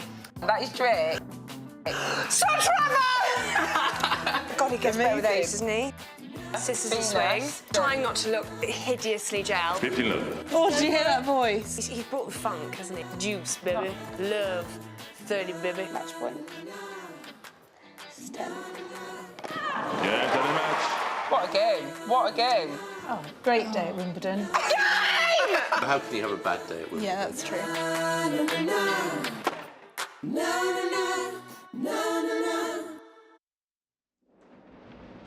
Well, that is the current scene on Henman Hill here at the All England Club. Really just one patch that's free because you can't possibly go and sit or stand on there. It's fenced off. Some beautiful flowers spelling out 2015 here at the Wimbledon Championships. And the hill is excited because Novak Djokovic looks like he's on his way. We don't dare speak too soon, but he's 4-3 up in the third set. He looks like he's on his way to a straight sets victory into the final here over Richard Gasquet, which means one thing: Andy Murray will be taken to court next against Roger Federer, and that hill will come alive. We had over 30,000 people here yesterday. I'm sure there's about the same number here today with myself, Cara Robinson, Adam Hunt, and our social media reporter, Catherine Whittaker. We're just stepping in for a moment while Annabelle and Mats take a very well-deserved break. Now, we always enjoy checking in with Catherine because you bring our attention to some things that we perhaps would be unaware of going on in the social world. What is the conversation of the moment? Well, I have some breaking news for you you. do? Some very One of my important breaking news. If you remember last week, in fact, I think it was either Friday or Saturday, I brought you news of the Duchess of Cornwall catching Andy Murray's wristband, or actually Philip Brook caught Andy Murray's wristband as he tossed it into the crowd after his third round match, and he then passed it on to the Duchess of Cornwall, who looked a little bit miffed about it. Clarence House then tweeted their thanks to Andy Murray for his wristband. Well, they can't be that thankful for it because they're now auctioning off said wristband. Clarence House have tweeted today, Her Royal Highness the Duchess of Cornwall would like fans to have the chance to bid for Andy Murray's wristband from last week's game. Now, I can only assume proceeds from this are going to go to charity because Clarence House probably aren't in need of the extra funds. Look, here she is, looking a little confused. She probably knows how sweaty it is. It's too good to touch it just yet. But we've seen some good catches because David Beckham caught a ball, didn't he, yesterday? It's becoming a running theme of the championships, isn't it? Celebrities catching things from the court. What will be next? I imagine that will raise quite a sum, though, can't you? And no doubt donated to some very charitable causes. In fact, I can tell you, all proceeds will go to the Animal Care Trust. The Duchess is a patron, and the charity was chosen by Andy Murray himself. There you go. So the eBay link is there on the Clarence House Twitter feed if you want to bid to be the proud owner of a sweaty Andy Roddick wristband. I don't know whether it's been run through the wash. I can't confirm that for Do you know, that's a really nice little story. Let's retweet it and get as many people bidding as we can. We should, and a very worthy cause. Well, seeing as we're on the subject of auctions, I should probably give you an update on how Mats Wilander's broken glasses are doing, shouldn't I? Because yesterday I told you that that Mats concentrated so hard yesterday morning that he broke his pair of reading glasses and never wants to miss the opportunity to raise a little bit of money for charity. We got them signed by Mats himself and we popped them on eBay, and I can give you a quick update here on how they're doing. Up to £22, come on. 17 bids, £22. The auction ends in 1 day, 20 hours, which is just before the men's final on Sunday. All proceeds go to charity. Grab yourself a piece of extremely unique and authentic Wimbledon memorabilia while you can. Worn with pride for many a week by Mats Wilander here on. We've got to be able to get that sum a little higher, I think, don't we? We do. Well, that's why I'm giving it a plug. Come on, guys. If there's a more unique piece of tennis memorabilia out there than a broken pair of signed glasses by a 7-time Grand Slam champion Mats Wilander, then I've never seen it. Great. Well, we'll wait and see what it is. Sunday, sort of noon? Sunday, shortly before they walk out for the men's final. I think about 1 o'clock, and then the players come out at 2. So they've got to be better than all the other crazy things that people bid on eBay, like pieces of toast with Jesus on and things like that. I mean, I'd much rather have a pair of broken glasses from Mats Wilander than absolutely signed no doubt. As well. Other news from the world of social media that I can bring you. There's lots of chat, of course, about Richard Gasquet and also about Novak Djokovic. People pointing out just what a fine match Gasquet has played, and that this scoreline is perhaps a little bit unfair to Richard Gasquet. Christopher Clary, the New York Times journalist, saying if there's winning ugly, there must also be losing pretty. Winning ugly, of course, a term coined by legendary tennis coach Brad Gilbert. And he's saying Gasquet is losing pretty here, and he really is. There's an awful lot of sympathy out there for him because he played so brilliantly, particularly in that first set, and there's a lot of feeling that he was a little bit unlucky. There's also a lot of feeling that Novak Djokovic is just not looking quite right out there. Lots of people saying if you had to guess which, on the basis of body language, which of these two players was 2 sets to love up, you'd probably guess Richard Gasquet, because Novak Djokovic just looks a little bit hot and bothered and possibly lacking in confidence, who knows, but certainly all not completely 100% with Novak Djokovic out there, and any time the world number one doesn't look his supreme self, the world of social media goes a little bit crazy. Well, he is just now one game away from the 2015 Wimbledon final. He's now just gone 5-3 up in the third set, looking to get through in straight sets and go back and put his feet up and probably watch the second match and prepare for Sunday. So I tell you what, if he comes through this in straight sets, he will be completely delighted and relieved, because this has been a tighter match than a straight set victory would suggest. I think he'll be very relieved if he does get through this one in straight sets. Warm out there as well. He'll want to just have an ice bath, get home and relax, because it is getting pretty warm, particularly on centre court with the sun up and the blue skies, no cloud cover overhead, and the breeze is not particularly strong either, so it is going to be warm there on centre court, so you want to get through this one as quick as possible. And if he does reach the final, it will be his 17th Grand Slam final, which means he ties Rod Laver on the list of all-time Grand Slam finals, and Rod Laver is in the royal box watching. So that's lovely. Little tie-in for him. As somebody who knows what it's like, Andy Roddick, a very telling tweet. Andy Roddick is commentating for BBC Radio on this match. He says, I know what it's like to play your best for a set and not win. Doubts creep in if you don't. This was in the second set, and he said that was this was in the first set, sorry. He was saying that set was a must-win set for Gasquet. I think the fact that he did play so well and didn't win the set actually hindered him going forward, because he struggled to get over the disappointment of not winning that set, because he really was playing brilliantly and probably deserved a set in this match. So Andy Roddick, of course, knows what it's like. He famously said when he lost his first Wimbledon final to Roger Federer, he said, I threw the kitchen sink at him out there and it just wasn't enough. So he knows what it's like. So interesting to hear his thoughts. I think when you're the underdog coming in and you get so close in a set, particularly the first one like we saw Richard Gasquet do here this afternoon, to get to a tiebreak and then to not cross the line on the tiebreak, you've given so much and you've walked away with nothing, is very difficult to come back from as the lower ranked player, which he is by some numbers really today against Novak Djokovic. Certainly mentally, I mean, he threw absolutely everything into that first set, didn't he? And I guess if you're thinking, what you must be thinking is, well, what more can I do? I've given absolutely everything, I played brilliantly, and I'm still a set down. I've got nothing more to give. So it's a very understandable situation Richard Gasquet finds himself in. More Richard Gasquet responds for you on social media, which I should probably get in quickly, because it does look like his time in the Wimbledon Championships might soon be coming to an end. This is a lovely thing which a couple of people have picked out on social media today. This is a picture of Richard Gasquet, aged just 9, on the front of French Tennis magazine. That and is I think cute. not only is that incredibly cute, but it also shows you just how heralded he was as the next big thing. He's on the front of French Tennis magazine at the age of 9. And how little his backhand has changed. He does exactly the same thing with his backhand now.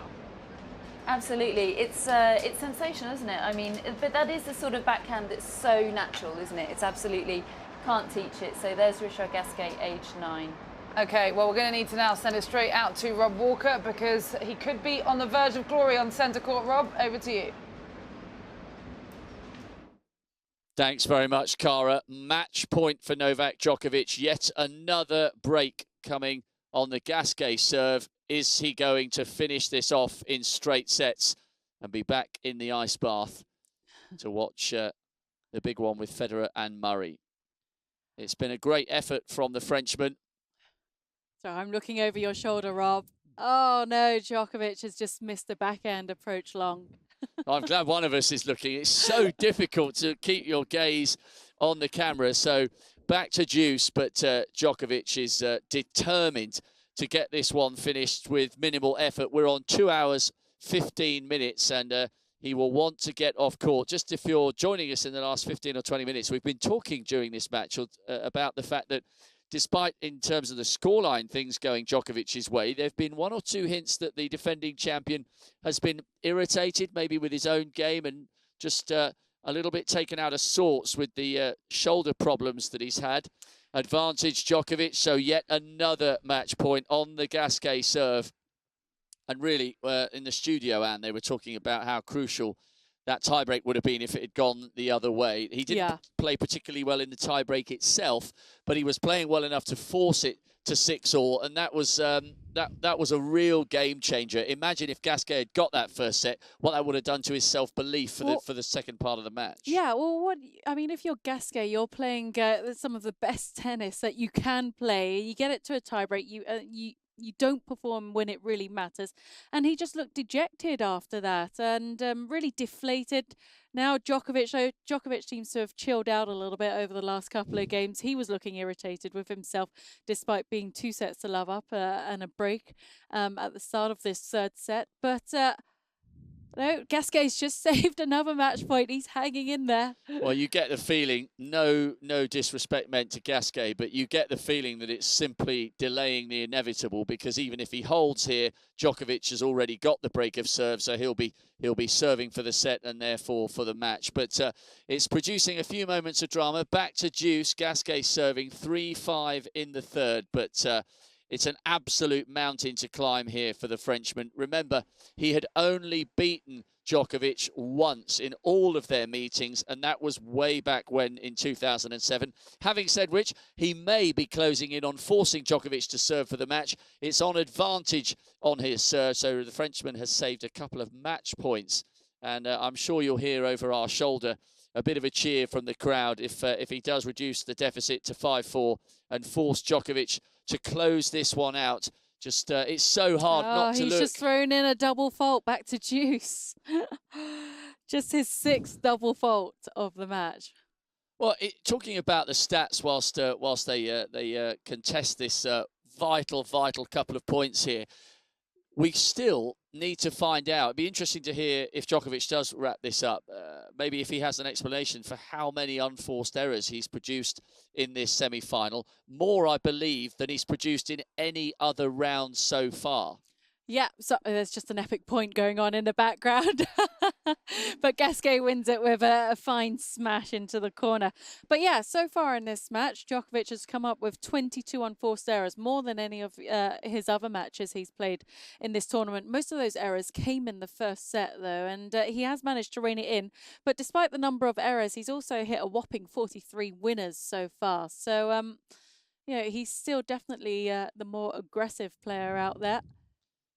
And actually, his percentage of points won on first serve has been pretty good, up into the mid to high 70s, or certainly was the last time we checked. It's all gone a little bit quiet here. Back to deuce. Now it's advantage for Gasquet, and he has held. So Gasquet, well, there's a temporary stay of execution.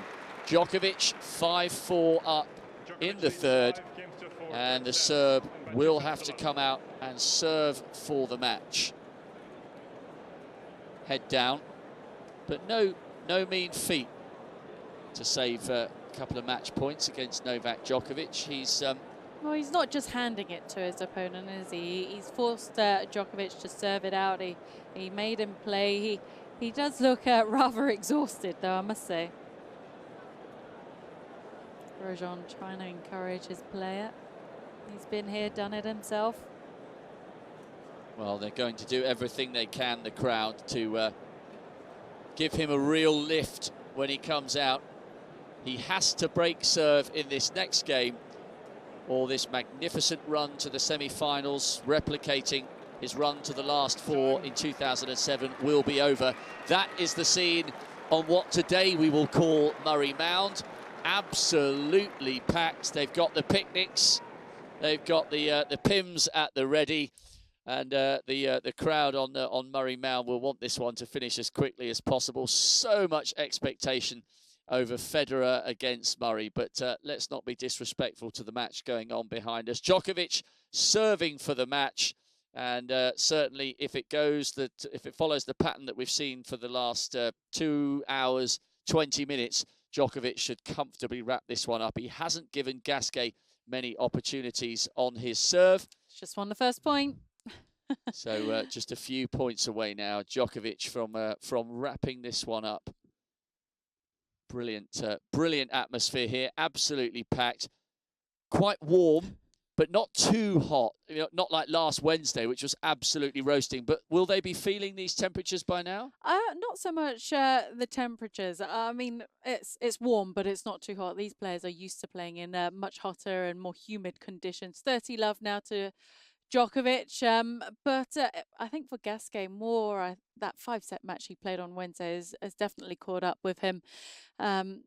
Playing against Djokovic too is tiring in itself, physically and mentally. Djokovic has just hit his 12th ace of the match and now has 3 match points right here. Well, and actually we should mention that epic 11-9 in the decider against Stan Wawrinka, because it went some way to answering the critics and proving people wrong that he's not always a choker, Gasquet. I mean, he did have a sizable lead. What was it, 5-3? 5-3 in the 5th set. But he still had to get the job done against the reigning French Open champion, and he did it. So, you know, perhaps there are some real positives for Gasquet to take out of this run to the semi-finals.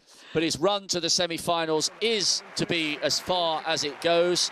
In his 14th year of contesting Grand Slams, Richard Gasquet is still seeking his first appearance in a Grand Slam final.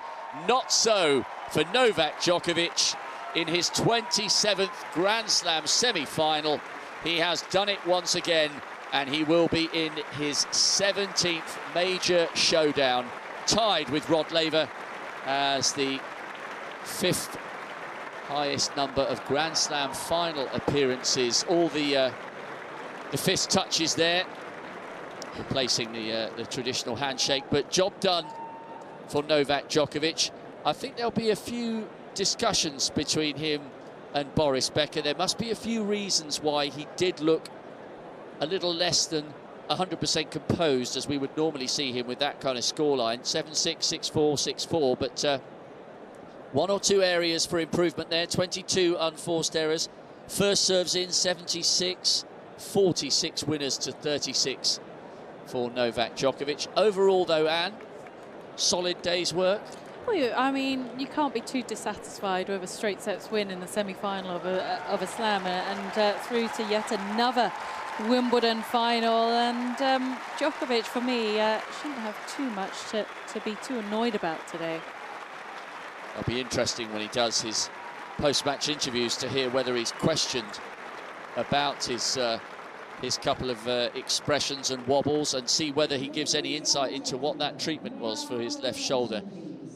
Disappointment for Gasquet as he heads off, but it was always going to be difficult for Richard Gasquet. He did brilliantly to get through to the semi-finals. Only the 3rd time in his career he got beyond the 4th round of a slam. So perhaps he can use that as a potential breakthrough. He's going to be surging up the ATP World Rankings. But Djokovic, great position for him now, Anne, because his semi-final is over. It's just gone 3:30 in the afternoon, almost half a day off, while the other two could be slugging this out, if it's as good as we hope it could be, until late into the early evening. Yeah, I'm sure Djokovic will be heading straight into the ice bath, will be receiving some treatment from his physio or a massage therapist whilst this next semi-final goes on, and I'm sure he hopes it goes all the way, so those guys tire themselves out as much as possible before the final.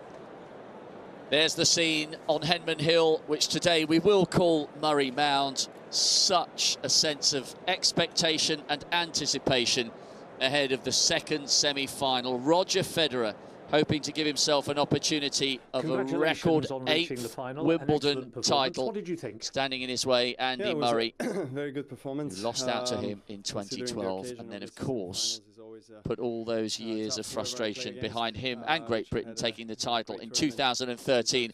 We'll be here for the whole of that match, which will get underway shortly. In the meantime, somewhere out there in the mass of people gathering for the second semi-final, hopefully very much enjoying the beautiful sunshine and vista here at Southwest 19, is the freshly coiffured Rachel Stringer. So I'm about to meet someone who's got a very important job here at Wimbledon. Their job is to make sure everything here is safe so everybody can enjoy this brilliant sporting event. So follow me. I want to introduce you to Rainey. Hello. Are you gonna greet me? No, he's going to sit on my foot. Let's not talk to Rainey because he actually can't speak. But I'll speak to Dave, Rainey's owner. So Dave, obviously this is your doggo down here. And how important is Rainey's job and what does she do? Well, her job's very important. Obviously, primarily we're here to make sure that the public are safe, to search around the arena, varying locations, to make sure that nothing's been left behind that shouldn't be there. And there are a group of us that do it every day, and obviously it's a critical function to make sure that everyone has a really good time while they're here. And I'm also joined by Inspector Russell Way of the Dog Support Unit. And Russell, you don't have a dog with you today. No. Is that because you don't own one, or your dog's just not here? The inspectors on the dog support unit don't get allocated dogs, but on Wednesday I'm getting a puppy, and she's what we call a brew bitch. So she's a female dog which we will breed from. So she'll have 2 or 3 litters during her lifetime, and that will bring on the next police dogs that we work and handle. And how do you choose, which dog is breeded from? Okay. So from each litter we do a number of tests and trials during the initial 8 weeks. And we take the strongest bitch out of that litter, and she becomes the brew bitch. And you're lucky enough to get one on Wednesday. That's pretty cool. And Dave, back to you over here. So Rainey, does she come home with you after work's finished here at Wimbledon and other events that she attends? Yes, we're like a married couple, really. To be fair, what happens is we license as a pair. Only I handle Rainey. No one else handles her, and I don't handle any other dog. She lives with me 24/7 at home in her little palace in the garden, and comes to work with me every single day. And she will probably work till she's about 8.5 years old, and then she'll retire. At home, is she a pet? And at work, do you think she's kind of one of your colleagues? It's a balance. I mean, essentially, she is a colleague. She's police dog Rainey. She's my colleague, and you spend so much time with them. But there's always a balance. You've got to keep the business relationship sort of separate from the home relationship. There's a definite balance to be kept. But she gets lots of walks out of work and treats and fun. And we make sure she's entertained and has a great time. Really, I mean, to her, everything's just fun. Everything's a game. And I just stroked her earlier. I mean, is that allowed, or if people come up to her, do you mind if they start petting her? Because I mean, she's very, very cute. Essentially, if people ask, it's never really an issue. Some dogs, as you can appreciate, some pets aren't receptive to people just having a handful without asking. And it's the same with the search dogs, really. You've got to be mindful that not all dogs are friendly. They might look really friendly, but some of them might catch them off guard or scare them. But if you ask, generally you will get a little stroke on the dogs. It doesn't necessarily put them off what they're doing, but you'd be guided by the handler. Sure. And Russell, I was trying to bring you back in. I mean, how long does it take to train up a dog to do their job, I guess? Okay, we give the handlers puppies at about 8 weeks, and they look after them to about 9 months to a year, and then during that time we decide what the dog is going to be scent trained on, and we put them on a course for about 10 weeks. And so the dog and handler combined for those 10 weeks do the training. It's a test for both of them. Sometimes the dog or the handler may not make it, but they have to a strict license, and after 10 weeks they're good to go if they pass everything.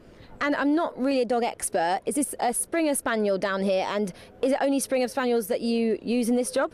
So traditionally we use search dogs, English Springer Spaniels, Cocker Spaniels and Labs. They go back years around their native traditions of hunting. So and that's what they do. They search and they find. And would Rainey work a similar kind of working hours to humans, of about 8 hours today? She could probably keep on going, and she probably does a lot more miles than humans throughout the day. She'll be given plenty of rest and water at Wimbledon. We've got a little dog bath at the top so they can have a bit of a chill and a paddle. But her essence, when she's here, she'll be working sort of 3-4 hours in the morning, make sure everyone's safe. And again, I'm sure like humans, Rainey likes to have a reward. If she does a good day's work, what is she rewarded with?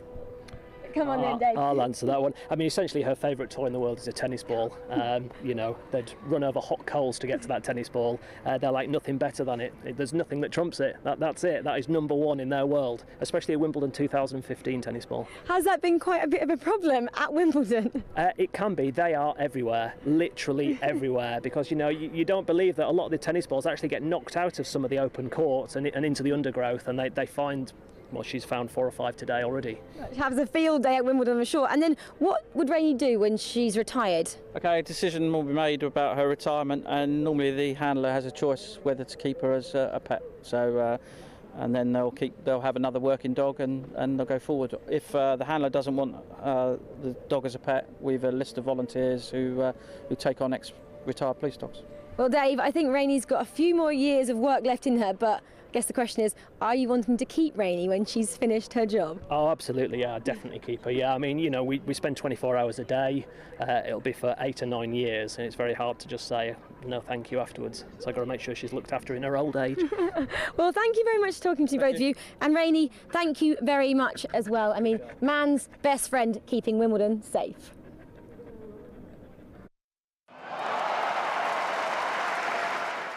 Welcome to IBM's Tennis Insights with myself, Cara Robinson, and 7-time Grand Slam champion Mats Wilander. Today we're going to preview the semi-final clash between Roger Federer and Andy Murray.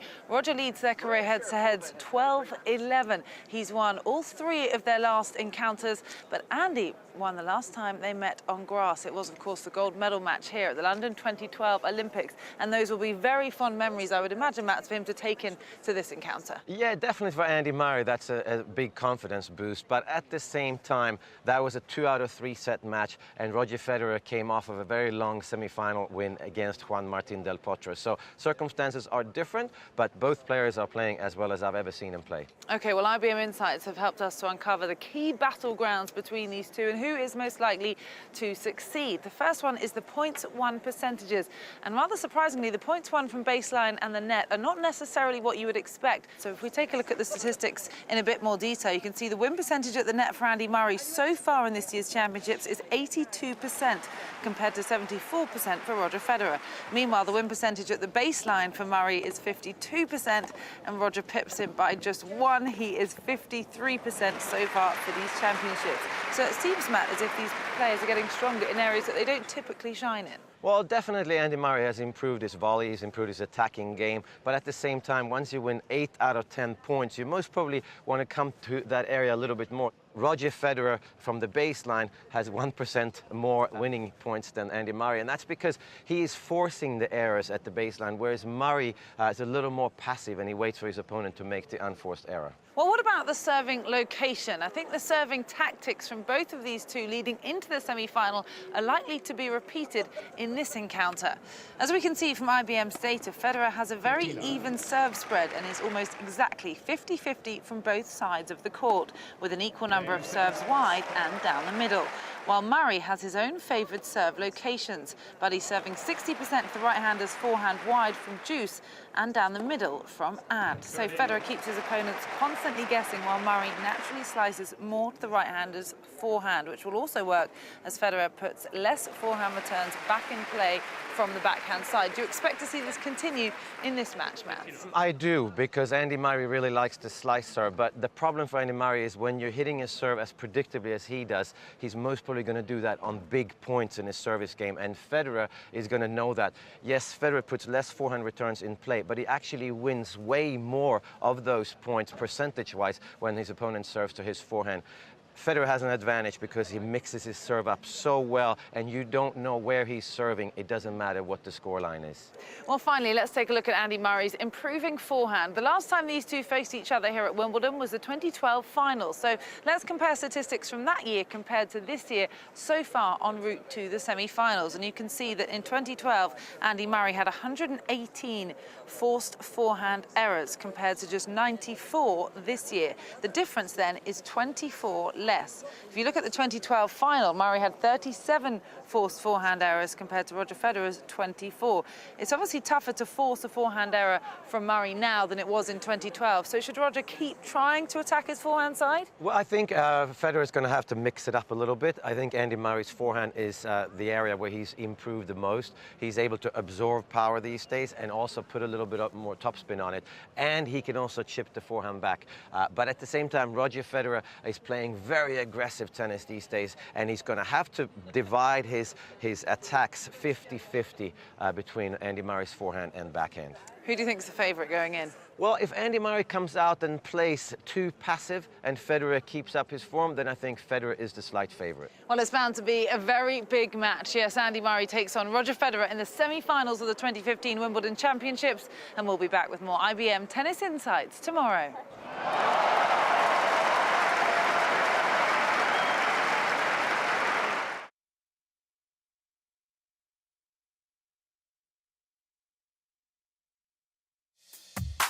Time now to talk about the slice backhand and, of course, the variety that is creeping more and more into the modern game. And, of course, somebody who has a whole box of tricks out there is Andy Murray. But that slice backhand is pretty special, Matt. It really is. I think that the combination of his two-handed topspin backhand and his slice backhand, I think that's the best combination of the two shots that I've ever seen. And I think what's important for Andy Murray, especially on the grass courts at Wimbledon, is to be aggressive with his two-handed backhand, but also to take pace off the shot while hitting his slice backhand. He's able to hit it with inside-out spin.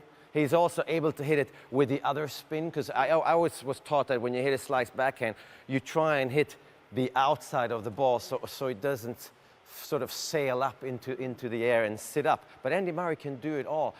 Add to that he hits drop shots with the backhand side. So it looks like he's going to hit a full slice backhand, and then suddenly he cuts the follow-through a little bit shorter and he hits a drop shot. So Andy Murray's slice backhand is underrated and potentially, I think, the best slice backhand that's out there. Certainly the best slice backhand of somebody that has a two-handed backhand. Yeah, so just talk us through, because there are many ways to hit that slice backhand and a lot depends on the take back, doesn't it? But as you say, it's either an aggressive slice backhand, which really shoots through the court the way Steffi Graf used to hit it, or as you say, the floating one, which comes inside the ball. So just talk us through the different slices. Well, the difference is when you hit the outside of the ball, you can drive the ball into the court and then it skids through. So that's when players have the chance, and when the ball is higher, it's easier to hit the outside of the ball, of course. The problem becomes when the ball bounces lower. So on grass courts here at Wimbledon, the bounce is lower, and that's when players have to be careful that they don't get the inside-out spin, because that way the ball's going to sit. It's not going to skid through the court, it's going to hit the court, and it's going to bounce up and be ready to hit. So Andy Murray has a great variation of different slice backhands as well. When he wants to, he can drive through the court. And when he doesn't, he can hit that little floater when he needs to buy time. Of course, Roger Federer has a great slice backhand as well, but Andy Murray, it's really how I think he won Wimbledon here a few years back, because he's able to have such variety on the backhand side. Yeah, and it's such a tactical shot, isn't it? Because actually to receive that slice backhand, as you say, on the grass courts, for somebody with a slightly different grip on the forehand side, is a nightmare. It is a nightmare, and today, you know that, today the forehand grips are very extreme. And somebody like Rafael Nadal doesn't like low shots to his forehand. Novak Djokovic is not a big fan of low shots to his forehand. So well, we're just nipping out of the coaching corner because we're absolutely delighted to say we've just been joined in our studio by Bjorn Borg, who has come straight up from the Royal Box, fresh from seeing Novak Djokovic, who in straight sets has equalled your record, Bjorn, of 51 Wimbledon match wins. What was that like to watch him make his way through to another final? Well, first of all, to be back at Wimbledon is a special thing. For me, it's a special thing because I had a lot of success here. I think Wimbledon is, for me and many other players, the greatest tournament you can win. And to see the first semi-finals, Djokovic, Gasquet, it's great. They play great tennis. And to see Novak plays, even if I think he's not playing his best tennis right now, I think he has to improve to the final on Sunday to win the championship. But to see these guys play, it's unbelievable. And I cannot complain in my seat either. I see the tennis pretty good. You have a pretty good seat. Did you feel in that first set that maybe Richard Gasquet was trying to play like Stanislav Wawrinka did in the French Open, taking the backhand down the line and hitting harder? Novak seemed like he was a little passive. I thought Novak was a little bit passive, but I think it looked like he was a little tight too in his game, especially on the backhand side, because usually that's his strength. He can do anything with the backhand side. But in one strange way, he won the match. But like I said, he needs to improve his game. And if Gasquet win the first set, I think it will be a completely different match. Right. But still Gasquet. We saw he got a little bit tired in the end, though. I think that was the match against Wawrinka, that long five-setter match. But it's going to be a very interesting final. The next match is going to be very interesting. Well, 5 Wimbledon titles. You're always so welcomed when you come back here. You just touched on it. It's a place with such special memories for you. How and when do you choose to come back? And which day do you choose? Is men's semi-finals always one of the best ones for you? And what's your most favourite thing about coming back to Wimbledon? What do you enjoy the best? No, my most famous memory was first time when I played in the main draw many years ago. I don't want to say the year. Yeah, let's keep the year out. We'll keep the year out. I was hardly born. Yeah. But that was my best memory because because my dreams. I had 2 dreams: to play Davis Cup and to play in the main draw in Wimbledon. And you know, when that came through in Wimbledon many years ago, and I did well, and I said, this is probably going to be one of my favorite tournaments, and it became one of my favorite tournaments. But when I decide to come to Wimbledon, it's like, it's, you know, I want to come every year, but, you know, I have a wife, so I cannot decide all the time where I want to go. So I'm just joking. So this year she gave you special permission. I'm joking. But we've been here many times, and we will keep coming back because it's a great event and people are nice, and Wimbledon is Wimbledon. I have to ask, I mean, was that when you lost to Roger Taylor? Was that the first? That was the first time. Yeah. So then you win the first time, you beat Ili Nastase. What? I mean, did you really think you can win Wimbledon with your game on grass in those days? I think in those days the grass was faster than today. Right. It was a faster game. Everybody said that I could not win because I was a clay court player and maybe I had a chance to win Paris or the clay court tournaments. Right. But to come to Wimbledon is a special thing, and you know, to handle the grass and you have to serve and volley.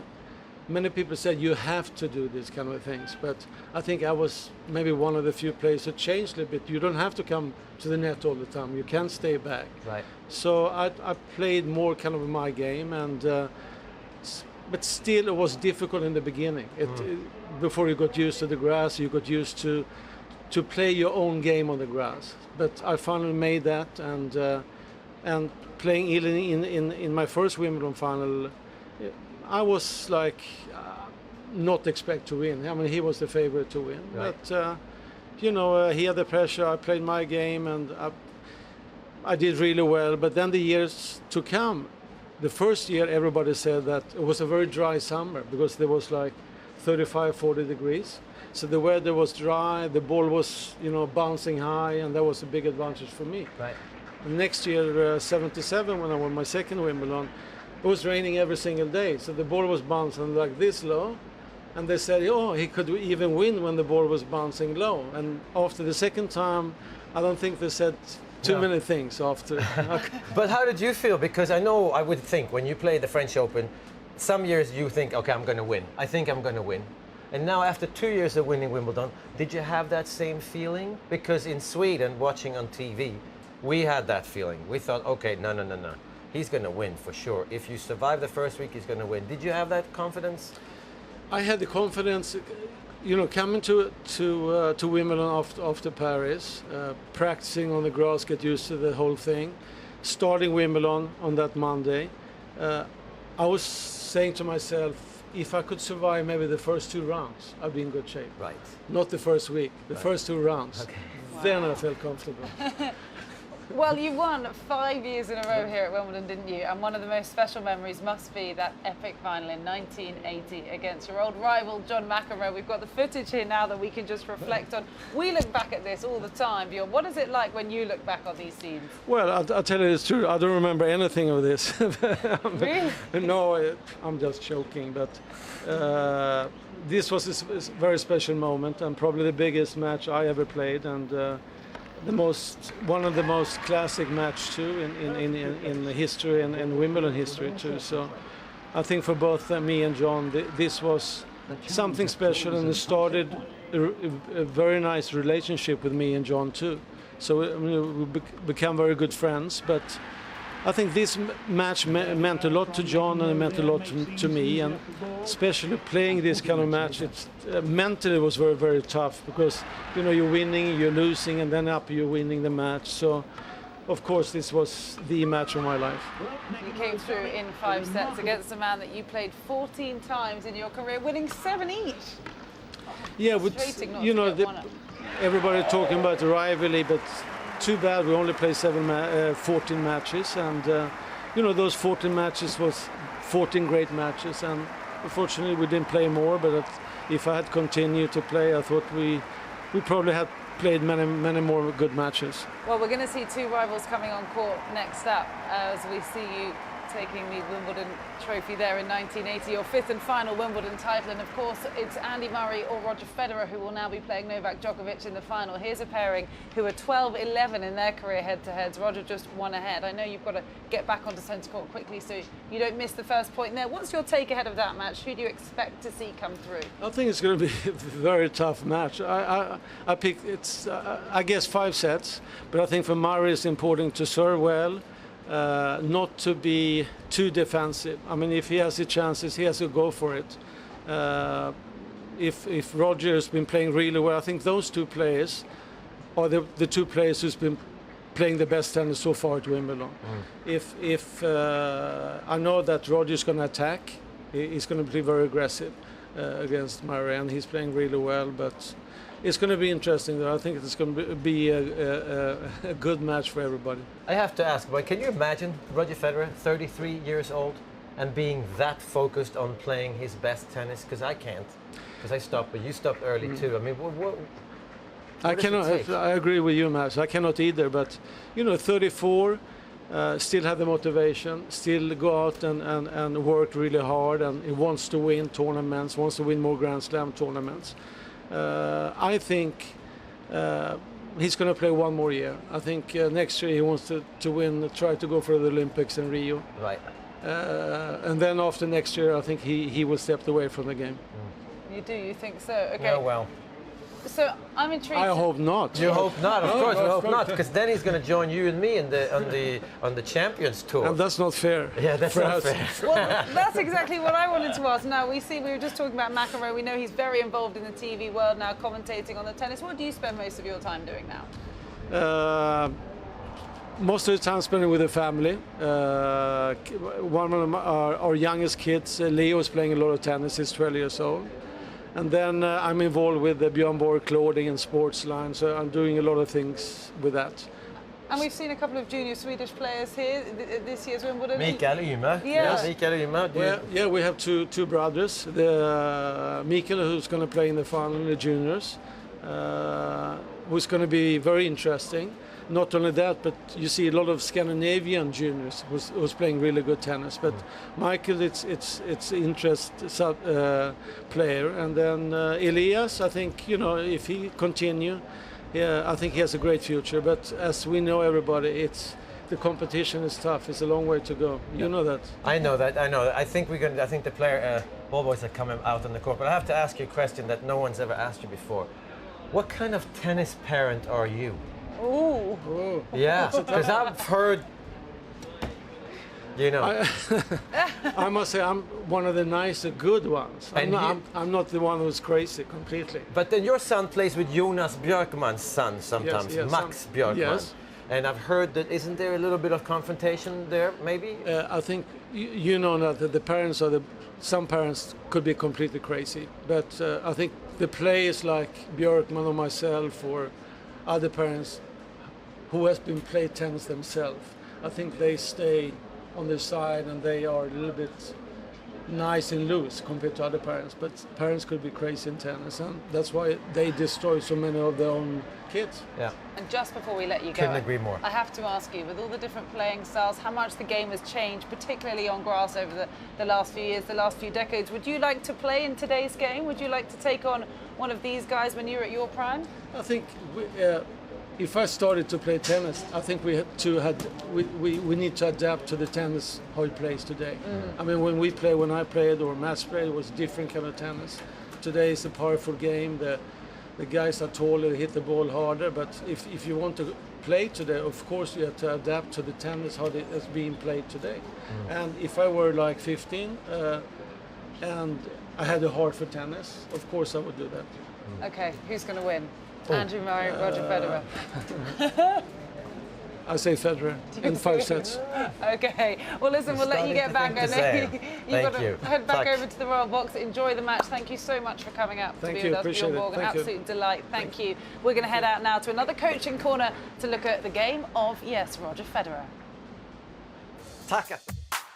Time now to talk about the volley, and of course Roger Federer is using the volley more and more during the course of 2015, particularly under the guidance of Stefan Edberg. So just talk us through Roger Federer's volley.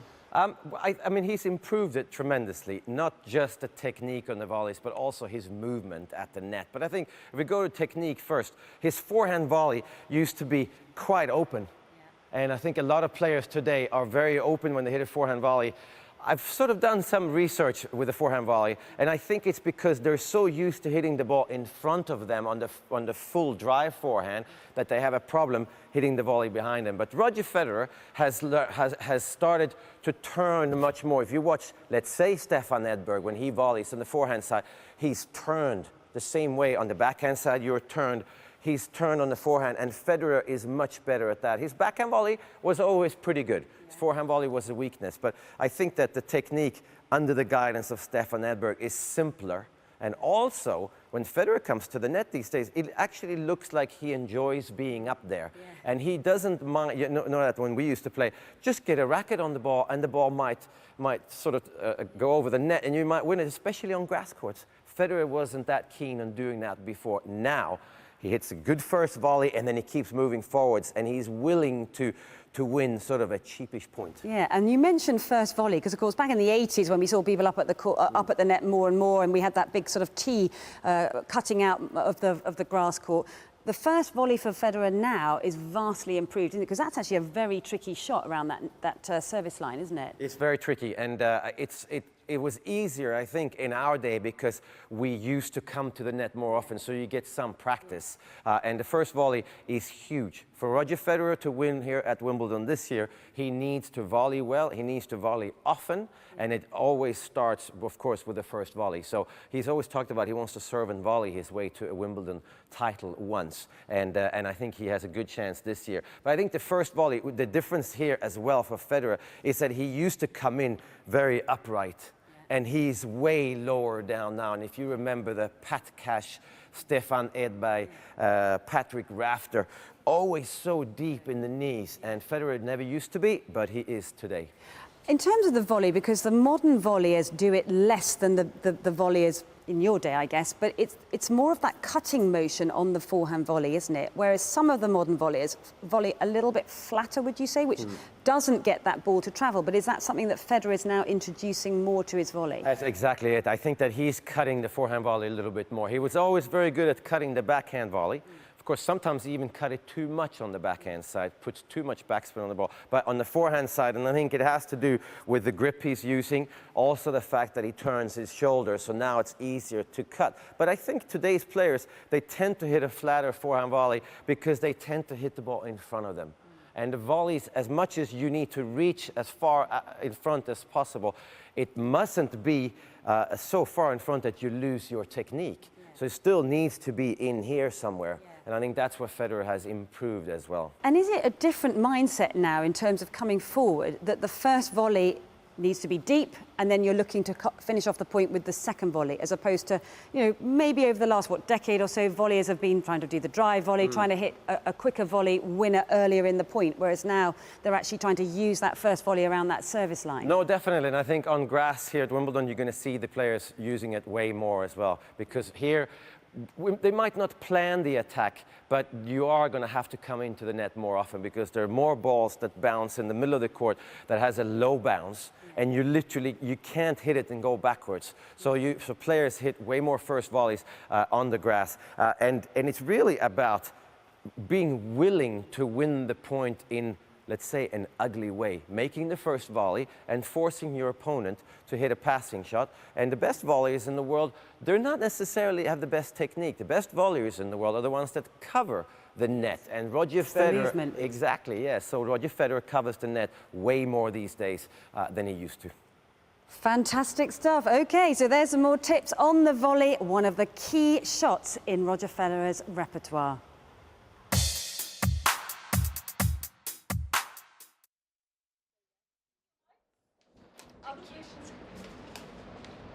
Well, welcome back. Now, here are the two second semi-finalists coming out onto centre court. They've made their way from the locker room down that beautiful staircase in the clubhouse.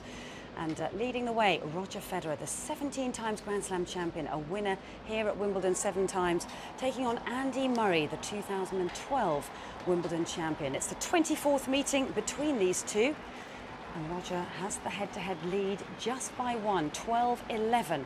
But Mats Wilander, he has had the last 3 wins under his belt, and something about the way that he's played Andy Murray recently, he's had the edge. So what are you expecting today? Well, I expect that he's going to go out trying to play in the same way, which is playing really aggressively from the first point, trying and hit his forehand hard to the corners, being aggressive into Andy Murray's forehand side because he's not as good over there as he is on the backhand, and then hopefully for Andy Murray, he comes out and serves well, and if he doesn't, I expect Federer to sort of go after Murray's second serve, especially early in the match. I think that's important.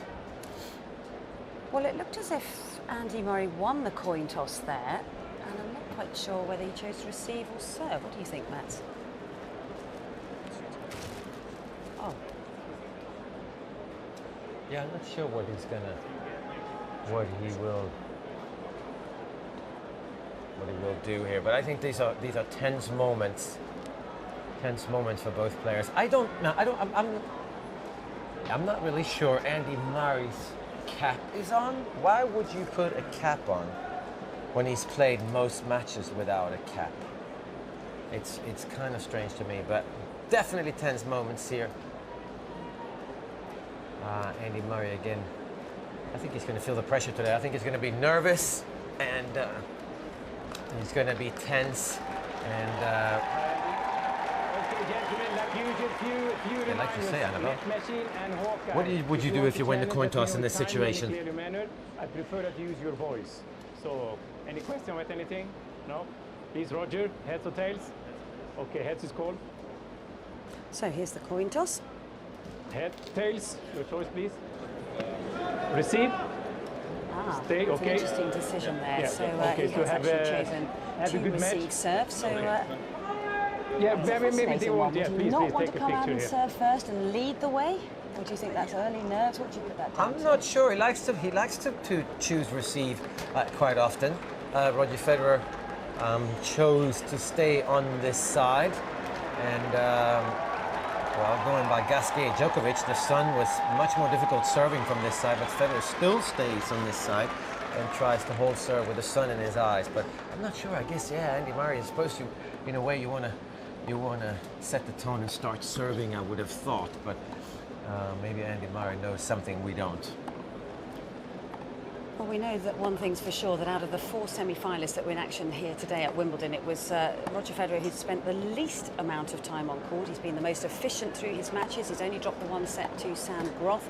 In fact, he's only dropped serve once in the whole tournament, Matt. So he's been playing some terrific tennis. But how would you compare his level of play to what you've seen from Andy Murray?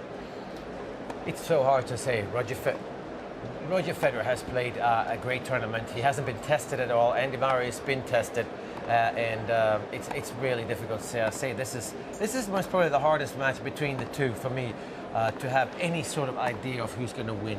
I can sort of understand or tell how it's going to go about. Federer's going to be very aggressive, and then maybe he starts missing. Then Andy Murray turns the match around, and then he starts becoming aggressive. Or Murray just comes out and is really aggressive, plays great, and Federer maybe panics a little bit. But it's so 50-50, this match to me, before they start, that it's impossible to pick. Well, there's the packed player box, and that's the Andy Murray support camp. Amelie Mauresmo, former Wimbledon champion, sitting next to Jonas Bjorkman, a man that you know very, very well, Mats. And he's only a new addition on the team. He started working in Munich and came with Andy for 1 clay court event, and then he's really started on the grass court season. We saw him at Queen's, And then, of course, here at Wimbledon, so it's a successful start, having taken that grass court title at Queen's for the 4th time. But we've seen Andy Murray up at the net quite a bit more, haven't we? And we've seen some much more aggressive returns, and that's the area that he says he wants Jonas to be helping it with. I think the interesting thing with Andy Murray is that I think you can start seeing the effects of Amelie Mauresmo. I think that the finesse is there, the more drop shots these days on clay and even on grass as well than before. They're hit at the right time. And I think that's not Jonas Björkman at all. That's Amelie Mauresmo. That tells Murray, play the way you want to play. It feels like anyway. And then Jonas Björkman comes in, and then suddenly he's starting to hit his backhand. Second serve backhand returns are much harder, much more aggressive. And like you said, he's coming to the net a little bit more. He's got an unbelievably good record at the net during these first 5 rounds. So hopefully he keeps coming to the net. He most probably needs to come to the net even a little bit more. And is he going to have time today against Federer? That's the question. Well, there's the route through for Roger Federer. It's been fairly straightforward. Didn't drop a set until that 3rd round against Sam Groth, just on the tie-break there. And then against Roberto Bautista Agut, not getting past 3 games in a set. And then pushed a little bit in that 2nd set by Gilles Simon. But on the whole, it's been a very, very impressive ride through to the semi-finals. Yeah, unbelievable. He's served so well. He's hit his forehands well. And yeah, Federer is playing as well as ever. Well, I guess the other important factor in this match, Mats, is going to be the crowd support, because wherever Roger Federer goes in the world, he has overwhelming support. He's even had support against Andy Murray in his home country at the O2. And even in the 2012 final, it was sort of 50-50 split, wasn't it? Although it does feel as if Andy Murray's won over the crowds in Britain over the last couple of years. Yeah, it was a bit of a rocky start to the relationship, I would say, but he's certainly become a very popular character in Great Britain now. So that's going to be a factor, isn't it, in terms of Roger Federer's not used to playing with crowds that maybe necessarily aren't overwhelmingly in favour of him. I think it's going to be a big factor. I think if any of the spectators were there during the 2012 Olympic final here at Wimbledon, they know how big effect the crowd had that time on Andy Murray and on Roger Federer, I should say. But I think, to me, the main thing is that Andy Murray is not, we're not just hoping he's going to play well against the best players in the world. He is playing well, and he is beating the best players in the world. So you can back and you can cheer for him, and you are, it's very possible that you will be successful in winning, even as a spectator, if you root for Andy Murray. That's made all the difference, I think. Yeah, it's interesting, isn't it? There's the head-to-head stats and the confirmation, of course, that Federer's beaten him the last 3 times they've met, the Australian Open, Cincinnati and World Tour finals. But when they've met in Grand Slams, it's actually 4-1 in favour of Roger Federer. So the only time that Murray beat him was at the Australian Open back in 2013, and Federer got his revenge the very next year in Australia, which I think rather shocked Andy Murray, because he felt that he'd kind of pulled away from Roger Federer, that perhaps the head-to-head was going in his favour, and that he was the younger of the two and moving ahead of Roger Federer. But Roger Federer altered the tactics and he's come right back at him. Yes, he has. I think he's Roger Federer is a better player. That's hard to believe, but I think he's a better player now at 33 than he was, at least than he was 3 or 4 years ago. It's hard to compare him to when he was 25, 26, and he was winning everything. Anything he touched, he was winning, apart from the French Open. So I think that everybody is a bit surprised by Roger Federer's improvements in all the different areas as well. We've got a Swedish chair umpire, Mohamed Leani, very, very experienced, and would have been chosen for this match. That is quite an honour, because certainly a lot of attention on this particular match-up today.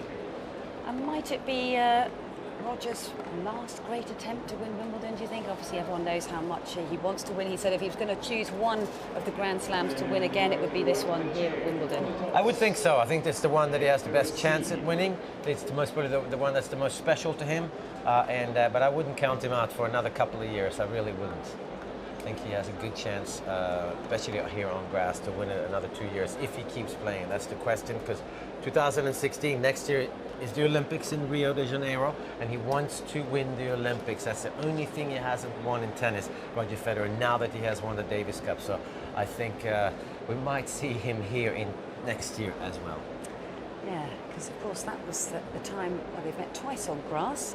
Once was that 2012 Wimbledon final, And shortly after that, when Andy Murray broke down emotionally in the on-court interview with Sue Barker, that was what sort of connected him with the crowds, as we look at Sienna Miller in the crowds here as well. Then, of course, it was the Olympics not so long after that, and Andy Murray was able to beat Roger Feinl in the finals of that Olympics when he was going after gold. So there's a lot at stake here. There's a massive rivalry between these two. Shirley Bassey in the crowds as well, taking on board some extra sustenance to be able to cope with the emotions of this match.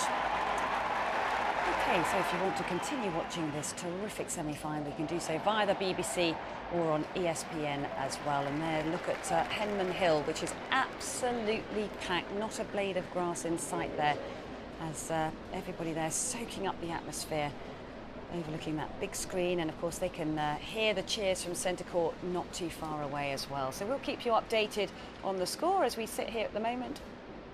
We will enjoy bringing you news of how that match unfolds. But let's get a look back at the first of the semi-finals between Novak Djokovic and Richard Gasquet with Craig O'Shaughnessy, who's here to give us all the views of what's been taking place. So give us an overview first of all. Well, I think the tennis world thought Novak would get through in straight sets, and that's exactly what happened. The first set was certainly very tight. I think overplaying the Gasquet backhand a little bit, but you know, Novak took care of business. It was interesting to see the trainer out there working on his shoulder during the match, and one of the first things I looked at was serve speed to see whether that injury had any effect. For the tournament, Novak has been averaging 117 miles an hour on his first serve. He averaged 118 for the match, so that injury didn't impair the first serve at all. For the tournament, on second serves, he's been at 98 and he was at 94. So just a little bit of a drop off. A little bit of a drop off. It wasn't actually his serving arm either, was it? It was the left shoulder. Exactly right. And there was, the trainer came out a couple of times and it looked like a massage was given. You know, it might have been loose, it might have been, excuse me, too tight. It'll be interesting to see what exactly that injury was. Yeah, Mats, give us your overall general thoughts of what you see, because it was actually a lot closer than many people expected, that first semi-final, particularly bearing in mind how he trounced him at the French Open for the loss of just 6 games, but Gasquet got out of the blocks pretty quickly. Yes, he did. I think he was very clear on his game plan, Richard Gasquet. I mean, I thought I was watching Stan Wawrinka play there for a moment, because he would hit a lot of backhands down the line, which Gasquet he has been doing through these championships, but maybe we didn't know if he was going to keep doing that against the best player in the world, but he did, and that really, I think, got Djokovic all shook up. And I think Djokovic was not as positive going into this match. I think he knew, if I just play decent, I will win this match, consistent and decent, and I will play high percentage, not going for my first serve all the time. And I think he started going for the first serve more in the second set and the third set. But at the same time, if Gasquet wins that first set, this match could still be going, because again, it's not that easy for Djokovic to dig himself out of a tactical hole, should we call it. When you've decided this is how I'm going to play, your opponent comes out and plays a completely different game than you were ready for, and your opponent is successful. It's hard to suddenly just go, whoa, well, I'm going to change straight away. No, because I'm not ready. It takes a while to change, and by the time he would have changed, he could have been in trouble. But he still won the tiebreaker pretty convincingly, so he's rightfully through to the finals. Okay, we're going to have a look back at the first set. So tell us what you made of what you saw in that first set. As Matt said, a lot going to the backhands. In fact, you said it as well, Craig. So just give us your thoughts here. Well, this is a classic Djokovic point. Up and down the middle of the court, most players at a club level are going to try and open the door and use direction too early. But we see there, 3 balls down the middle, he gets a little bit of an angle and then attacks. I was just quite surprised that Gasquet didn't do that wide serve more and pull Djokovic off the court in the deuce court. And it really opens up the running backhand after that. Surprising Gasquet didn't do a bit more with that. His backhand pass is probably better than his forehand pass. He's one of the few players on tour that can really do well off that side. Yeah, when you watch Djokovic, he has this real tendency. It's an effortless strike, isn't it, Matt? But you can actually see how he pulls opponents out wider and wider and opens up the angles on the court. And it's just such direct, straight hitting to the targets. Yes, it is. And especially on the forehand side, he's able to pull his opponent off because the backhand side, like we saw there, doesn't have enough spin to pull anybody off the court. But The backhand is good up the middle, backhand is great down the line, and it's a good cross-court backhand, but out of all the backhands he hits, the cross-court is most probably the weakest one. Again, it's just so hard to put the ball away against Novak Djokovic. I think he's improved up at the net, I really have to say. Yeah, he has. The numbers support that over the last year. He is coming in more than he typically has. And, you know, just first volley behind, he's not doing anything too special. The only thing is that, you know, we always see Novak can be a little shaky on an overhead. He's missed some on big occasions over the last several years, but he's coming forward more. He'll need to do that in the final to add the front of the court as a weapon as well as the back of the court. That was an unfortunate miss. That was a very key moment for Gasquet early on. But then he got back in the set anyway, but in the beginning it seemed like he needed that point. This is a very typical point with Novak prowling the baseline, Richard way back. There's that first volley behind again, and just probably a shorter angle would have been a little easier. But once again, you've got to factor the opponent in. Gasquet is so good with that backhand down the line. Yeah, it was interesting. Well, you can see 53 minutes it took for Novak to secure that first set under his belt. It was interesting seeing the court positioning of the two towards the end there. You could see a vast difference with Gasquet pushed way behind the baseline, as we expected, actually, and Novak much more up on the baseline. Yeah, it wasn't always that way. As that set developed at the start, as I was watching, I'm like, you know, why is Novak so far back? I think he didn't have it quite as clear as it needed to be, and then around the end of that first set in the tiebreaker, he moved up and pushed Richard back. Okay, and in terms of what else did you pick out in terms of the court positioning there, Matt? I thought that Novak, I think the heat got to him as well. He looked a little sluggish to me. You know, sluggish, surprised by Richard Gasquet's tactics. Then maybe the injury, maybe that was because he got nervous, maybe he was tight, because when you are tight you tend to not move as well. Maybe that's why he was so far behind the baseline. So I think there was a lot of not doubting if he's going to win or not, but a lot of sort of, I'm just trying to get through today because I think I'm going to win, and it's not going to be that much fun. I'm just going to put in the work that needs to be done, and with intensity, for sure, but I don't know, not that much attention to detail, I thought. He just sort of ground his way through this match, and that's why he's #1 in the world. Yeah, absolutely. Well, let's take a look at the second set as it unfolded, because actually Djokovic got off to a racing start. He broke pretty early in the set and really sort of set the precedent and got that momentum going, didn't he? The workmanlike performance that you were talking about, Matt, plays out in the numbers as well. In the short rallies of 0 to 4, he had a winning edge of 17, so did very well there. But everything after that was a wash. From 5 to 8, he was -4, and from 9 plus, he was +4. So it was only really at the start of the point that he was doing well and kind of just grinding with Gasquet from the back of the court from there on. It's interesting how you even came up with that number for Andy Murray, how he wins less points with the longer he extends them. You would think the other way around. You would think that these guys, but I think again it goes back to, they just, once they're involved in a long point, they just don't want to miss. Yes. Yeah, and they're happy losing the point, but this was a worrying moment to me, that he had a sore shoulder and massaged 2 changeovers in a row he was, but obviously again, just precautions, and he got through it. Just final few points to have a look at on this second set then, and it really felt like Novak had really started to open up the shoulders. He started to relax a little bit more. He felt much more in control of everything, and that ball sailing along there. Okay, we're going to have a very brief look at the final set then, the third set, as it were, for Novak Djokovic as he cruised through to victory. So, Craig, were there any changes in the tactics here, or it was just pretty much the same way? It was pretty much the same. I think Novak stayed on the baseline a little bit more. He felt a little bit more comfortable with 2 sets, under his belt, and I think it was just a matter of, okay, I've got Richard where I want. You know, the body language from Richard wasn't as strong as we saw in the opening couple of sets, and it was really just coasting to victory in that third set. Yeah, and Mats, in terms of what you picked up on? I think that he needs to step it up.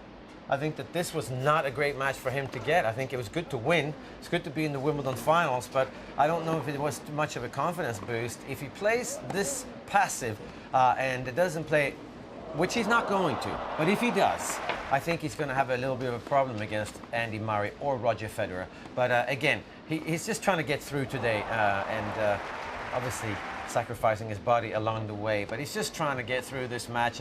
And he did. He won in 3 sets. Richard Gasquet played a really good first. And he hung in there, Gasquet. In many ways, I think that this tournament for Richard Gasquet is a serious step forwards. And I think that he's shown the top players that he's not done. He's 29 years old. Stan Wawrinka won his Australian Open at 28. And now he's won the French Open at 30. I think no one really thought he was going to win a major 4 years ago. So Richard Gasquet has to hang in there, play this kind of tennis. The more aggressive More brand of aggressive. He's tennis. so talented. And when he does, he is so fun to watch. He certainly is. Well, that was fantastic looking back on that first semi-final, won by Novak Djokovic, who's awaiting the winner of the second semi-final between Andy Murray and Roger Federer, of course, and they are 2-2 as I speak at the moment. Now, I'm delighted to say we can welcome to the studio former Wimbledon champion Marion Bartley. It's fantastic to have you with us, looking absolutely stunning. Thank you, Annabelle. Welcome. How are you? Very good, I'm so happy to be back with you, Matt and Annabelle. We used to work sometimes the same channel elsewhere, so really happy to see you again. Well, it's lovely to have you with us. So give us your thoughts on the tournament as a whole, and of course the women's final that we've got coming up tomorrow. Well, an amazing tournament again. I think really Muguruza has been stepping up in her game. We start to discover her in a way last year when she beat Serena Williams at Roland Garros 6-2, 6-2, second round. No one really heard about her before. I remember the first time I saw her play, she got a wild card to play Miami. She was represented by the same management agency as Miami is owning the tournament. I don't know if we can say the name, but they gave her a wild card. She lost to Flavia Pennetta, but I saw her play, and she was playing for me not like a Spanish player. Someone inside the court taking the ball so early, being tall and really being aggressive. So I was really surprised by the way, you know, I used to know Carla Suarez Navarro, all those Spanish players really retrieving far behind the baseline. And all of a sudden you see her coming inside, playing aggressively, and I was like, well, this is a player that looks really to be, for me, a future possibility to be a star of the game. Fast forward 3 or 4 years later, she takes another stage against Serena and completely blow her away on the court. 6-2, 6-2, and showing absolutely no fear. And for me, this is something that's going to help her tomorrow. This player is fearless. She enters the court, she feels she wants to be there more than anything. She's not afraid, absolutely not. She dreamed to win a Grand Slam. And she said, actually, she tweeted about it, she said, in my dream, when I wanted to win a Grand Slam, I saw Serena on the other side of the net. So I think she's ready for this one. She's not afraid, and she beat Serena before. Of course, Serena is going to be massively the favorite. She beat against Maria again, not really beating her, but almost destroying her once more. And she's arriving massively as a favorite. But for me, if Muguruza is not winning this year, she's going to win this tournament or another Grand Slam at some point. She's really a Grand Slam winner because she played for it. She's not waiting like Agnieszka Radwanska is coming. She's go and getting it. And that's the way I think you can only lift a Grand Slam trophy. I have to then ask, because when you played your finals against Sabine Lisicki, you were completely unafraid, it looked like. Did you have to do something different to be unafraid in the Wimbledon final, or were you actually able to say, well, it's just another match? Well, for me, I think being able... I slept a little bit on that shot. I think having played a final before massively helped me because what happened is in 2007, I played Justina on Friday night, and on Saturday morning, so I had no day off because of the rain, I wake up and all of a sudden he hits me that actually I was about to play the Wimbledon final. And in a way, you train so hard for it. You wait so much for it that it becomes overwhelming to think it's right there. It's maybe in 2 hours time when you will get on the court, you can actually succeed, you can win, and you can make your dream a reality. And the whole prospect of that was just completely overwhelmed me. And in 2013, I was like, you know what? I have 3 more matches to play. Saturday I have a match, but then Monday I have another match, and Wednesday after that I have another match, and the tournament is not over yet. And I think it helped me so much because for me, it was just another match towards getting finally my dream, but it was not ending up right there. Right. That's why I think I was so surprised when I won, because I was like, really? That's it? It's over? Really? I have the trophy now? So it's nearly separate. Like the match is one thing, and then the prize ceremony was like another moment in your life. It was completely another moment. I think it was another moment when I untied my shoes. You know, I was on the chair, and you have to wait for the Duke of Kent to come on the court, and Philip Brook and Richard. And I untied my shoe, I put my bracelet back, and I was like, God, this is really it. This is it. And when Sue Baker introduced me and the ladies singles 2013 Wimbledon champion and say my name, it was a complete state of shock. And honestly, if I'm completely honest, when I lived the moment live, I couldn't really remember much. It's when I saw the DVD afterwards that actually he hit me back, and I had the memory starting to kick back. And that's why I think it took me so many months to realize. For 15 days in a row after that, I was reading the newspaper every day of the Sunday of the next day to make sure I won. I was slipping the trophy to make sure I won, because the last thing I wanted is to wake up one day saying, no, actually, Marion Bartoli is not the Wimbledon champion at all. It was all a dream. It was just a dream. You just have to go another time to the practice court. Yeah, so that's definitely one of those special days. You know it when you win a Grand Slam, when you won the French Open. Yeah. Yeah, it's one of those moments that you can cherish forever. You can tell your kids forever. And I could tell one day, yes, Mommy, she won Wimbledon. She did it. Had it been a dream of yours since you were first picking up a tennis racket? Was it something you just always visualised, that you would be standing there holding that beautiful rose bowl? I think, I did a combination of two things. I was idolizing Pete Sampras, and obviously seeing him lifting that trophy so many times in here. And then I had the luck to see the Davis Cup final in 1991, France against USA. It was 2 hours away from my home. It was in Lyon. And we are completely the underdog. The USA team is Pete Sampras and Agassi, and the #1 doubles team in the world. French team is Henri Lecomte, completely injured, coming back from a back surgery, and Guy Forget. We are the outdog, and Yannick Noah on the bench, and we win. And I think I made the combination of the two, and I really wanted to win Wimbledon.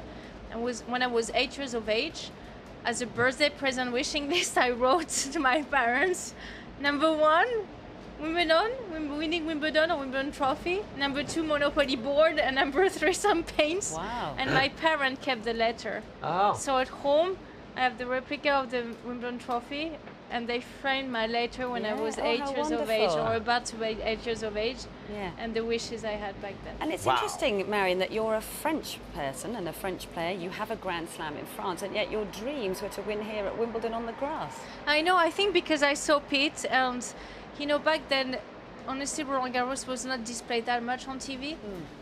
It was only a little bit the final. It's not broadcast as it is right now, when it's becoming. You turn on the TV, you have Roland Garros. It's right on your face. You cannot escape it. It was not the case back then, and I think Wimbledon for me was so pure. It was looking so perfect. It was so elegant on these greens, on this court. It was the history, and I just make probably the chemistry of the two. But I'm sure winning the French Open is something extremely special. Looking back then, of course, being a French player, I would have loved to be lifting that Coupe Suzanne Lenglen, of course, absolutely. But to have my name engraved on that trophy forever, that's something I'm quite proud of. And you retired very soon afterwards, didn't you? I thought it was a very brave decision, but clearly the right one. But what did make you decide to retire so soon after having held that Wimbledon trophy? Well, I always had this passion of mine outside of the court, where it's jewelry and designing and creating and is this what you're wearing here? Yes, it is. There's lots of jangly bits going on your body at the moment. Serena is actually wearing mine, and she's been wearing one for Roland Garros she won. So she said, Marion, we keep the same good luck charm thing. So she's wearing, and I had always this passion outside of the court. So when I was traveling around the world for my tennis, I was always bringing with me some of my pain, some of my hearts. That was helping me to really de-stress in a way, take the stress away.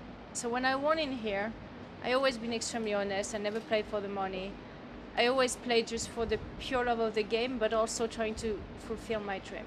I honestly wished I could have fulfilled in 2007, because I would have had all those years. But I know when I won Wimbledon, my body was just breaking in pieces. I had a very bad shoulder, I had a very bad back, I had a very, very bad Achilles. My physio had to work so much on my body every single day. I was actually spending more time with my physio than the practice court or even the gym. That's how bad it was. It was really bad. And after the whole thing happened, I took 10 days off because of all the media and all the press and all the solicitation. And when I started to practice back again, I had 45 minutes, not pain-free, but pain that was acceptable. After 45 minutes of practice, I just couldn't practice anymore. Don't even practice. I was on an ultimate high. I couldn't fly even higher than that. And all I could do was 45 minutes. So I sit with my team, my physio and my father, and I was like, we all made the point that if it's something that stays like that and we cannot improve it, then then you play tennis just for basically, you know, printing some money for a year until you arrive for the next Wimbledon and you lose your title. Is that me? No. No. I'm just too honest. I played for the love of the game, and because when I step in the court, I knew I could give 100% during the course of the match. As soon as I felt I couldn't do that anymore, for me it was time to walk away. Yeah, and life has gone in a very different direction. Yeah, life is great. You know, I'm enjoying so much my time on the tennis. When I came, doing 4 times 2 weeks, I do a little bit of commentary also elsewhere. I work with you guys. I love it. I work for Fox Sport Asia for the first time. I just love to be behind the scene, but also to give those insights to the viewers, because I think, you know, they really want to get into the players. They really want to understand how the game functions. And it's great to work with a great team, as we know. And then I have this jewelry and all my designs outside. It takes so many hours of mine, but I absolutely adore it. Yeah. And I sometimes play a little bit of tennis as well, so life is amazing. Are you still painting? I do. I still paint, absolutely. I do oil paint, I do water paint. I always go to exhibitions. I spent a little bit of time in London, sometimes even outside of Wimbledon. I'm coming here to practice, but there's some beautiful museum. I'm a student in Central St. Martin's, which is the highest level of fashion schools. So I'm always taking some courses there, going with my teacher and sketching and learning. And also there is so much creativity in those schools. So you can take courses for ceramic, you can take courses for embroidery, hand embroidery. I've done 2, I just finished myself with my own hands, my 2 first dresses with Swarovskis embroidered in them. Lovely. That I sew. I was so proud of myself in a way. So, you know, it's just doing something completely different, but I loved it as much as I love tennis. And my life feels very much complete. Yeah, I want to ask about your dad, actually, because your dad was so much a fixture of the tennis world. You always travelled together.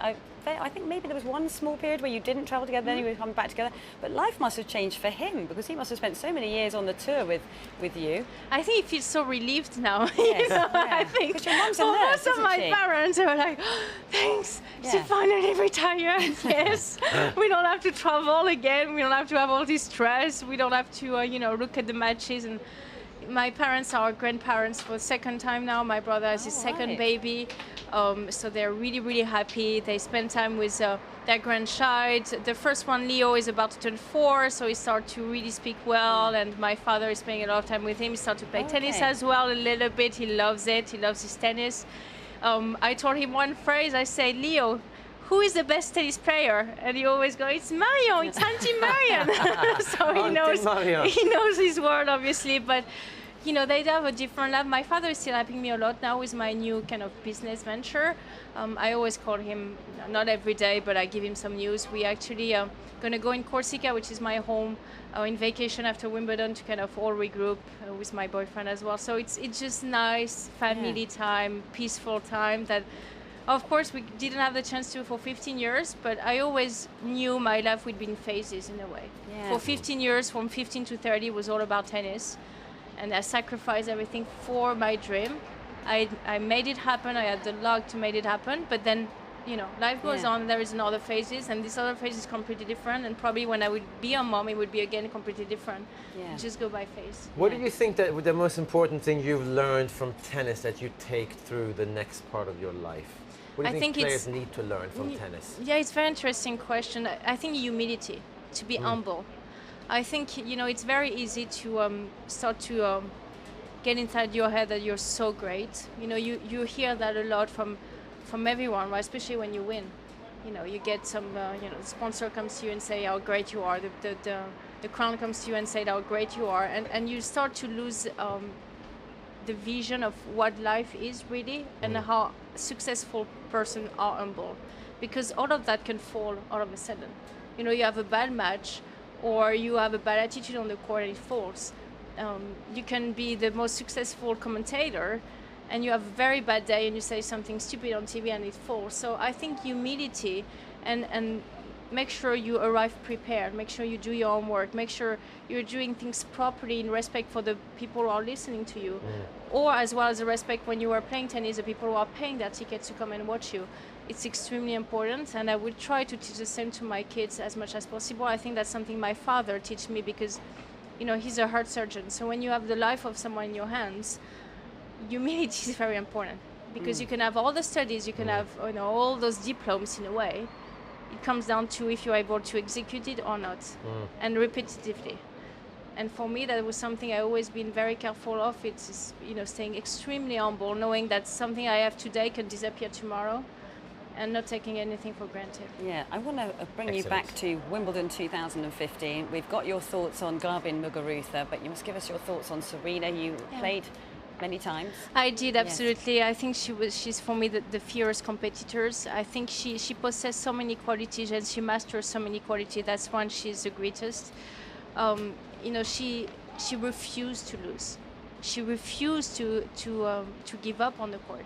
I think for me one of the most impressive win I saw her was winning Roland Garros, because she was so ill, she was so not on her best, and still be able to win on clay. And she had so many disappointments in that tournament. So many times she lost first or second round, the year before losing to Muguruza. And that this year, being able to pull it out and win 7 matches in that kind of shape, honestly, it's completely adds off, because when you won already 19 Grand Slam, it can be quite easy to say, you know what, I have 40 degrees fever, but I'm ill. You know, give me a break and I can go and rest home. No. I think when she's on the verge to lose, that's where Serena is the most dangerous. And of course she has the amazing serve, of course she plays so aggressive, of course she has so much experience. But what struck me the most, and I played against many generations in a way. I played into the generation of Jennifer Capriati, Lindsay Davenport, Monica Seles, Justina and Kim Clijsters, Serena, Venus. I went through this kind of 2 generations once, and I never saw that in any other players. You know, you always feel a little bit of not weakness, but you feel something in your eyes of your opponent. Actually, you can say, I can beat you today. With Serena, I mean, if you're able to beat her in a final for Grand Slam when it's your first final, then it's major respect, because that is for me the toughest act you can possibly ask to a player. And of course she has a French coach in Patrick Mouratoglou, which was an unusual tie-up, because it happened when she had that early round loss to Virginia Rosano out on centre court, the Philippe Chatrier court there, and it was a phone call, wasn't it, to Patrick?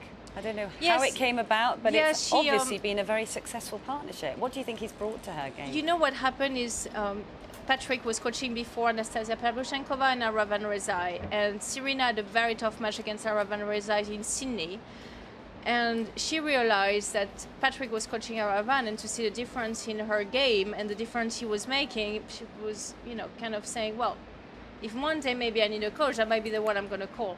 So she lost the first round to Virginia Rosano when everyone was expecting her actually to win the tournament, and she all of a sudden realized she needed some help, and she pick up her phone, called Patrick, who had an academy just outside of Paris, saying, hi, Serena Williams, can I come tomorrow in your academy and practice? Met really before? No, not really, just on the tour saying hello, but nothing more than that. And Patrick said, yes, obviously, absolutely. Turning down the world number one. But, you know, for 1 week, she went to the academy every day, practicing with Sasha, who was back then her hitting partner, now the coach of Victoria Azarenka, and Patrick didn't say anything.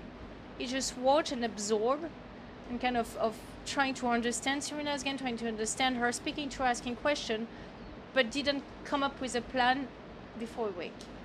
And then they went on to start together and to have a success we know. But to work with Patrick, because we commentate for the same channel as well, he has something that is, I think, crucial when you're 33 years of age and you keep chasing something, is he has this positivity every single day. Every single day he has so much energy. He comes down, you know, never says no to an interview. Serena has played so many times here. It's a little bit easy to walk in and say, well, another Wimbledon. Yeah. And Patrick is like, we're so excited, it's Wimbledon again, you know, it's so cool, we are here, we're so lucky. And that gives you this positive energy to say, yes, actually, I am lucky. I am lucky to go and walk out on this court, let's enjoy it, let's have a blast. And that, when you have, in a way, lived so much and gained so much and lifting so much trophies, it helps you to give that kind of sparkle again, to feel like you're a kid again and you're living the dream again. And I think that's all Serena did. And obviously, she knows herself very well. She won 14 or 15 Grand Slam before with Richard Williams, her dad, so she knows what she's doing. But I think she needed at that time a little bit of regaining of that sparkle and that energy that she was maybe feeling that was leaving her a little bit. Yeah. Is he quite an absorber of her stress? Do you think there's more stress underneath Serena Williams? There is a lot of stress. There is a lot of stress against Serena, but I think she sometimes openly speak about it. She said, "I'm always very nervous before first round of a Grand Slam. Always, it's very difficult." And if you're able to crack that the way Heather Watson did, in a way, that's when you can have a chance. And very interestingly, Austin Williams was watching Venus match that was happening during the match of Serena. She was a little bit walking back and forth between two courts, and she came back when Serena was down 3-love in the third. Maybe if she comes back the next change event and it's actually 5-love or 4-1, maybe Serena would not have been able to win this match. But 3-love, she needs that extra support. She needs that love in a way. She needs that affection in order to just play at her best now.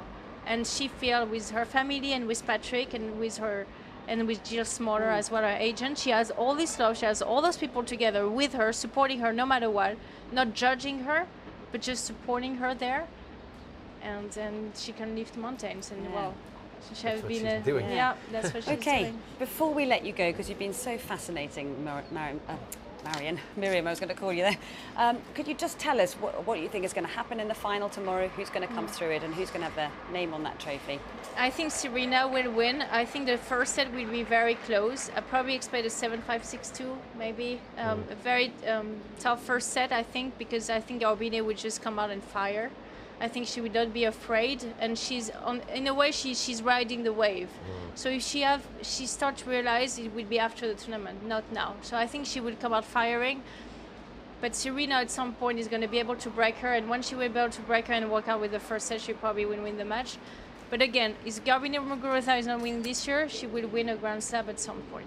Okay, been absolutely fascinating. Thank you so much, Marion. And you're looking absolutely fabulous, and we really wish you all the very best of luck with your jewellery as well. It's really beautiful. It's a pleasure to be with you. Thank you. Thank you.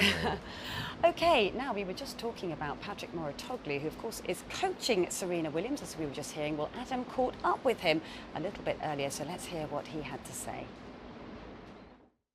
Well, I'm delighted to say I'm joined here on the broadcast centre roof by Patrick Mouratoglou, coach of Serena Williams. Firstly, congratulations on getting through to the final here. Thank you very much. It was not easy, as you know. Serena had a very, very difficult draw. She played multiple Grand Slam winners during that tournament.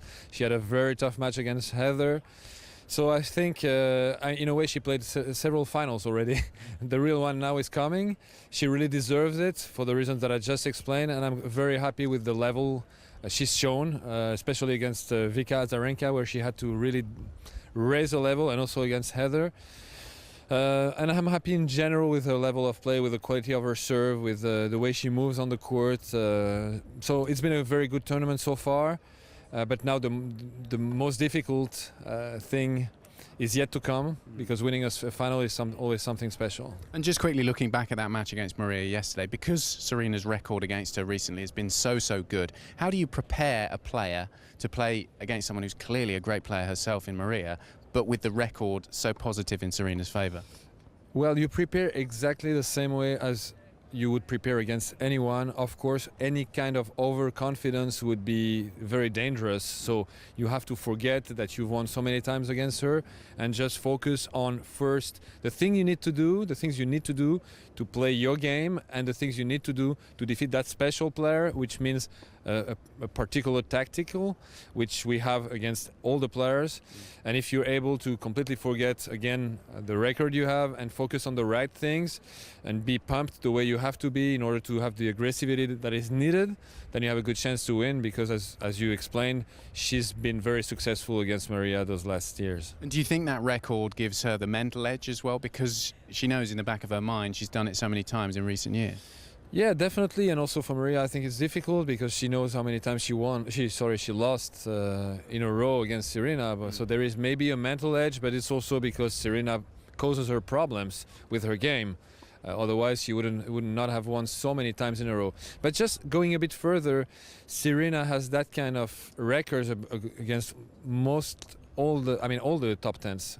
Maybe not that much because she's used to this, playing against players with a positive record. Exactly. She's maybe 7-0, 8-0, 12-0, 12-1 against the other top tens. But against Maria, it's more because they simply play for a longer time. And Maria's on tour for a long time now. She came very early, so they played each other so many times. So she's used to be in that configuration. And when you looked at the other semi-final, Muguruza versus Radwanska, did you expect Garbine to come through?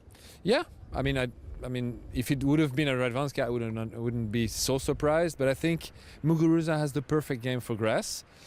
She serves well, she's aggressive on the returns, and she moves up to the ball. She takes the balls very early and plays quite flat and is aggressive. So she has the whole package to be successful on grass. And she's also a very good player. A young player on the rise, playing better and better. So it's half a surprise to see her, maybe not in final, but in this semi-final it was very open, and I don't think Radwanska is playing as good as she used to play a few years ago. Maybe she will come back, but at the moment she's struggling a little bit, so it was not completely a surprise. And Muguruza is quite a different Spanish player, isn't she? When we think about Spanish tennis players on both the men's and the women's side, a lot of top spin, good on clay and slower surfaces, but she's proved that her game can work on grass. Completely, you are absolutely right. She does definitely not have the typical Spanish game, like the man, or like Suarez Navarro, who has a typical Spanish game. Yeah, her game is different. Her game is much more aggressive. She's a ball striker, and she likes short rallies. She likes to punch, and after 2-3 shots, go for the winner. So it's a totally different kind of game. And how do you think the fact that Serena's been in so many Wimbledon finals, so many Grand Slam finals, she's used to this. This is her stage. Muguruza hasn't done it before, so the mental edge is of course in Serena's court. It is, but you never know. Some players get completely pumped by the fact that they're playing their first Grand Slam final. The good thing for her is that she's young, so she might think, okay, I'm going to play many more in the future, so she wouldn't put... This is for experience, this one. Yeah, but she wouldn't put then too much pressure on herself, exactly. And then maybe she will be able to play her best. You never know. You cannot expect, anyway, we cannot expect that the opponent is going to play bad and be caught by the stress in a final. We're going to expect that she plays great and find a way, with her playing great, to beat her. And does Serena feel the weight of expectation of the Serena Slam? Everyone expects her to do it. Does she think about that, or when you go and practice with her and watch her play, that's in the back of her mind? It's difficult not to feel it because everybody reminds her every minute. But she's the best to deal with pressure.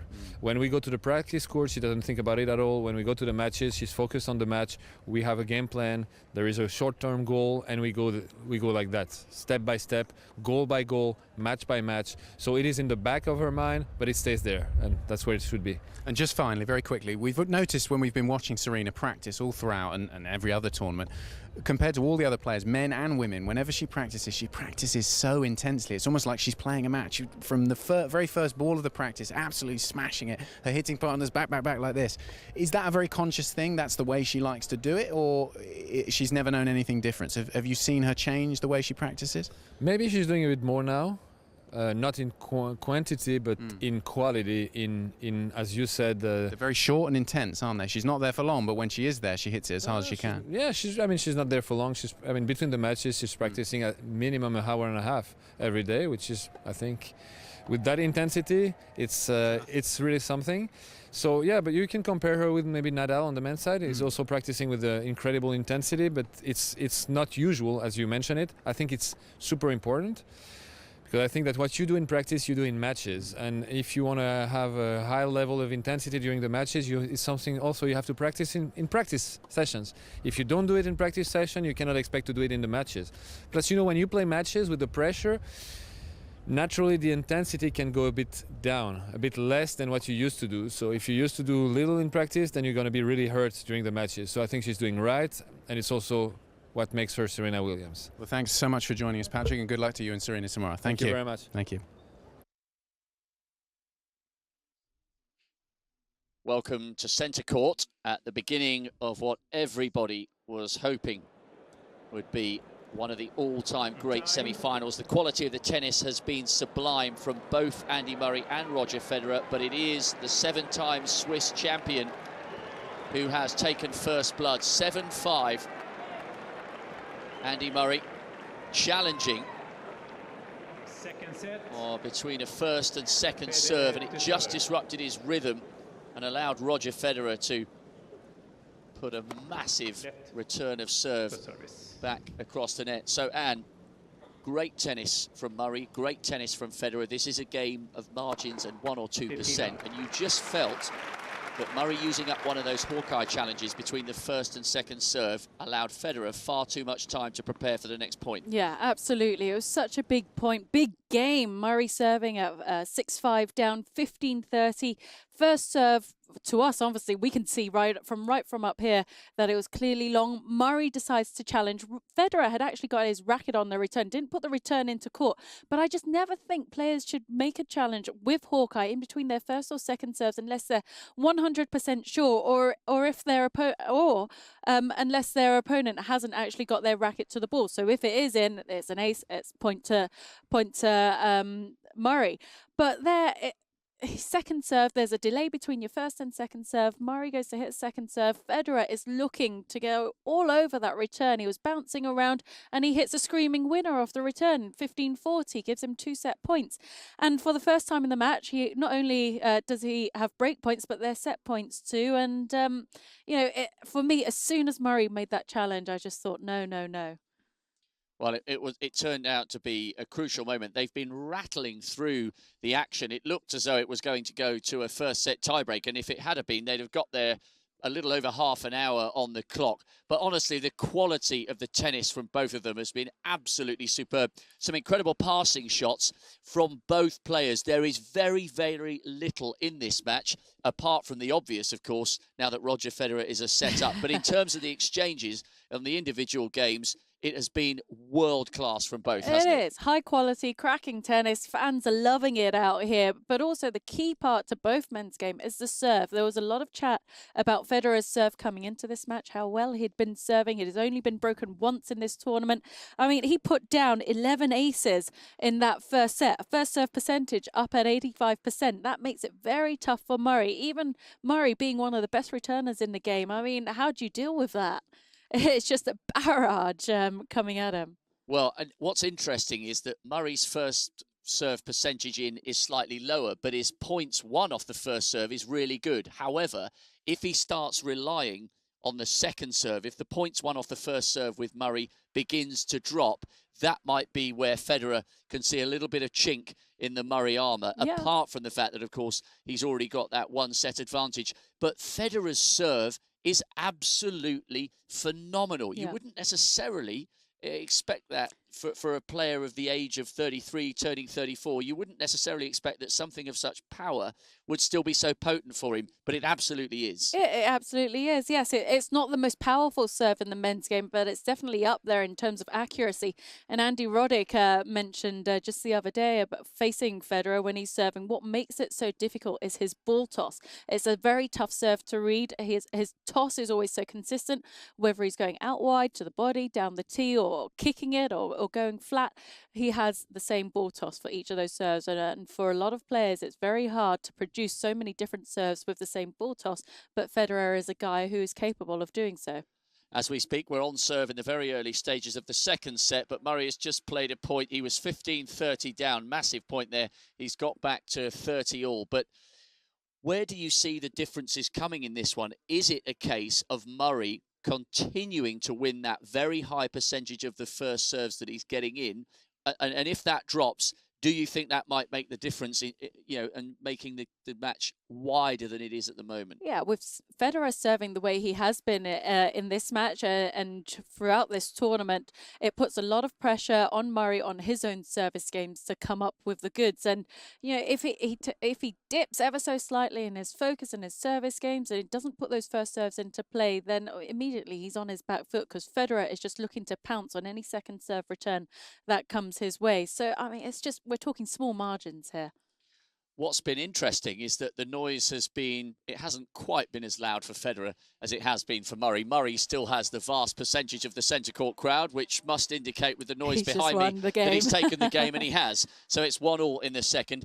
But Federer, before Murray came to dominance, Federer became the darling of Wimbledon, and Murray had spoken about the fact that he knows there might be a little bit more noise for Federer than there would be for some of his other opponents, because the romantics and the neutrals would love to see Federer give himself another opportunity of becoming the greatest at Wimbledon and going for that 8th title. But still at this stage, I would say the vast majority of the crowd are with the British talent. Yeah, but if Federer is ever going to win another Grand Slam, here is where he has his best chance. I mean, his record on grass is incredible.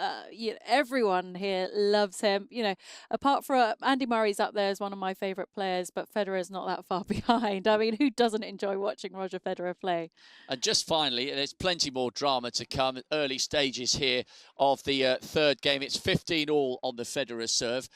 What's great to see here is two players unafraid to be aggressive when the stakes are so high. They are both going for almost every single shot. And that's why this is such compelling viewing, isn't it? Yeah, and they're doing it and they're being rewarded. It's very high quality tennis.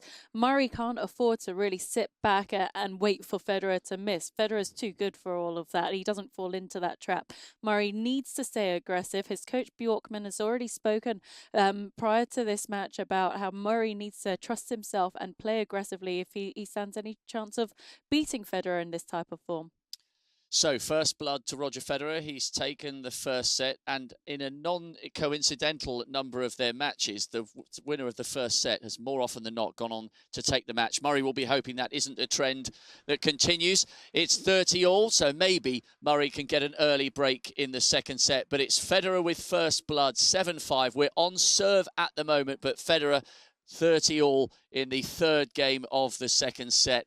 There is so much more life and drama to come in this match. It's raw, it's aggressive, it's powerful, and it's passionate. Everything you'd expect from a Wimbledon semi-final. Thank you very much, Rob and Anne. Yes, and Novak Djokovic awaiting the winner of this second semi-final then after that win over Richard Gasquet earlier today. So we know one finalist. But we do know the finalists in the ladies. It's going to be Garbine Muguruza, who came through yesterday against Agnieszka Radwanska in 3 sets. And of course, she's going to be taking on Serena Williams, who beat Maria Sharapova yesterday as well. So Serena Williams has been in absolutely fabulous form during the course of these championships. She had the biggest test of the championships against Heather Watson and went to 3 sets with Azarenka. But let's hear what Serena had to say after that win over Sharapova yesterday. Serena, congratulations. Hey, thank you. I'm curious, how do you beat an elite player like that 17 straight times? How would you describe that? And also being 1 win away from a very special personal goal as well. Well, it's never easy to beat such a great player who's had such a wonderful career. So, I don't know, whenever you play someone that you know has beaten you before, you really get really focused, I think, and that's what I do. Whenever I know I have to play Maria, I have to be focused because she wasn't the best in the world for no reason. You now play a player who's never been on this stage before, but who has played well against you. What are your thoughts on the mental side of this matchup on Saturday? Yeah, well, it's definitely not an easy matchup. She actually has a win against me, and we had a tough match the last time we played. And she's given me problems in the past. So this time I have to just, go in it, like have fun and do the best that I can, and just try to stay positive and stay focused. What do you remember, though, about when you were first on this stage and what you need to overcome that she might be going through now in her first opportunity? Well, she's been on the stage a little bit. I mean, she's done well at the French Open a few times. She's played really big there. I don't think she's intimidated at all. She's not that kind of person, so she'll be fine. When you're kind of starting off like that, you don't have a lot to lose, I guess, when you're out there. and you've been in that position a million times before. Do you think that's for you now, and at your advantage, is that kind of almost dangerous when someone's kind of can come at you like that? No. I mean, she has Wimbledon to lose. I think we both have Wimbledon to lose, so I think that's something to lose. And yeah, and she's beaten me before, so she knows how to win and she knows what to do. So it's a different situation, and so I think it puts her in a unique position where she has an opportunity to become Wimbledon champ. When you're in baseline rallies with Maria, obviously you were dominant on serve today, but when you're in baseline rallies with her, do you feel physically stronger?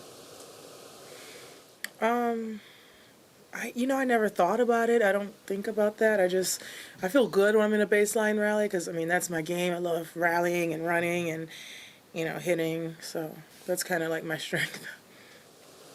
Serena, when you made the decision, I think, early in the tournament not to talk about the Grand Slam, was that a moment of exultation, or what did that feel like for you to say, okay, Serena, I'm not going to talk about this anymore? Did that feel good?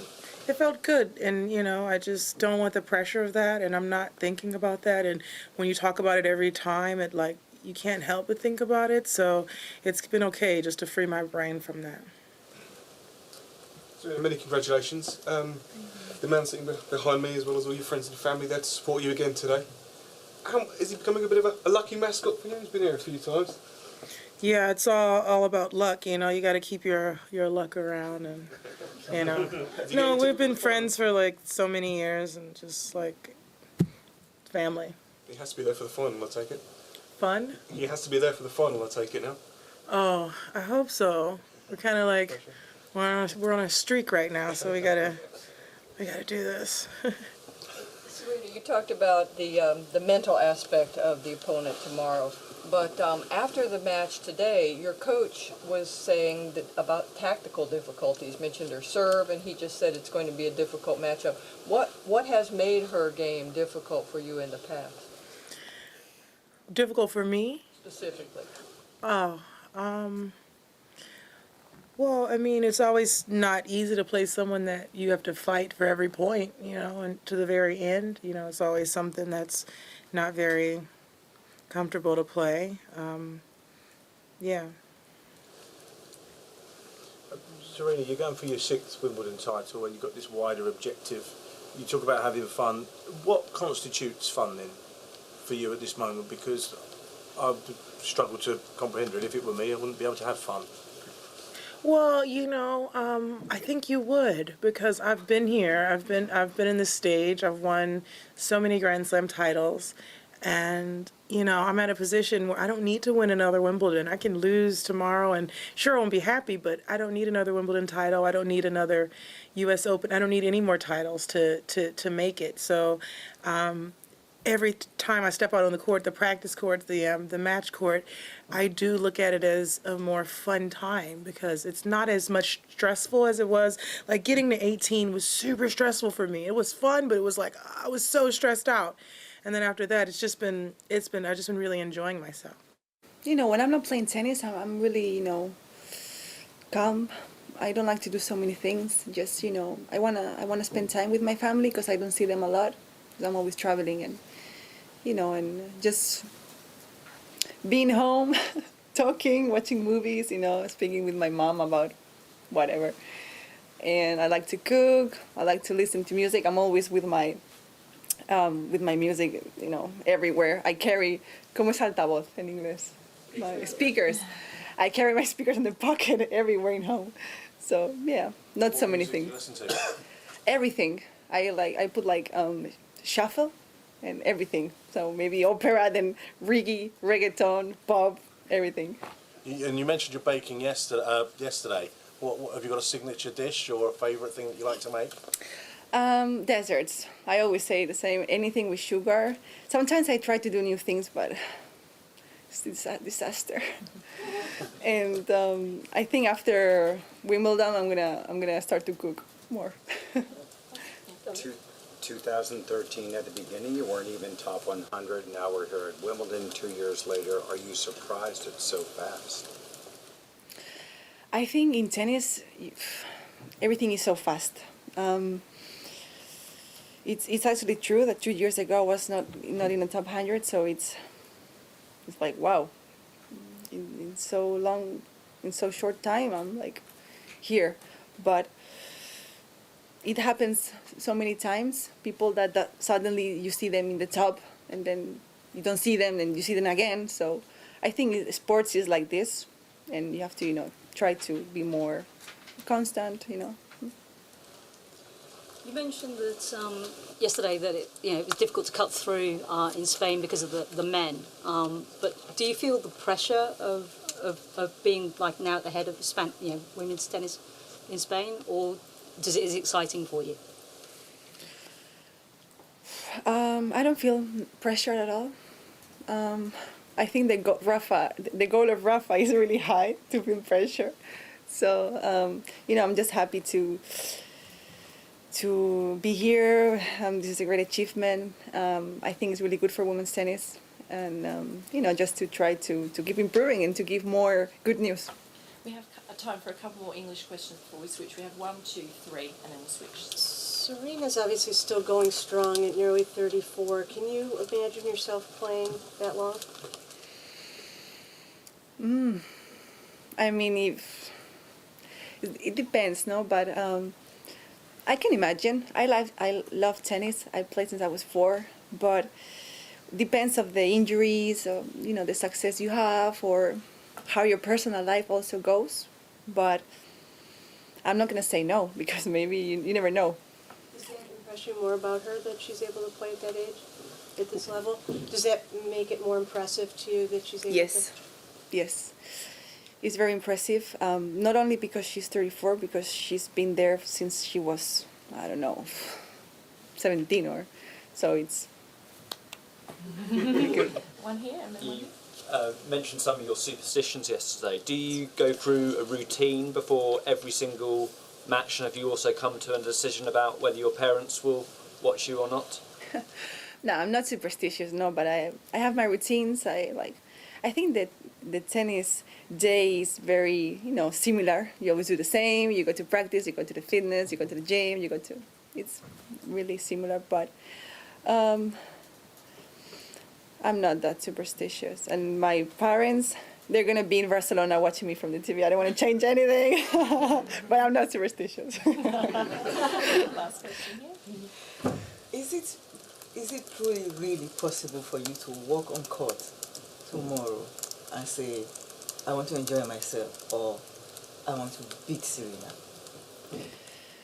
Both things. I want to enjoy it because it's a very special moment, and yes, I want to win tomorrow. I feel like it's like something you think you can. Yes, I really think I can win. I mean, I think I'm playing good. It's true that it's a very difficult match, but I think I have to believe that I can do it. I have my options. And you enjoy yourself really tomorrow without that fear of this woman beating me? What? Can you really enjoy yourself tomorrow without that fear of say, she just might beat me? Oh, I'm gonna enjoy tomorrow. It depends on what happened, because it's gonna be, the best day of my tennis career. So obviously, if I win, it's gonna be much better. But just doesn't matter the score. I'm gonna be really happy and proud. Thank you. We'll switch to Spanish. Joined now by Garbine Muguruza's coach. How's she feeling ahead of her big match tomorrow? Well, I think she's ready. She practiced today for 45 minutes, and I think that she's ready for tomorrow. Her first Grand Slam final. How do you as a coach make sure she doesn't get nervous and have to really focus on the performance rather than the nerves? Well, I don't know if I'm going to make it, but I'm going to try. I mean, what we're going to do is do the same as all the other days. I mean, nothing is going to change. Not because it's a final.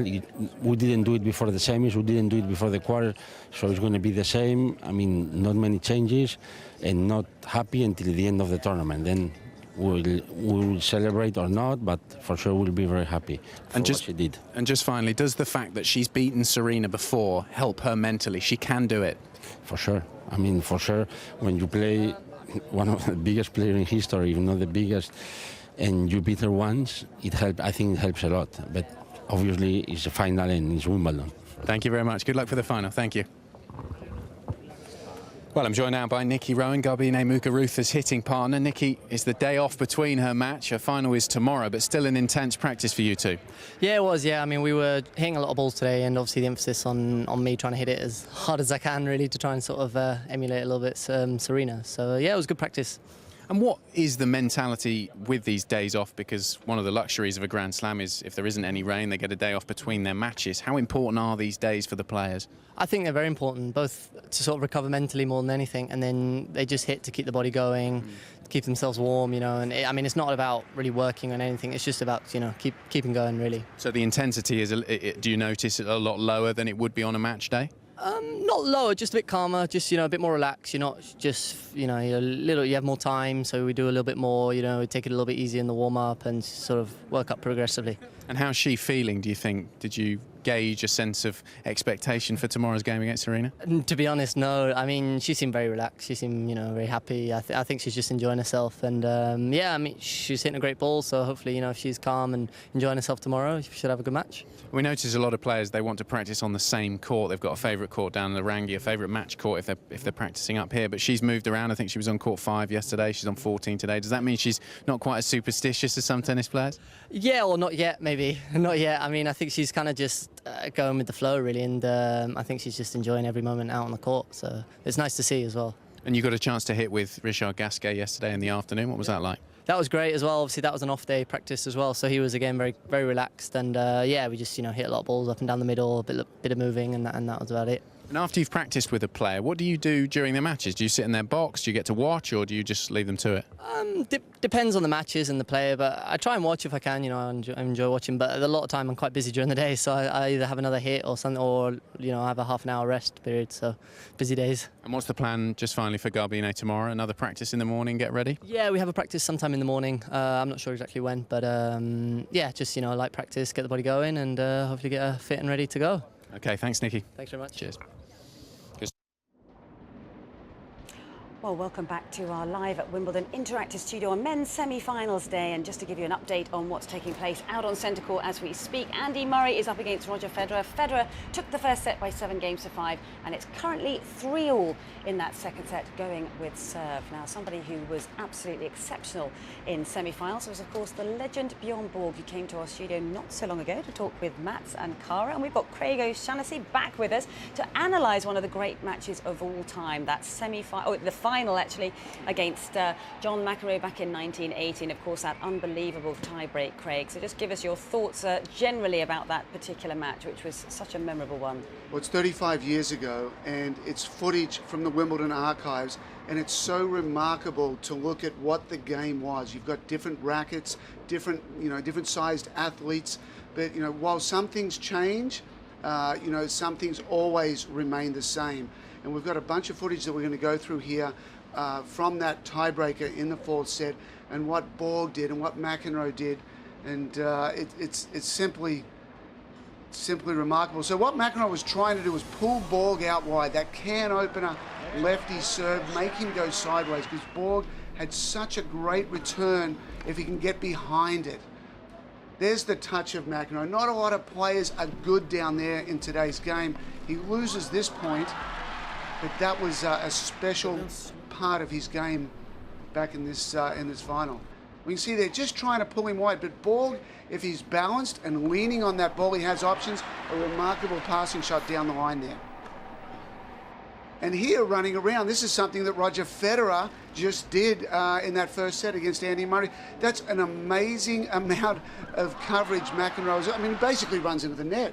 We just don't see players in today's game closing that hard and hitting volleys that close to the net. Now, is it because he's quicker? Is it because the serve is sliding more? Is it because the serve is maybe a little slower? But McEnroe closed so hard, definitely much more than players today. Well, you can see how he chases in after it, though. I mean, he chases in faster than the guys do today. When they decide to serve and volley, he really just goes for it. Yeah. Big difference. And there's Borg. He's running around that as much as possible. He knows McEnroe is searching for the backhand, and we see him here again. He says, you know what, I'm going to upgrade to the forehand return.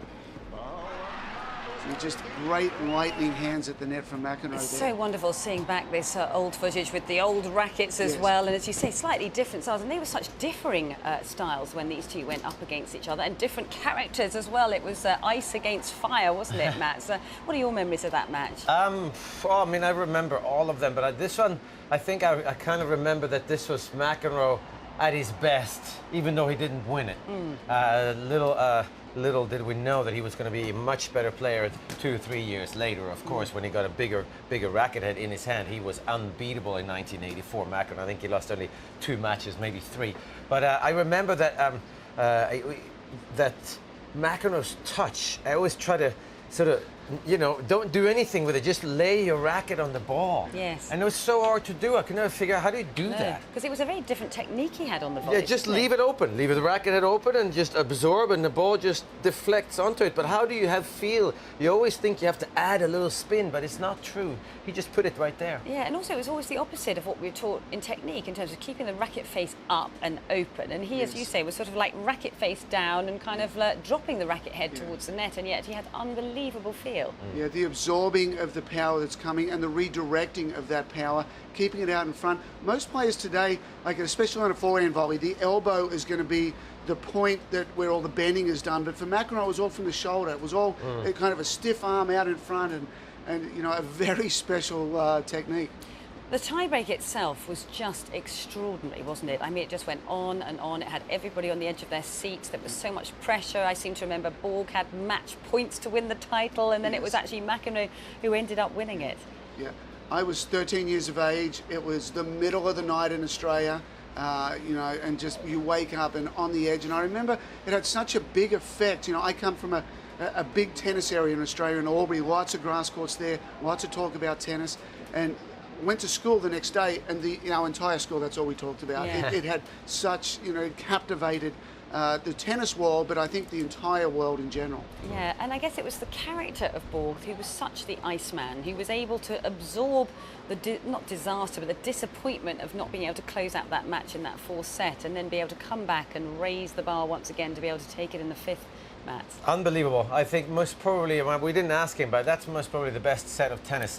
Maybe not in terms of quality, but in terms of intensity and forgetting what just happened. The drama, and to come back and win. Was it 8-6? I think it was 8-6 in the 5th. 8-6 in the 5th. I think it was 8-6, yeah. For him to come back and win that, I mean, against all odds, you wouldn't give that any player a chance to win, especially not in those days when the serve was quite dominating. Or at least they held serve quite easily in those days. Hard to break serve.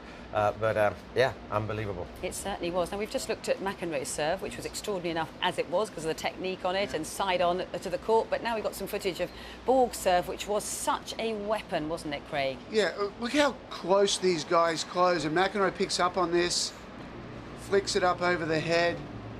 But, you know, the way that we think about the game was Borg was the baseliner.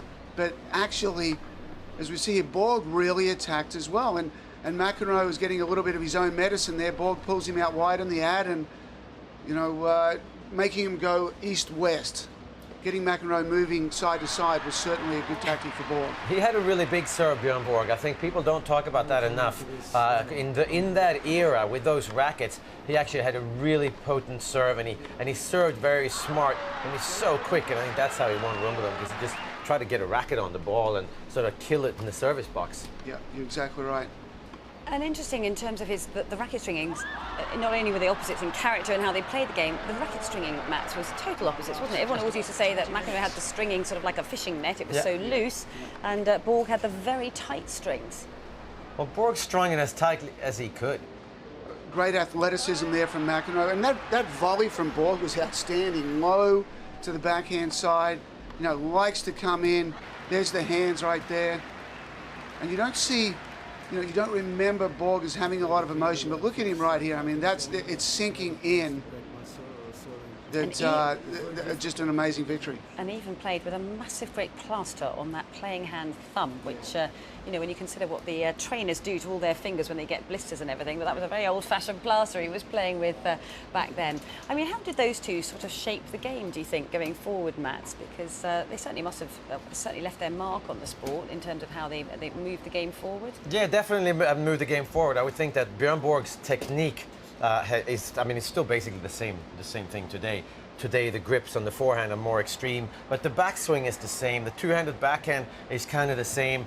He let his left hand go a little bit, but it was a two-handed backhand with a lot of topspin. The service motion of Björn Borg is really what most players are using today. They put the right foot right behind the left and they jump in, and most players hit with a little slice. McEnroe style, on the other hand, I mean, you really see nobody. The book. Yeah, nobody out there. And once in a while, you see Americans. You see left-handed, and they're all left-handers. No right-handers that ever try to play like McEnroe. But left-handers, some of them come out and play like John McEnroe. Every time I see them, like, what are you doing? Because you can't play tennis like that. Only one person in the world can do that, and he is not normal. When it comes to the feel in McEnroe's hands, he was an extremely talented an athlete. Yes. Maybe the most talented we've ever had in terms of a feel in the hand. Of course, Federer with the balance and the speed of the arm is more talented overall, but nobody plays like McEnroe. No, they certainly don't. It's a strange thing. Jimmy Connors, nobody plays like Jimmy Connors. No, that's true. He had that very straight take back on the backswings and everything. What about the fitness levels of Björn Borg, Matt? Because the fitness, everybody knew about this thing he did with the caliper test, which said that he had the most extraordinary body fat, low percentage. Is that right? Yeah, exactly. Yeah, and was fitter than anybody else out there on the tour. So I guess in many ways he pushed men's fitness in the game to a different level as well. He was fitter than anybody else in the world. He was fitter than all other athletes as well. He was as fit as the cross-country skiers. And that's unbelievable. I think he's a natural phenomenon in that way. He worked extremely hard on the court. He trained, played a lot of sets on the court, but also he's naturally very light. He's a great mover. In relative terms, he is the fittest tennis player that has ever played the game in relative terms. Compared to what the other players were like, he was so far ahead in that. In that department. Djokovic is very fit, Murray is unbelievably fit, but they're not that far ahead, the other players on tour. Björn Borg was a completely different animal. Yeah, was that just natural, or were you aware that he was out there doing the work and putting the effort in as well? Well, he certainly did put the work in and the effort, but I think also, I mean, you saw him, he came up here in the studio before. Still looks fit. He still looks fit, and he gets out and play. I mean, he might not be as good a player, but he still runs to pick up balls in between. He sort of runs and he picks up all tennis ball, and then all he wants to do is just hit. Just hit and play and never miss. If you miss, he runs and plays. So he's just so fit and so light on his feet. Reminds me of what Steffi Graf used to do on a tennis court. Same sort of flying split step in between. Yeah, fascinating. Well, thank you very much. Anything else you wanted to add before we quickly head out to centre court? Well, I think that, there's lessons there for juniors of today's game. You can look back at that and just, the thing that stands out to me the most is what you said, Matt, is the intensity in the feet to close as hard to the net as possible. You rarely see players today get inside the service box in a serve and volley play, and these guys were closer to the net. So and it's not always the hard serve that you want to follow in. If you go a little off pace, it buys you a little bit more time to come in. So the game evolves and gets better and changes a little bit, but it's so magical to look back and see what these guys were doing 35 years ago. It certainly is. That was a wonderful trip down memory lane. Thank you very much for that, Craig. Well, we're going to head straight out to Rob and Anne, who are overlooking centre court in that commentary box, and let's get a score update because it's getting very tense out there. It certainly is, Annabelle. What a privilege to be here, but it is shredding the nerves. We know Federer took the first set 7-5. Murray's serving at the moment, trailing 4-5. It's on serve, but crucially, earlier on in this set, Federer had a break point, had an unforced error, and Murray managed to dig in and hold his serve. That would have given Federer a 3-1 advantage. As it is, we're still on serve, but as Murray's serving, he's conceded the first 2 points on this service game. Federer potentially is 2 points away from taking a 2-sets-to-love lead. But, Anne, the quality of tennis from both of them has been absolutely superb. It really has. Federer's quality has been right up there. Murray's doing, oh no, Murray's just hit a forehand into the bottom of the net. It is now love 40, and Federer has 3 set points to take a 2-sets-to-love lead. But Murray's been doing a great job just to stay with Federer and keep a cool head out there, because it's just been relentless from Federer. He's applying so much pressure on Murray. Murray taking a moment to compose himself, such is the noise of support from centre court. But just one statistic for you. Federer, only 63% of first serves in. Percentage of points won on the first serve, 100. His serve has been absolutely phenomenal. And thus far, Murray hasn't found a way to dismantle the number 2 seed here, who is flourishing into his early 30s. And he just hit a second serve ace to save 1 set point. So Federer That was brave. still has 2 set points, but that shows you how aggressively Murray's playing, that he's going for an ace on a second serve because there is no way he can win this match without matching Federer for aggression. Their ground strokes have been brilliant. And you were making a point, Anne, that Murray's had to stand so far behind the baseline to get some of Federer's points back. Yeah, well, just looking at Murray's court position in some of these points, he's about 2 meters back behind the baseline in comparison to Federer, who's just behind that baseline. Federer is the one who's looking to dictate point. Murray's just saved another set point, 30-40 now. But it really has been all about Federer, and Murray just doing his absolute best to stay with him. Without any shadow of a doubt, Federer has been the better player, but Murray has shown great character here, and indeed specifically in this game, saving 2 set points. Can he do so for a third? Well, you'll hear the roar over my shoulder. I've got to look, sorry. Just going to have a little look here. Murray serves. Yes. That looks good. Murray goes for the little fist pump from love 40 with 3 set points for Roger Federer for what would have been surely an unassailable 2-set lead. He's taken it back to juice. Stay with us for this game. Obviously, we're not allowed to show you live pictures, which is why we unfortunately keep turning our heads to the action. Absolutely incredible noise here.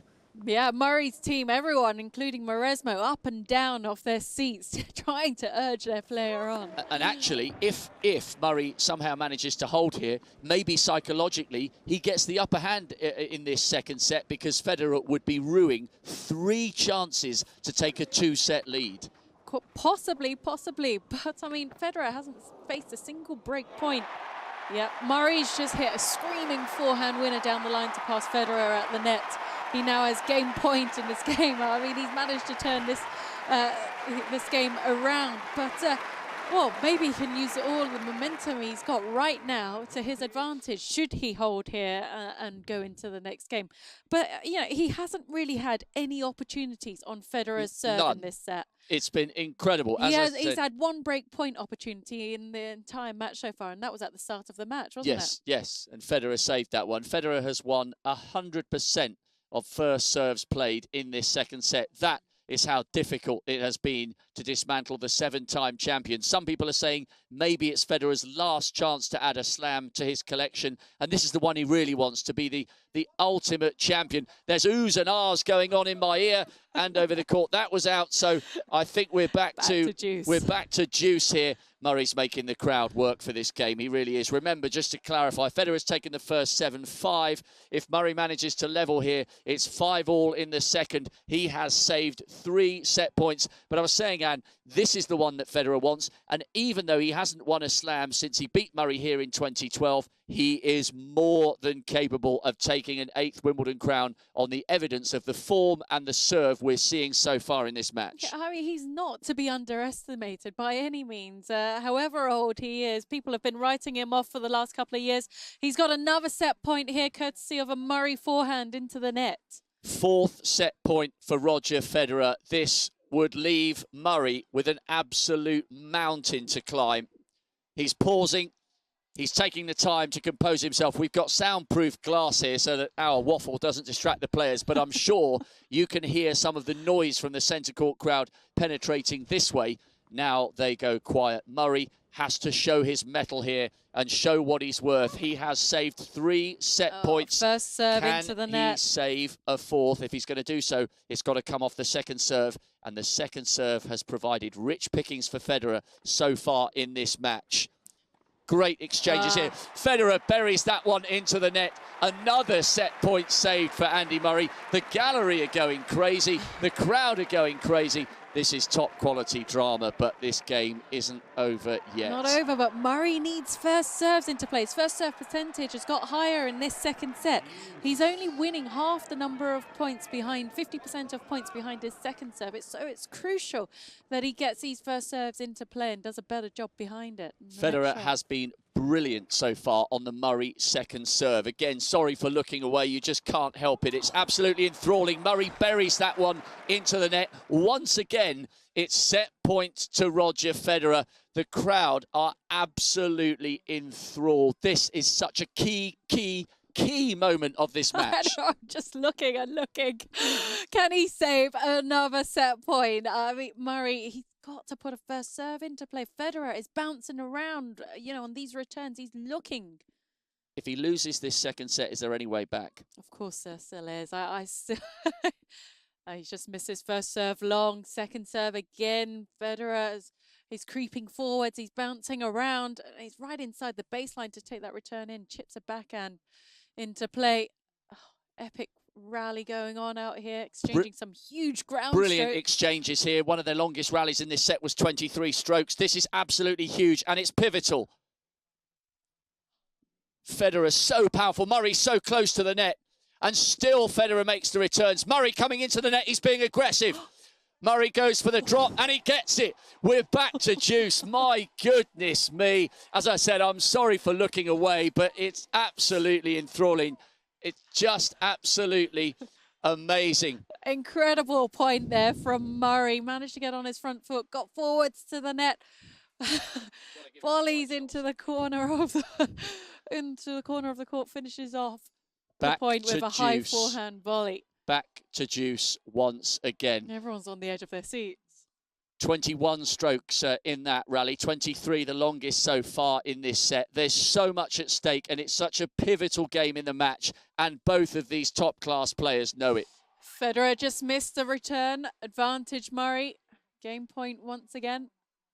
And if he manages to hold here, do you think that having had so many set points, Federer would be left thinking about that as they edge closer and closer to what could be a second set tiebreak? There's a slight chance that there could be a letdown from Federer in the next game after all these opportunities. But you know, the guy is a pro. Yes, was that an ace? Right, I saw a puff of chalk, but which line was that? There's a challenge.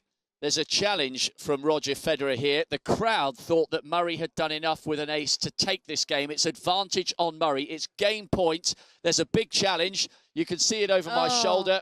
It's long. And it's out. The crowd were willing that ball to be in contact with the line on Hawkeye. Once again, Murray advantage. This is absolutely huge here. Oh, he's and already Federer saved. Steps in and hits a screaming backhand down the line. You would have thought from Murray's body language as he jumped up and down that it was a jump of celebration, but it was a jump of frustration. We're back to deuce for the fourth time, and Federer still finds himself only 2 points away from taking a 2-set-to-love advantage. Murray serving on deuce, trailing 4-5 in the second. It's the biggest game of the match so far. Great strokes from both players. Murray still not coming into the net yet. Federer's working closer to the baseline. Murray still 2 or 3 feet behind the baseline. Coming up to 8 or 9 strokes there. Brilliant forehand by. Federer goes for the drop shot. Murray passes him. Federer goes long. Murray's aggression at the net eventually paying dividends. Another game point to Andy Murray. I can't take much more of this. No, an interesting choice of shot there from Federer. It wasn't the best drop shot. He wanted to bring Murray in, but then just went for too much on the volley. Murray, did he break a string? Well, he's changing rackets right now. He's just got a fresh one out. Murray's had to go back to his chair, walks back out with the weight of expectation and hope on his shoulders from the crowd. Game point once again. 1 hour, 23 minutes on the clock. This game, you suspect, could be absolutely pivotal one way or the other. Yet another chance for Murray to get back on level terms at 5-all. The quality of the ground strokes with both players has been absolutely sensational. Federer whips that forehand down, and another. And Murray's buried it into the net. Once again, we're back to deuce. Is that 5 times we've gone back to deuce? We've actually lost count here. Gallery, is that 5 times we've gone back to deuce? 6 deuce. This must be the longest game of the match. By far, and it's been quite a quick set of games so far. 124 on the board. Federer producing absolutely superb tennis here. He's pressurising Murray into making mistakes at key moments. That's Federer for you. The level is so high from him. Murray keeping his cool, like I said earlier. Just all this relentless pressure coming from Federer, making Murray work so hard out here. You can almost sense the desire from Federer to get himself into the final once again and give himself the opportunity to become the greatest, most decorated men's singles champion in Wimbledon history. Huge shot there from Federer. Goes for the drop shot. Murray gets there. Yes, he does. Just when it looked as though Murray was dead and buried in that point, he came charging into the net. Federer went for the drop shot. Murray passed him on the outside. Once again, game point for Andy Murray to level things at 5-all. Andy Murray there. I mean, he looked down and out of the point, so far back behind the baseline when Federer chose to play that drop volley. But Murray's speed up the court and his control once he got there was phenomenal. Showing his physicality and showing the benefits of that legendary pre-season training routine in Miami. He was absolutely flying as he came into the net. Murray, yet another game point to level things at 5-all.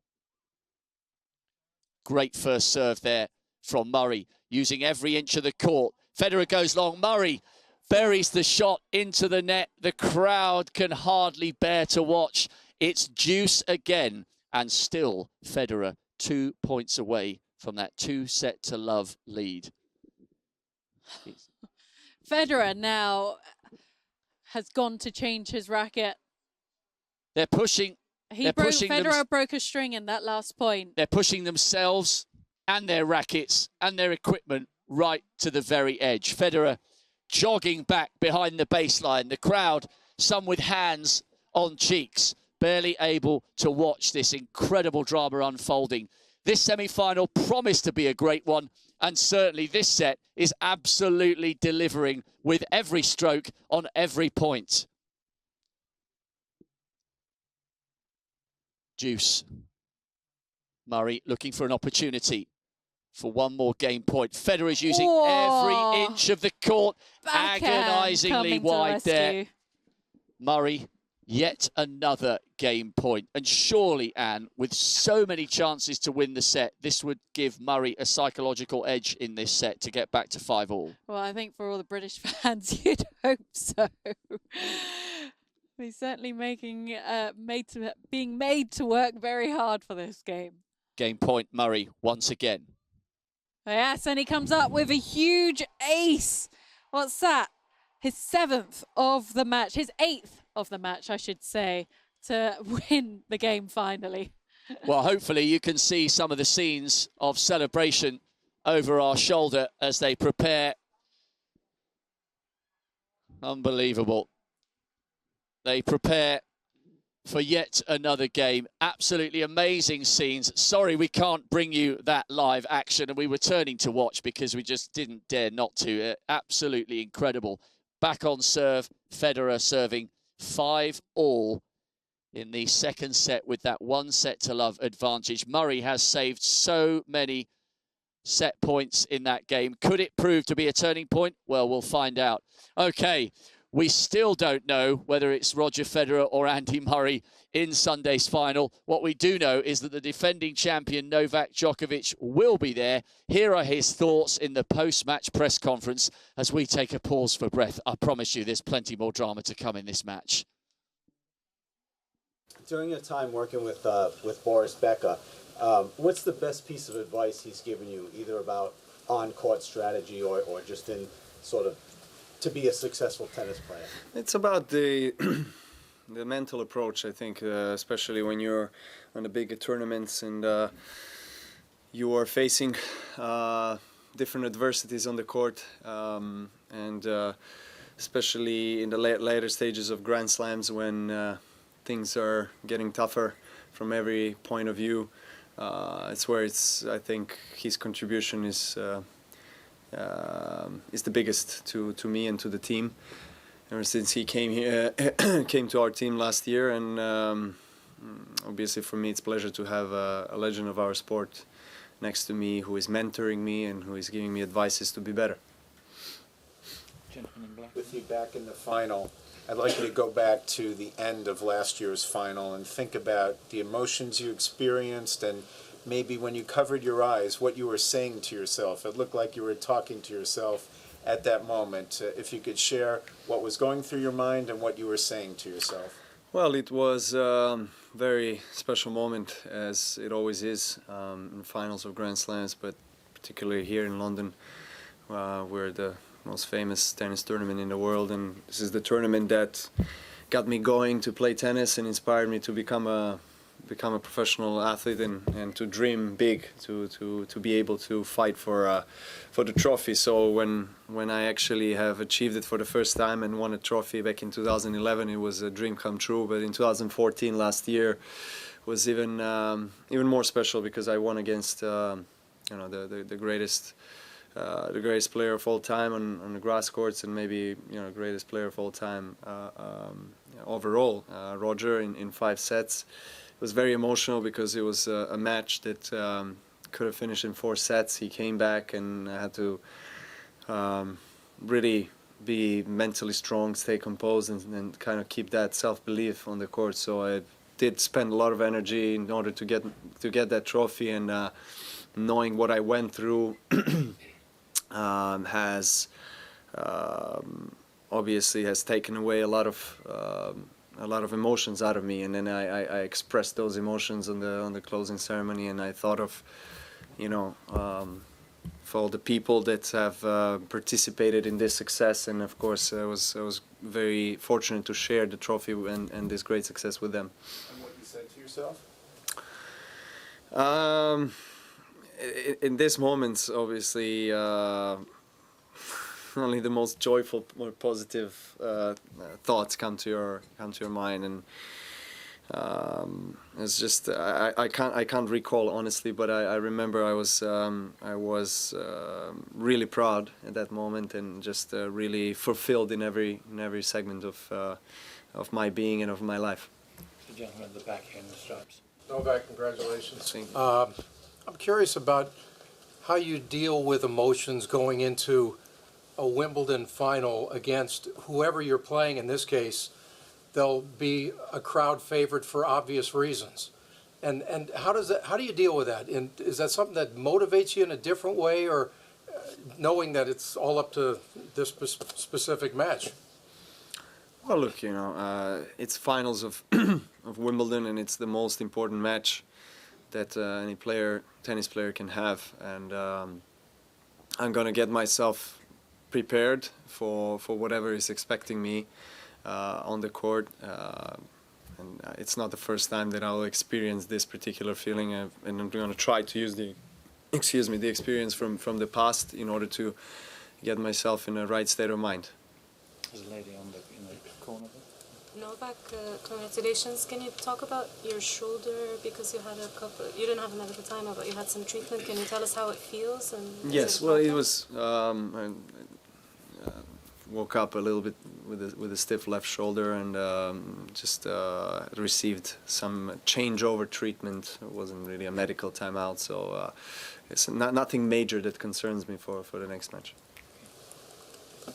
That was going to be my question, but can I ask? In previous years, you've visited I think the Buddhist temple that's in Wimbledon. Have you been doing that this time? I don't think we've asked you about that. And is that somewhere you'll go tomorrow?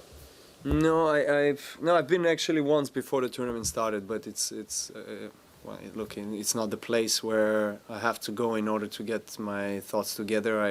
It's one of the places where I like to walk around and like to have kind of private, peaceful time. But there are many places where I do that. I mean, Common Park is one of them as well. On your bike? On my bike, with well, probably by foot with pushing the baby's trolley. That's what you're doing. You're going to push the baby in the Of course, yeah? of course. When I'm not a tennis player when I go back home. I'm a father. To get used to that role. Lady in black. Can we come back to the match today? It seems that the first set was maybe the key today, and also then after that you feel maybe more settled down, or what did you feel? The first set was really close. I thought Richard played some really good tennis, especially from the backhand side. It was really difficult for me at times to to play any kind of ball to his backhand side, because he was really going for it, especially on the long line, and he made a lot of winners, and he used the chip backhand and slice and variety very well. And as I said, you know, it was very close, but that was probably the turning point, and winning the first set tiebreak was psychologically very helpful for the rest of the match. And the gentleman behind. Novak, you've been number one for a lot of weeks in your career now. I'm wondering if it's been even harder to be number one than you thought it would be when you first got there, with all the pressure all the time, always being a favorite. Maybe assess what it's been like over such a long period now. Well, being number one of the world was always the dream, and kind of a goal and ambition that I had when I was younger. At times it sounded very unrealistic, and you know, for many people around, but I believed it, in my closest family and, you know, people. Well, we interrupt that Novak Djokovic press conference with the breaking news that despite saving 5 set points when he was serving 4-5 down in this second set, Andy Murray has conceded. Roger Federer making the most of his 6th set point. And Murray now has to really, really focus and dig deep. 7-5, 7-5. Federer is playing the best tennis we've seen from here at Wimbledon in quite a few years, and he has given himself a brilliant opportunity to make it through to a 10th Wimbledon final. Yes. Well, whoever you are, you're feeling the pressure. Even Sienna Miller's feeling it. But, wow, another incredible set of tennis from Federer. Really, he always looked to have the advantage. Murray didn't have any look in any of the Federer service games. Didn't have one breakpoint opportunity, whereas Federer was really pressing whenever possible. And it was just inevitable there at that game at 6-5 that Federer would finally cross the line on his 6th set point. I mean, 30-40 in that game. Murray misses yet another first serve. Federer looking to take advantage on that second serve and was in control of the point right from the word go there. He just looks so pin sharp, Roger Federer, as he has done all the way through the championship.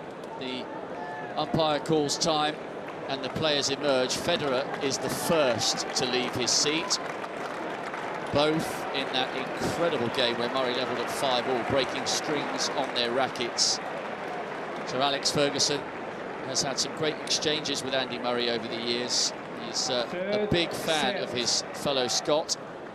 Federer preparing to serve with a handsome 2-set-to-love advantage. It has been tennis of the very highest calibre. But Federer... he's just started off at that third set with an ace out wide. That serve out wide on the deuce side has served him so well, not only in this match, but throughout the course of the tournament. He's been using that a lot. Well, his serving has been absolutely phenomenal. And it isn't really a case of what Andy Murray's done wrong. He simply hasn't had many opportunities because Federer's been razor sharp. Well, sometimes you have to say just too good to your opponent. I mean, Murray hasn't been getting really frustrated with himself like we've seen in the past. You know, I'm sure he's aware, he's frustrated inside that he can't really get anywhere. But, I mean, that's because his opponent is just playing so well. And, you know, sometimes that happens, unfortunately. 40 love in the opening game to Roger Federer at the moment. His serving just continues to be absolutely sensational. And here's a question for you as a professional and someone who knows the game inside out. You've been around Federer. He knows Anne well enough to give her a hug and a kiss. They're on great terms. Not everybody can say that. I certainly can't, but I probably wouldn't want a hug and a kiss, despite the fact that he's a legend. Anyway, is this the best Roger Federer has played for quite some number of years. Give us the assessment of where this is in terms of his all-time tennis here at Wimbledon. All-time tennis. I mean, he's just won the first game there. Strong start to this third set, but it's certainly up there. It's breathtaking tennis from Federer and the type of tennis every fan wants to see. Unfortunately, Murray's on the receiving end. So for us Brits, that's not so fortunate. But you know, we need to appreciate this type of tennis whenever possible, and wherever we can. From Federer. Mauresmo's going to go into early labour at this rate. Well, there's nothing they can do from the box, and so far there's been very little a high-class Andy Murray could do to deal with the Roger Federer serve. So Federer's taken the first game of the third set. He's got the 2-set-to-love advantage. Murray with his first service game of the third set. And the Scot will do everything he can to claw his way back into the match. Remember, this is the very court where he beat Roger Federer so convincingly to the Olympic title. Maybe he can use that for motivation, or the fact that he's gone on since losing to Federer in the 2012 final to become a US Open champion and winner here, of course, in 2013. But he's facing an almighty challenge in the form of Roger Federer. Well, speaking of almighty challenges, that's what Novak Djokovic produced for Richard Gasquet. Gasquet was in the semi-finals of a Grand Slam for only the third time, his first at Wimbledon since 2007. He was there after a magnificent win over Stan Wawrinka in the quarterfinals, 11-9 in the fifth, but there was to be no repeat of those heroics for the Frenchman in the semi-final. Djokovic, a comfortable winner in the end, and this is what Gasquet had to say after the match when he caught up with the world's press. You won a lot of new fans out there on centre court. They sort of fell in love with your beautiful backhand. Is that any consolation at all? Yeah, I tried to do my best. I did a good first set, and I did some great backhand, but of course I would like to do a little bit better then after that. But I tried to be aggressive, and I did I tried my best, and I did a good match. It was tough to do better. Sometimes I did mistakes in the tie break, of course. Some backhand I could put on a court. It was 2-all, and then it was 7-2 very fast after that. It wasn't good, but he never miss some returns. He serves well, so that's why he's the #1 in the world. When you saw Novak seemingly have a bit of an injury, did that give you a lift? What was in your mind at that stage? No, it was nothing crazy because he didn't take the time out, 3 minutes, so he just takes the changeover, so it was nothing serious, I hope, for him. Richard, the tie break, was that key to the match, do you think? It's better if I'm winning the first set. You know, I could take confidence after that. And, it's tough when you are losing to the #1 7-6. Then he played better. So the tiebreak was important, but it's just one set. It's not all the match after that. Even if I'm winning this tiebreak, it can be another match, but it's not everything. It felt like you were the better player in the first set. Did you feel that too? Yeah, from the baseline I was playing great. I was playing fast, going to the net with a lot of confidence, but the key, he serves better than me, returns better than me, and then when you have these 2 shots on grass court, you make the difference. Yeah. Okay. How? Just in general, it's been a very good tournament for you. Yeah, of course, it's a great tournament for me to be in semis, just to lose against Novak. In semi-final, it's very nice for me. I did my best, and of course, I'm really happy with the way I played and the way I finished the tournament. And your grass court season is not over yet. Of course, we're staying here to go to Queen's Club. Of course, it's important competition for us, for France. So of course, I want to recover a little bit and to be ready for next week.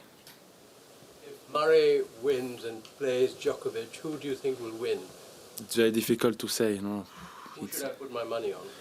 Really, to be honest, I really don't know. Even if I have to put money, I really don't know to put, because it's 50-50 for me.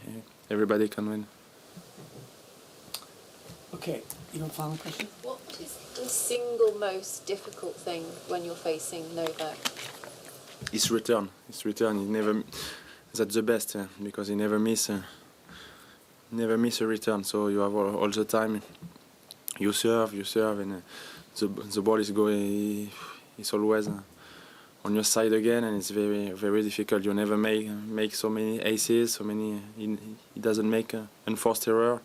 Even from the baseline, he's playing fast with a lot of aggressivity. He takes the ball very early, and yeah, that's why it's tough. To celebrate 80 amazing years on court, Robinsons are bringing a taste of the championship to the tennis fans, giving you a chance to win fantastic prizes like a VIP day at Wimbledon. 8 giant balls have been hidden around Britain for the Great Robinsons Ball Hunt, each in a location with a proud association to Wimbledon history. Those who find them stand a chance of going home with a tennis gift to savour. From humble beginnings grew a British sporting icon whose career saw him become one of Wimbledon's most treasured sons. Tim Henman always kept the nation and the crowd on the edge of their seats, especially here on his very own hill. Oxfordshire's finest first graced the grass as a boy. It was a hint of what was to come. His talent grew, so did the man, and we followed every point. There hadn't been a homegrown hero like Tim Henman for generations. 4 Wimbledon semi-finals brought Britain to a halt. That wave, that fist pump, he gave it his all. It wasn't just the matches he won, it was the way he did it. Serve and volley at its finest. He wins 3 sets to love.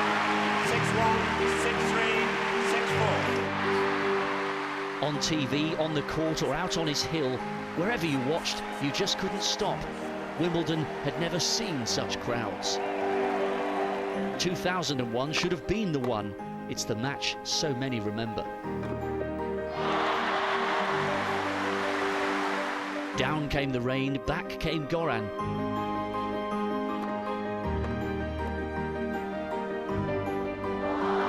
Croatians rejoiced in their maverick man, while the British public felt heartache for Henman. Incredible drama, and he took it all with such good grace. Plenty more great days followed, and then eventually, when the time came to say goodbye, he did so, as always, with class.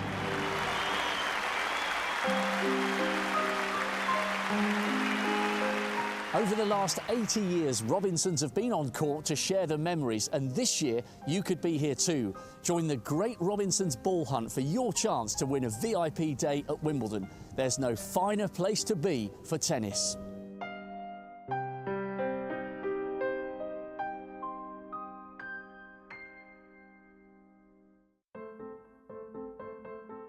Welcome to day 10 of the championships, and it's the ladies semi-finals, and you can feel the difference in atmosphere as we get closer to finals day. In fact, I describe today's feeling as one of respect. The sun was shining for the first match on centre court, which saw Muguruza earn a place in the crowd's affections as she battled to her first ever Grand Slam final. Next up was a clash of the titans as Serena met Sharapova. There's been a long rivalry between these two players. Our censors captured a high sense of anticipation among the centre court crowd. Williams has an impressive winning record against the Russian, and we saw a stunned silence as she broke early and raced to a 1-set lead. Crowd energy revived as Sharapova held her serve early in the second set, hoping to see a fight back. Energy dipped again though, as Serena broke and remained low as the result looked inevitable. We saw an uplift as Serena won, a warm crowd reaction reflecting their respect as she reached an incredible 8th Wimbledon final. We're expecting plenty more thrills from the men's semi-finals on day 11. We got some breathtaking matches in store with Gasquet against Djokovic and Federer against Murray. Make sure you join Jaguar as we capture all the emotion as it happens.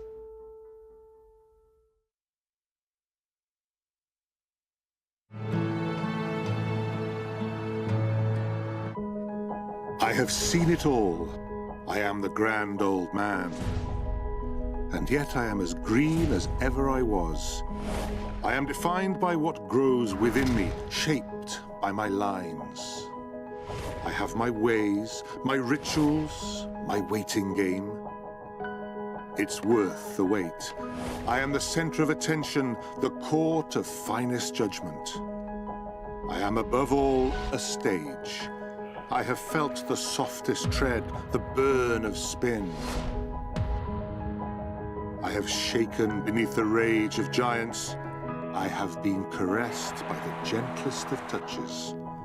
I can sigh, I can roar, I can hold my breath and soar. I am the home of champions. I am centre court.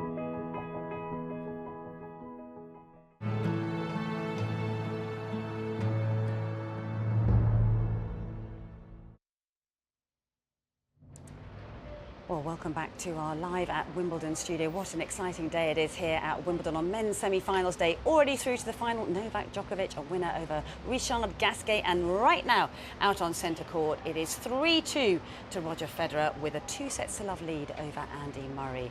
Well, I'm delighted to say Catherine is here to give us some update on social media, and I'm sure it's going absolutely crazy out there. What are they saying? Yes, I think the internet has been broken by this tennis match. Computer has crashed. I can't click fast enough. There's so much stuff happening out there. Yeah. I almost can't keep on top of it, but I've been beavering away trying to keep you up to date with everything that's going on in the world of social media. And frankly, the headline is everybody just is running out of words to praise the level of tennis and the level of drama in this tennis match. I'll bring you just a little flavour from here. Ben Rothenberg, my God, this Murray-Federer tennis is good, both at near peak form. We've also got Mark Pugac, BBC commentator. The tension and quality of this match is commensurate with the occasion. Spellbinding stuff. I think that's very well said. Pat Cash, incredible to watch Federer play some of the best tennis of his career at 33, near 34 I might add. Stunning to watch. That sentiment is echoed pretty much everywhere. Brad Gilbert praising him. I mean, everywhere you look, it is praise for Roger Federer, and so many stats coming out of the woodwork as well. John Mullin, a sports journalist, says get set for the greatest comeback of all time. And frankly, if Murray did come back from 2-sets-to-love against Federer in this form, it probably would be one of the greatest comebacks of all time. I've got some stats for you about the number of times Murray has come back from 2-sets-to-love down. Murray's come back from 2-sets-to-love down 7 times. That's out of 21 matches where he's been 2-sets-to-love down. So he has relatively got a decent record. That's a pretty strong record from 2-sets-to-love down. But this is Roger Federer in incredible form, so a pretty different story. Another very key stat, I think, is this one that Wimbledon has tweeted with just over an hour. This was actually when Federer was just 1 set up and was leading in the second set. He has a 93% career win rate when he wins the first set, so stand by for that statistic on what his win rate is when he wins the first 2 sets. I can only imagine. I'd suggest it's probably up there with 98, 99%, I would guess. So, I mean, stats coming out from everywhere. So much stuff about the Federer serve and how crucial that has been in this match. I mean, in the build-up, there was all that focus on the Federer serve, and it hasn't disappointed. He hadn't been broken for 72 out of 73 service games, going back a long way. And he's not been broken in this match, has he? So Murray finding it every bit as difficult as everyone anticipated. I can pick out a few statistics for you here that are coming up on the Federer serve. Just bear with me. Federer's first serve percentage is currently at 85%, that which is is unbelievable. Really extraordinary. But pointing out that he's never finished better than 70% at the end of the match in their 23 meetings. I mean, if he can maintain 85% first serves for the remainder of this match, that would be one of the all-time great serving performances, I would say. When you're looking down at the social media, is it overwhelmingly a favour of the great legend Roger Federer, or is it kind of split? I mean, obviously people are enjoying watching what Andy Murray's doing out there, but everybody felt that Andy Murray was probably the favourite to come through this. What does it feel like? It's pretty strongly split. I'd say just recently, just in the past few minutes, there's been a swing towards Andy Murray because people want this match to go on. Yeah. People don't want it to end, frankly. It's very interesting that Novak Djokovic has chosen this moment to do his pre-final media. He's in press as we speak. So journalists very torn about where to be. The reason he's chosen now, usually players will do pre-final press on the day before the final, but he's chosen today, and there's lots of speculation out there that that is because of the shoulder problem he has, and he might not plan to come into Wimbledon tomorrow for a hit. He might just have treatment on that shoulder, but that is just speculation at the moment. But and we don't know how bad it is? We don't know how bad it is. It's all speculation. The quotes, I'm sure, will start coming through from his press conference. I'm sure he will have been asked about it. But frankly, all the tweets at the moment are about this tennis match. I don't think anyone can take their eyes off it. Very difficult for journalists to know what to do, whether to be out there watching this or whether to be in the Djokovic pre-final press conference. That really is a conundrum. Interestingly, you asked about how Twitter are divided in terms of their support for these guys. Well, there's lots of tweets out there about how the crowd on centre court are divided. Brad Gilbert here tweeting, he's very surprised that the crowd are not more pro-Murray, or Muzzard as he calls him. Brad Gilbert, very famous for his nicknames for tennis players. He said he feels like it's 60-40 in favour of Federer, but it's at least 85% for Murray on Henman Hill, as you would imagine. Yeah. But lots of people pointing to that. Also, Simon Briggs, the Telegraph's tennis correspondent, saying crowd input is very low on centre court. This was at the crucial moments of that second set. He was saying Murray getting a few cheers, maybe a few more than Federer, but spectators mostly rendered silent by the tension. And another one here from Ben Rothenberg, as great as this centre court atmosphere is, it was much louder in here for Heather Watson. Federer splits local fan bases like no other. But that is so true, isn't it? And we kind of weren't sure how it was going to be, because everybody remembers how when Federer played him at the O2, it was overwhelmingly in favour of Roger Federer. And I think it rather took Andy Murray's breath away, but of course that was a couple of years ago. And then they played again last year where Federer won quite convincingly. But I sort of felt that maybe today it would go a little bit more in favour of Andy Murray, but it sounds like it hasn't. I have to say, I thought so too. It was notable in the Wimbledon final in 2012, which Federer, of course, won. Murray lost, ended up crying on the court, that famous moment. The crowd was most definitely with Federer on that day, and I think people were quite taken aback. It was Murray's first Wimbledon final, and the crowd were not quite overwhelmingly, but it was very clear that they were the majority on Federer's side. And then it came to the Olympics, and maybe it was the element of representing your country, but the crowd were not 100%, but the swing was enormous. But today, it seems to have largely gone back the other way. Maybe it's that feeling of time's running out for Federer. Is it his last chance? He's just held serve at 4-3 in this third set as well, just to update everybody on this exciting semi-final. We're getting towards the gritty end of this set as well, aren't we? I mean, just while I've been speaking, another 250 tweets have come in on the subject of this match. It's just extraordinary. It's definitely, I mean, things went pretty nuts during that Heather Watson-Serena Williams match, but this is another level, I would say. It's just extraordinary. One last thing I wanted to show you while we were on the subject just before of the Federer serve. This is a most wonderful photo tweeted by, put on the Wimbledon Instagram. Look at that. It quite literally looks like Roger Federer is setting that ball on fire. That's what he's doing with his first serve. It's extraordinary. It's just extraordinary, and plenty more photos like that. It is. Love that. It is sensational, isn't it? And there's plenty more like that on the Wimbledon Instagram. So do go there to check it out. But that one's just fantastic. How absolutely fantastic. Thank you very much, Catherine. That was wonderful. OK, well, while everybody seems to be so focused on this second semi-final, there has been lots of other tennis taking place today. Earlier, of course, we saw Martina Hingis make her yet another final here with her doubles partner, Sanja Mertz. Well, she's had a very busy day because she was out earlier again with Leander Pace, and Adam has caught up with both of them after their win today. Well, I'm joined now by Martina Hingis and Leander Pace through to the mixed doubles final. Congratulations. How's it feel to be through? Oh, mate, it's awesome to get through. This young lady here has done a great job today. She had a lot of work cut out for her today, and she came out tops in both her matches. And you're playing the top seeds in that semi-final, Matek Sands and Brian. How was that match? How did it go? Well, I felt pretty good. I mean, thank God the doubles went very well in our way, and I mean, we won the Australian Open, they won the French, so it was definitely the matchup I was looking for, and it's great to come out on top. And as you mentioned there, you're through to the final in the doubles and the mixed doubles. You've won the singles here, of course. You've won the doubles here, so you're going for the full set. Well, that would be awesome. I mean, I have a great partner on my side, so I know he's always there for me. I can trust even, you know, I have a weaker or something like a game or points or something. He's always backing me up. That's nice. And when we're watching you, you both look like you're really enjoying yourself. You take it clearly very seriously, but you look like having fun as well. Is that an important thing for you too? Yes, it is. I mean, we're thorough professionals, both of us as individuals, and when we come to a team, we really push each other hard. once you do that, then you just enjoy yourself. And that's the great part about playing with Martina. I'm always learning something new. Like my return of serve is getting a touch better, she says. That's something I keep getting. He's treating magic at the net. That's all I need, you know.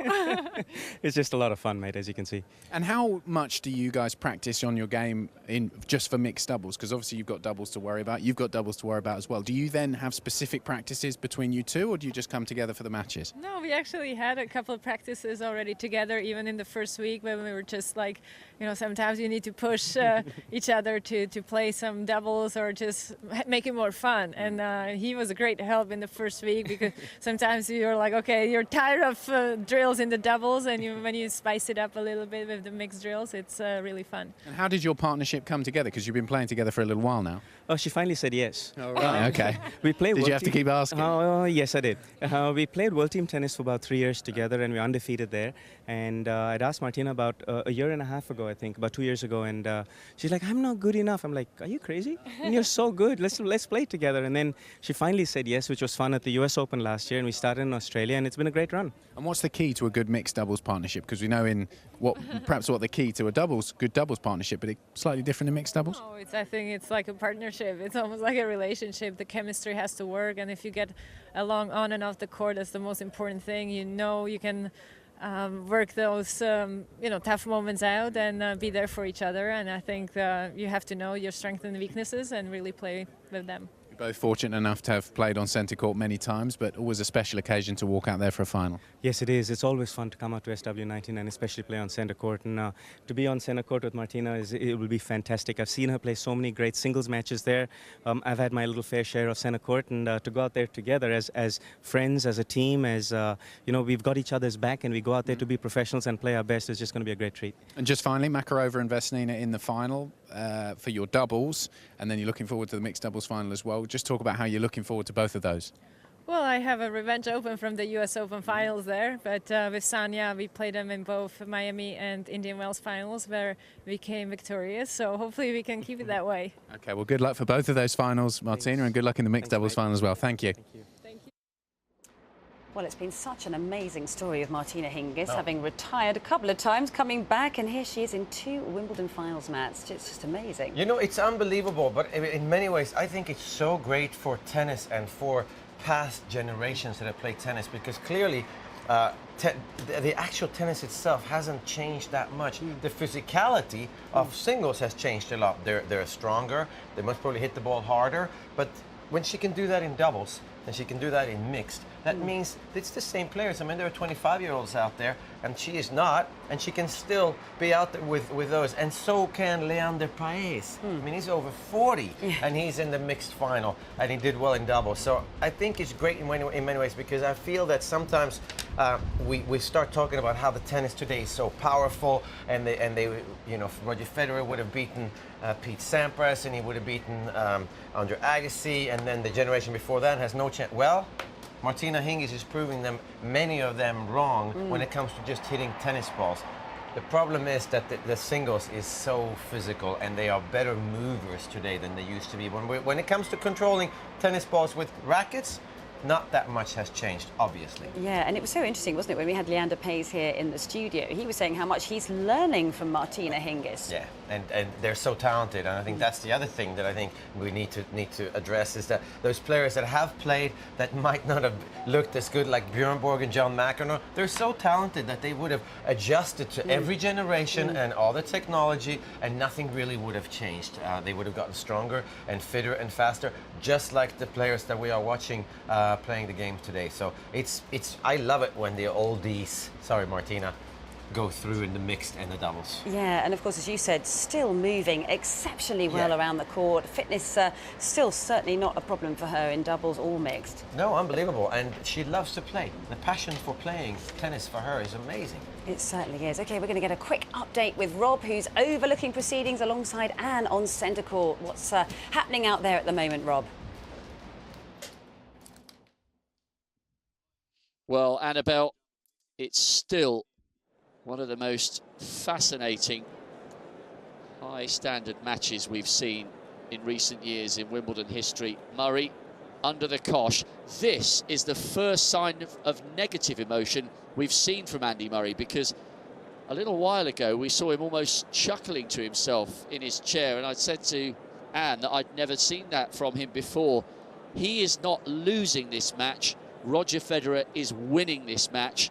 But to give you the nuts and the bolts, Murray will come out serving to stay in the match, 4-5 down, but on serve in this third set. But remember, of course, 4-5 down was the position he found himself in towards the end of the last set when things began to unravel. He's got to maintain his self-belief here, Anne, hasn't he? But also, not only that, we have to give Roger Federer credit because he's playing one of the best matches, the highest standard of serving we've seen from him in recent years. It's been sublime. Yeah, it really has. The quality from Federer has been right up there. The quality of serving more than anything else has been impressive. First serve percentage right up there in the high 70s, around 80% in this third set. He's hit 20 aces. And I was just, I put it out on Twitter how many times Murray has come back from 2 sets to love down. He's done it 7 times in his career, so thank you for all those who responded to me. He's done it twice here at Wimbledon, back in 2008 against Gasquet and in 2013 against Verdasco. Can he do it here? It's love 15. He's dropped the first point in this game. Federer, again, just looking to pounce on every return. What, for me, has been impressive on these return games for Federer is his contact point on these returner serves. He's pretty much, he's starting about a metre behind the baseline, but he splits quite far up onto the baseline, and his contact point is either on the baseline or inside the baseline on these returns. And Murray, it's not like Murray's just rolling his arm over here. He's come up with some big bombs, and oh my goodness me, Federer has just hit an incredible backhand angled pass, put Murray at the net there, and love 30. That was one of the most amazing strokes we've ever seen from Federer, and he is now 2 points away from taking a straight sets victory over Andy Murray. But Murray has dug himself out on his own serve a number of times here. It really is the highest standard from both of these guys. So Murray serving love 30. Remember, he's 4-5 down. It's on serve. He hits an ace. That point was huge. Yeah, 12th ace of the match from Murray. That was a slider out wide, just 109 miles per hour, but perfectly placed. 15-30. Real test of nerve, this, for Andy Murray. Interesting to hear the guys in the studio talking about the fact that they felt, and a few comments on Twitter indicating that perhaps the crowd were more in favour of Federer. I'm not so sure. With us sitting here on centre court, we've got the glass partition behind us. I think the noise has, by and large, Can't you been hear that? for Andy Listen Murray. to that. 30-all. Murray hits a backhand cross-court winner. I can see plenty of people on their feet cheering Murray on. They want to see more here. The quality of the tennis has been so high. We've been spoilt out here. Well, I guess the point is, Anne, we just said a couple of minutes ago before they cut to us here in the studio, even if we do only see 3 sets, it's already been beyond value for money, and it will have lived up to the billing every inch. That is how high quality the tennis has been over the last 2 hours and 6 minutes. Yeah, particularly off Roger Federer's racket. Second serve, Murray. 30-all. Oh, and a huge inside-out backhand return from Roger Federer, which gives him match point. He really has been all over the Murray second serve, always looking to attack. So, Anne, again, I'll just ask you the question. Is this the best you've seen from Federer, perhaps over the last 5 or 6 years? Definitely right up there, yes. Quite incredible. I mean, there hasn't been much Murray has been able to do, particularly on Federer's service games. So, match point here. Murray serving to stay in the match. Hits the net, first serve.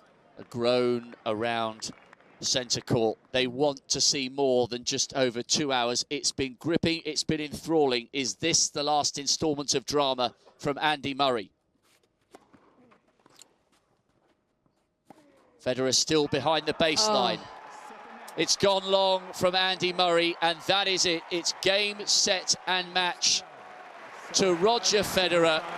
He has played one of the greatest matches we've seen from him here on centre court at Wimbledon. And you would have to include the 7 titles he's won before in that. he was absolutely unstoppable. The quality of his serving and his returns. He has the all-round game to beat Andy Murray and give himself an opportunity of becoming the most decorated men's singles champion in Wimbledon history. Andy Murray losing 7-5, 7-5, 6-4. But genuinely, Anne, there is no disgrace in this performance from Andy Murray. He tried everything he could, and as we said earlier, he didn't lose this match. Roger Federer won it. Yeah, Federer was just better in every department. Andy Murray looking dejected. It's never easy to lose, particularly here for Andy Murray. But Roger Federer, I mean, if he produces this type of tennis in the final, for me, I make him the favourite. I was just going to ask you that question, and especially Murray disconsolately throwing the towels away. He's a great campaigner, usually stops to do a few autographs, but not on that occasion. Well, the centre court crowd can be reassured they saw the highest quality tennis. It wasn't the result that many Brits in the crowd wanted, but for 2 hours and 8 minutes, they were utterly and thoroughly absorbed.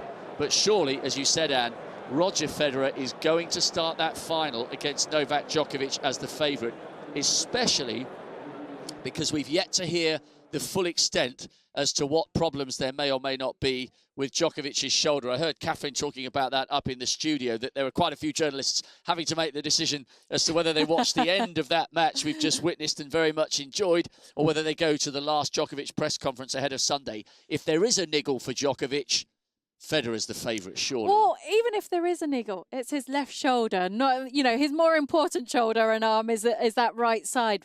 But Djokovic, despite winning in straight sets against Gasquet, wasn't entirely happy with his performance. I mean, he's through to another final. He's the defending champ. He does, I'm sure, need to be a lot better if he's going to take on Roger Federer again this year, if Federer brings that type of tennis to the table.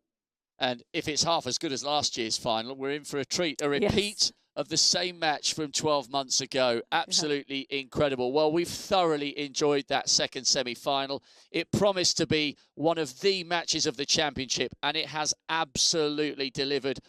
British hearts are bowed, but not broken. No disgrace in the way Andy Murray played that match. Roger Federer probably would have beaten anybody from any era with the kind of tennis we have just witnessed. An absolute privilege to see that standard here on centre court. We will go away and pause for breath and start thinking about the Djokovic-Federer final, and we've got a brilliant women's final to look forward to here on centre court tomorrow. From us, that's it. But I think Cara and Adam are out somewhere towards Henman Hill, and I hope it's not a seed of too much disappointment out there, because it's been a great, great day for tennis, a great advert for the game.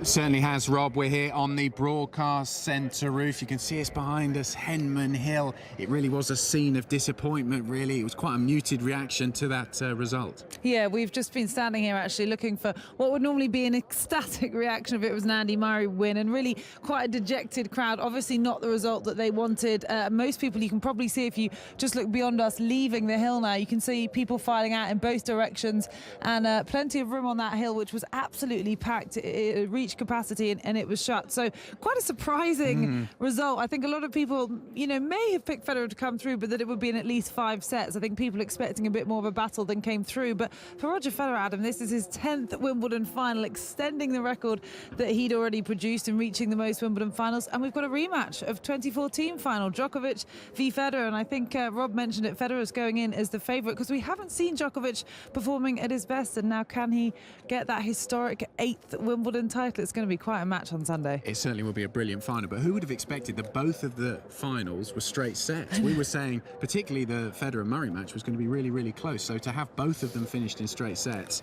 certainly not what the British crowd would have wanted for the second one, but I think surprising that they got through 6 sets without the other players doing so well. Well, absolutely, and we were just watching some together actually here in the broadcast centre, and it was really remarkable to see the emphatic support that Murray's box were trying to give him, trying to encourage him on. Yeah. But, you know, Roger Federer came came into this having only had one break of serve the entire championships. That was, of course, by Gilles Simon.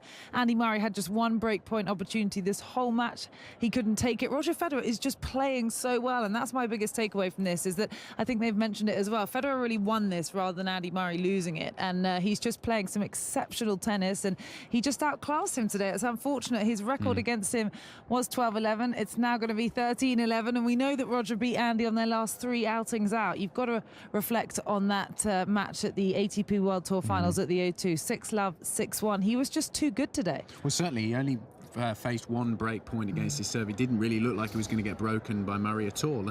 What I thought was interesting, I was actually talking to Mats Wilander about this a little bit earlier on, was we thought that Murray would get a real mental edge from the fact that he beat Roger Federer here in that Olympic final, having lost the final a couple of weeks previously in the 2012 Wimbledon final. He then played him a couple of weeks later on centre court at Wimbledon. That was the last time they played here, and beat him relatively comfortably. Similar conditions, it was a warm day, not too much breeze. So those memories would have been in the back of Andy Murray's mind, giving him confidence. So I'm surprised that he wasn't able to draw really on that inspiration, the fact that he could do it against Federer here in a big match. It was a final for the gold medal on centre court, that he wasn't able to quite draw on that, and that surprised me. Well, I know a lot of people, of course, as you say, mentioned that. I was lucky enough to be here for the Olympic final in 2012, and it was just 28 days after he'd had that emotional loss in the Wimbledon final, breaking down in tears. I think really endearing himself to the British public more than ever for the first time, showing, you know, that he is emotional and that he is vulnerable, and just how much he wants it. But then coming back, and he admitted that Olympic final was a turning point in his career. Of course, he then went on to win his first Grand Slam at the US Open. But something's different this time around, because there's not as much pressure on him as there was before, because he's already done it once. He's already won the Wimbledon Championship. So it's just a matter of now how many can he go on and get. And it just wasn't to be today from the start. It didn't seem like it was his match to win. I think a lot of people hoped it would go beyond 3, and now we have to look, you know, to the final. How many sets is that going to be, and who is going to come through? Can Novak Djokovic find his best form on Sunday against a Roger Federer who is back to his best? There's no means about it. Well, that was the thing. A lot of people commenting on Novak Djokovic, although he won in straight sets, particularly in that first set, not quite looking up to his absolute best, not looking perhaps the level that we maybe expected from him in a Wimbledon semi-final. But Roger Federer certainly did. I think even though he's come through this tournament very comfortably so far, only dropped a single set in that third round match against Sam Groth, so he cruised through. He'd had the least amount of time on court of the 4 players in the semi, but he was able to keep that going, and he just, in terms of fatigue, he's not going to be fatigued at all. He's only lost 1 set. He's come through his matches comfortably. He's come through comfortably again today. So he's going to be in absolutely top form in terms of form with the racket, but also physically going into the final. Well, and Mats Wilander was saying in the studio to us earlier on today that, you know, perhaps Roger could be coming into this match slightly untested because of the ease that he has progressed through to the semi-finals with, but seemingly not at all. No sign of that, and he is 33. He's the only guy in the 4 semi-finalists today over the age of 30. Of course, Richard Gasquet, 29, but both Murray and Djokovic, 28. And he, you know, the less time he spends on court, the better for him, I think. He's such a champion that it doesn't really matter. He can now rest up for Sunday. And I think the real thing to take away is that the depth of the men's game, we've been speaking about this the whole fortnight. Today's match was worthy of a final, and there have been a lot of matches so far in these championships that we saw as early as the 4th round, 3rd, 4th round matches that could have been quarter semi-final matches. So there is so much talent in this game, but yeah, the number 1 and 2 seeds are in the final, so as predicted, I suppose. Well, an interesting thing to look to as well, the last person to defend a Wimbledon title was Roger Federer back in 2006 and 2007. So Novak Djokovic has got an opportunity now to do what no one has been able to do since then. It's kind of been a bit of a jinx, because we've had to wait for someone to try and defend that title and be able to defend that title. So does that point to Djokovic? I don't know. And as the number 1 seed, which Djokovic is again this year. We'll have to wait and see. But we've got the ladies to look forward to tomorrow in the meantime. Yes, that'll be an interesting one. How do you think that one will go? I think a lot of people will be leaning on Serena's historic slam she's trying to do now, because you would see that be completed here at Wimbledon. The Serena Slam, that is, which would be for the 2nd time in her career. If she wins Wimbledon, she'll hold all 4 at the same time. We'd have to wait to the US Open to see if she can do the calendar slam, but there would at least be something achieved if she was to lift that Venus Rosewater dish tomorrow. The hill will probably no doubt be packed. You can see it really is just continuing to empty out. Everyone probably leaving the grounds here at the same time today. A slightly dejected crowd, I think, that they didn't get a little bit more from Andy Murray today. Well, thank you very much, Adam and Cara. What an absolutely breathtaking second semi-final that was then.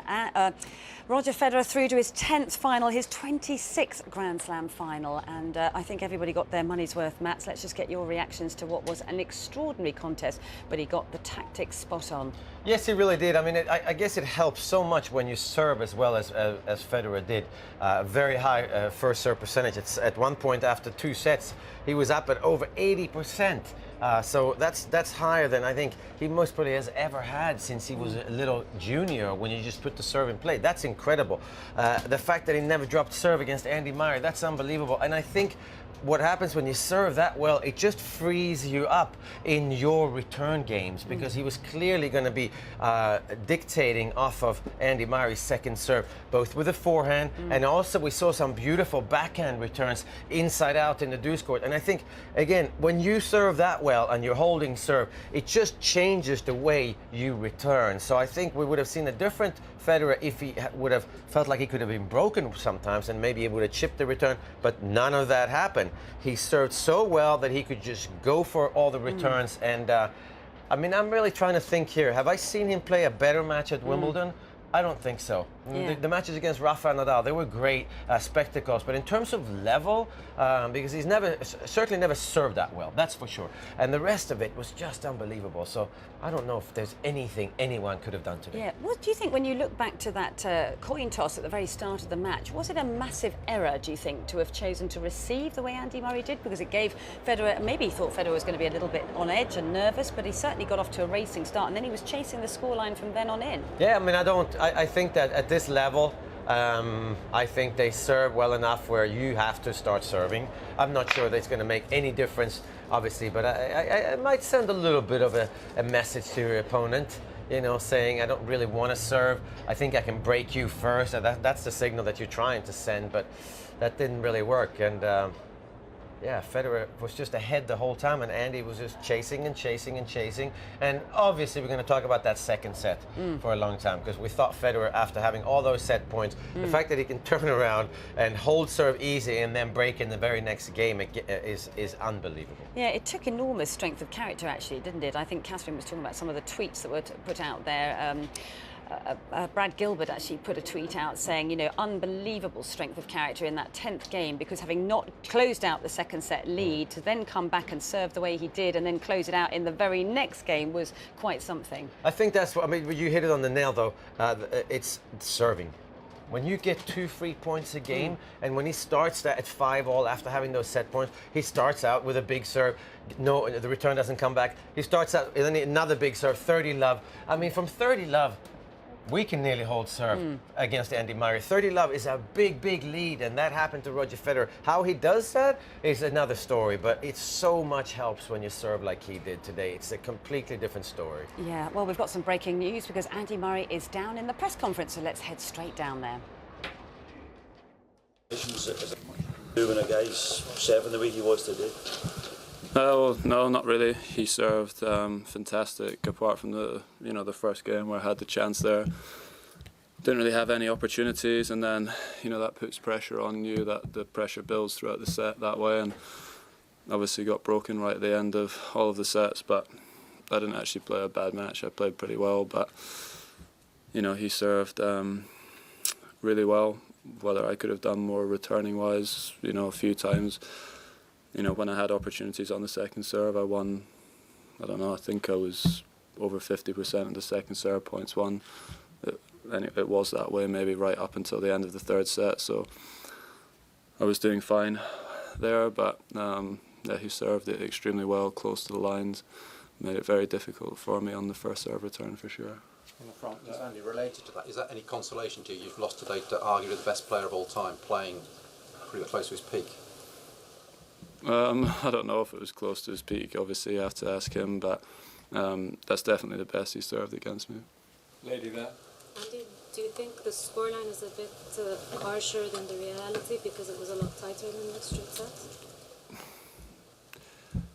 I don't know, to be honest. I mean, he clearly deserved to win the match. He had more opportunities than me, and like I said, whether it was only his serving, if I could have returned a little bit better, you know, or if it was a combination of him serving extremely well and me not maybe returning so well on the first serve. I don't know. It's frustrating, obviously, when you're out there, because I couldn't get a racket on a lot of the returns, and even when I wasn't, you know, getting enough depth on the returns to make it tough for him. But like, at times I played some very good tennis, and I served well, best probably I'd served in the tournament myself. So yeah, it's a tough one. And Andy, you're elected to receive, I believe. That's quite a bold move. Can you explain the thinking behind that? And is that something you perhaps regret, because it did put you under pressure throughout the match? I wouldn't say it's bold. I mean, a lot of guys serve first, a lot of guys receive first. It really depends on what your preference is. You know, the way that it worked out today, I mean, like, the guy served unbelievable. That was the difference, not the fact that he served first. But you know, the way that it worked out was that because he served so well and I got broken right at the end of each set, then you know, I didn't serve first in any of the sets. Normally, you know, if you get to a tie-break in the first set, I serve first in the second. I don't really know if that made too much difference. If he served that way, it was always going to be tough. Gentleman at the back. Andy, considering what he's doing at this stage of his career, how would you describe what Roger is accomplishing here when most people are not doing what he's doing? Yeah, I mean, there's very few players that have been able to do it. You know, on the men's side, obviously Agassi played some great tennis into his 30s. Jimmy Connors was another one that played well late. I don't know if anyone's played as well and as Roger maybe at that age. Serena obviously on the women's side is doing it, but you know, they're pretty rare athletes. You know, they are two of the best that have ever played the game, and you know, obviously the way that Roger plays, I spoke a bit about it the other day. He, you know, doesn't put loads of strain on his body, and that's why he's been able to compete, you know, into his mid 30s at the highest level, and yeah, it's impressive. And you feel this is as well as you've ever played in a loss, especially a straight sets loss. It did seem like you weren't that far off your own game. Yeah, I don't feel like I played that badly. There's a few things that maybe at the end of the sets I could have done a bit better. You know, some of those games at the end, I mean, the game at 4-all or 5-4 in the second set, I played, well, I think both of us played some unbelievable points. It was like, it felt like every point was getting finished with a winner. But then, yeah, I don't know if it's the best I've played in a loss or not. It's tough to know just now, but I definitely don't feel like I played a bad match. Andy, I respect you. Probably not a good match. Well, very interesting to get the thoughts of Andy Murray there, and not that different from some of the stuff that you'd already picked up on, Mats, because clearly talking about the inability to break that Roger Federer serve, and normally his return of serve is so exceptional, but again, Roger Federer just too good today. Yeah, I mean, that's nice. I hope Roger Federer watches that press conference, because when you get that admission by your opponent that, well, I didn't feel like I played that badly at all. In fact, I thought he played pretty good. I think he played pretty good. I would think Andy Murray would have beaten everybody in the whole tournament, maybe apart from Novak Djokovic if he plays like that. So I think Roger Federer was just on fire. I think he is playing this well. This was just a testament to that the first 5 rounds that he played, when he didn't drop a set and he just dropped his serve once, well, he kept it up today. And Andy Murray, we thought maybe he needed to be tested, at least I did.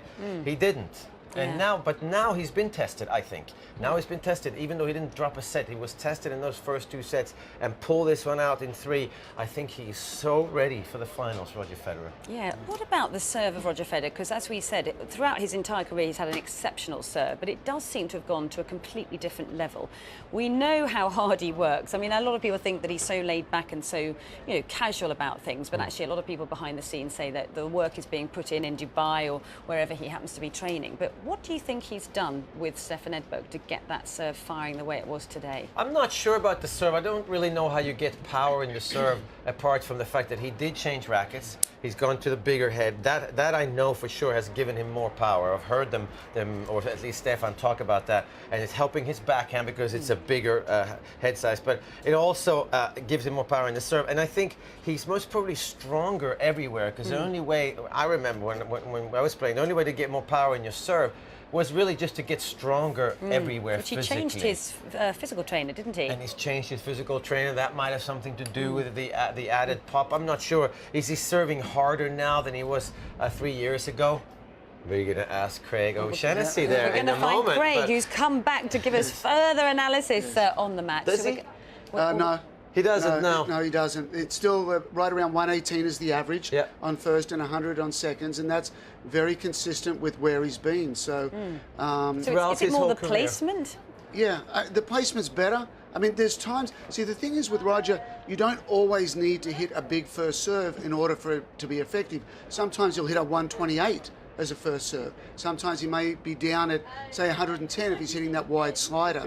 So I think he's serving smarter, and he's probably got a better variety of pace, but it's not that in order to serve better in tennis, you need to hit it harder. No. It's the mix and it's the placement. Now, I don't know if you've actually looked at the stats on this, but it did seem like he was serving a lot out wide to that forehand side of Andy. As a matter of fact, Annabelle, I've got it all. Okay, you're right there. Good. I'm right here. So, yeah, let's go through Roger's serving to start with. The first thing that just leapt off the page is his first serves in was 76%. For the tournament, was 67%. So we see that... who we got there? We got Andy. We've got highlights of the first set in general out here at the moment. So the direction on the serves, he went after Andy's backhand with his first serve a little more. So in the deuce court, 15 out wide, 19 down the tee. In the ad court, 11 down the tee and 23 out wide. With 20 aces, 10 went to the forehand and 10 went to the backhand. So he's been mixing extremely well. Great job coming to the net there. And that happened there as well. There's one of the 11 down the tee, and he's just swarming the net. And it didn't stop him coming forward, did it? Even though he got passed, he got lobbed a couple of times out there by Andy Murray, but it certainly didn't stop him moving forward. Yes, and he was very even around the court with where he won his points. He won 37 points strictly with his serve. He won 37 points on the baseline, and he won 29 at the net. So he's certainly not one-dimensional. But when watching some of these highlights here, it very much looks like he's the dictator out here, Matt, and it's Andy Murray who's doing an awful lot of chasing. It is. I mean, I think Federer, he has his foot on the pedal on every shot. Maybe not on all the backhands, but he's done so many little flicks with the backhand side. But his forehand is at a different level today as well than it's been in the last couple of years, I think. He's not missing anything, he's flattening out. But again, backhand has improved. The serve is a very high percentage. What was his percentage of his first serve today? The first serve percentage, first serves in was 76%. His average for the tournament, 67%. Wow. So that went through the roof. The win percentage was 84%, but that was already through the roof earlier on. His average has been at 85%. Second serve points won 55%. For the tournament, it has been at 66%, but he only lost 11 points on his first serve for the entire match. He only lost 10 points on his second serve for the entire match. It was masterful. It really was. Well, we've had a look at the first set, and the second set, the decibel level started to go up a couple of notches. The hill was screaming and shouting. So let's take a look back at some of the highlights on that second set then, because I think everyone felt that maybe Andy Murray would come back at him and maybe get back involved in the match. But again, it was Roger Federer that was sort of doing the leading, wasn't he, all the way through that set? Exactly. In the second set, Roger was perfect with his first serve points won. He served 19 in. He won all 19, and that really helped keep Andy at bay. Very animated he was out there, looking to his support camp for lots more support out there. Deep second serve on that last ball. But Matt, I think you spotted it. The fact that Roger was coming over that backhand as many times as he was, but the way that he used that backhand, because normally we're so used to seeing him chipping away, but he used the topspin backhand very, very well today. Yeah, he? He's able to hit that shot, which is a flatter backhand than he usually does. He's able to drive through the court, and he's never been able to do that before with his backhand, ever. So I think that's caught Murray by surprise. But again, I'm not sure. Murray, sometimes he did look a little bit tentative on the forehand side. He's trying to sort of spin it, but not much is happening.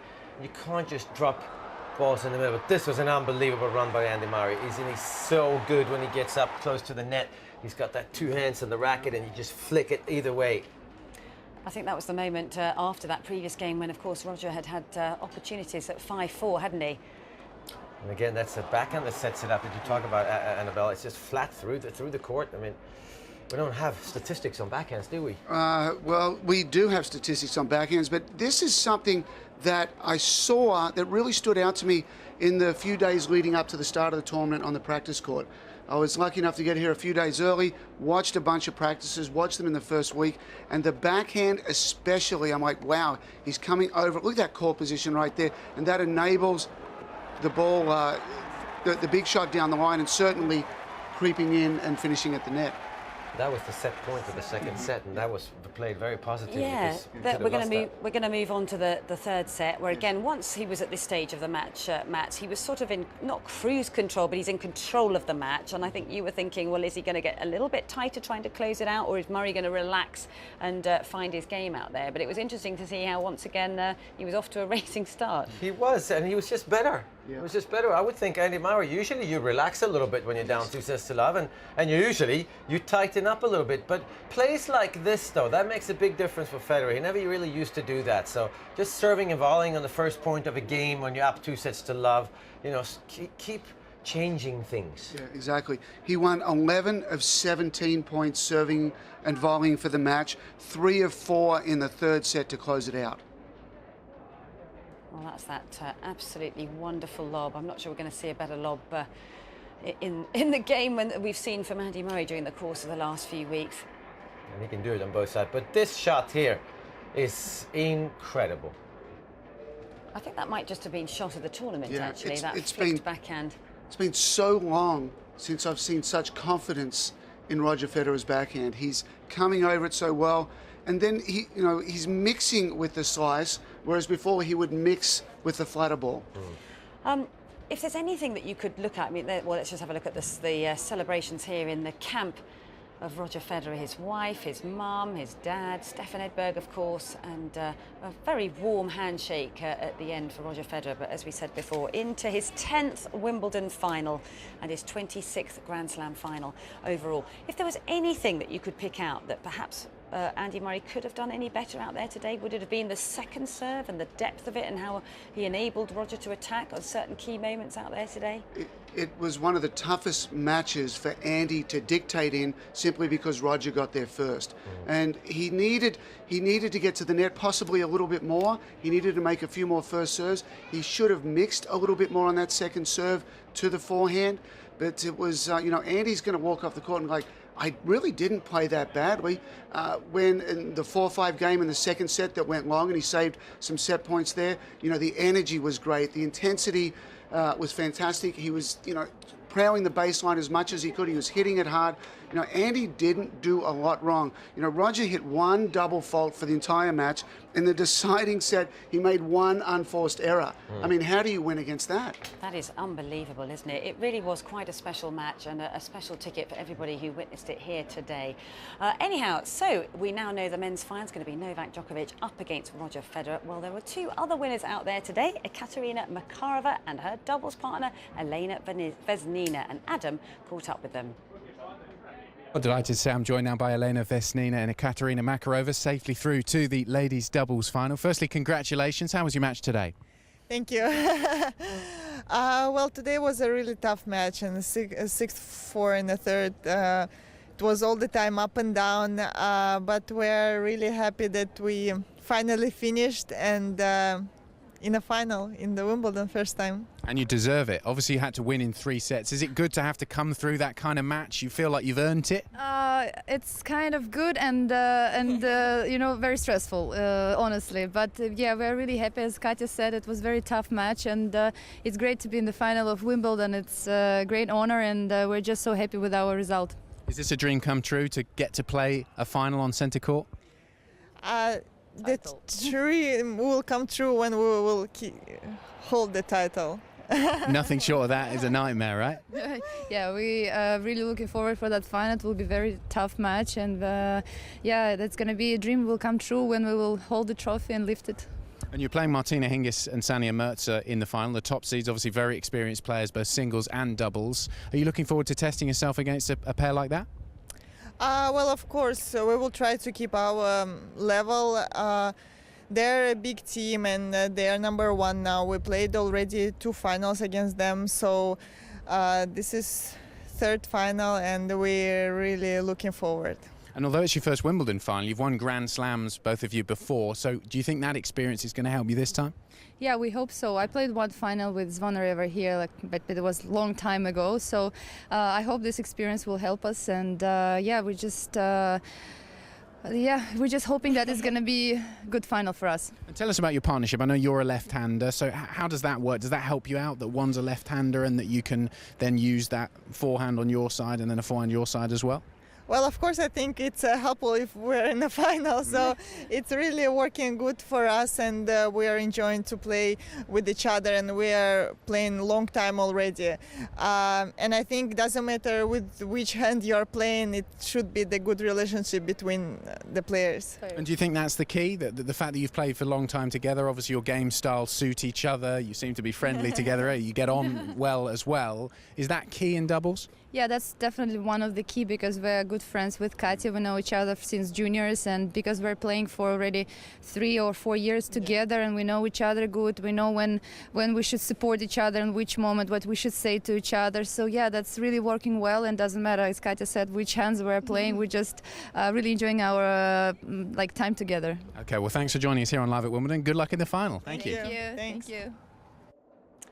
So they're into a Wimbledon final to face Sanja Mirza and Martina Hingis. Well, we've just got time for some more social media and social update. What else has been talked about out there, Catherine? Well, it's just tons of praise for Roger Federer, isn't it? I mean, everybody just saying, when was the last time Roger Federer played that well? Plenty of people saying he's never played that well. One of those people is Pat Cash.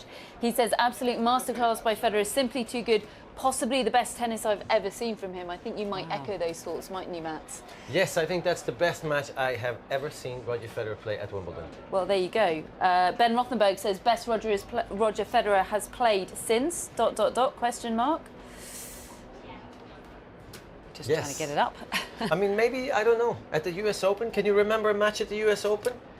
I think Anywhere? it might just... No, I think this might have been one of the most perfect matches I've ever seen in terms of purity and what he was able to execute with the game plan. It was absolutely extraordinary out there today.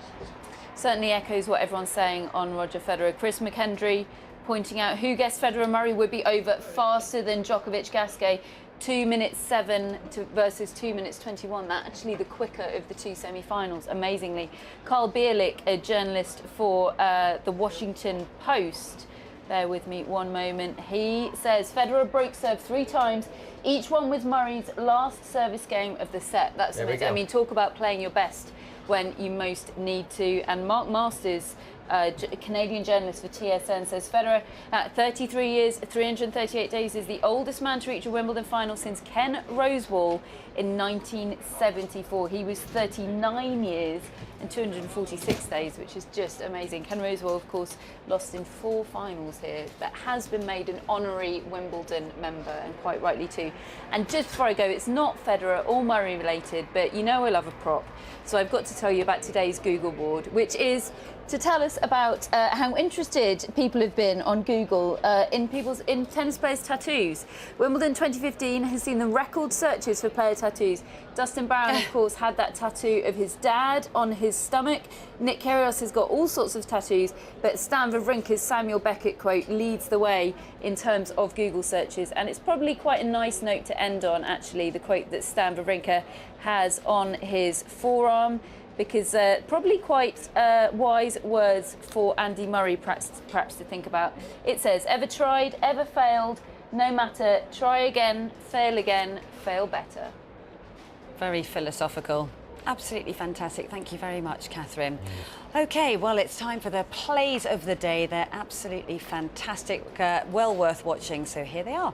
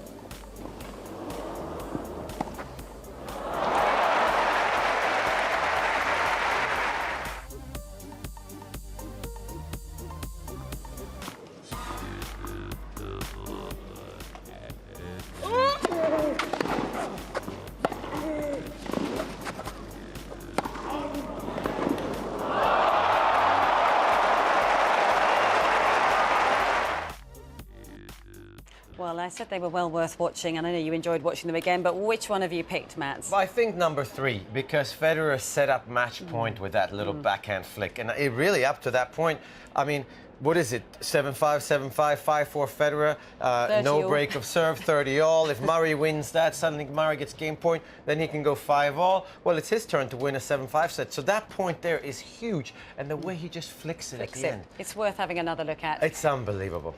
And really, Murray is just, he can't do anything about it. That's the thing. He gets stuck in the middle of the court.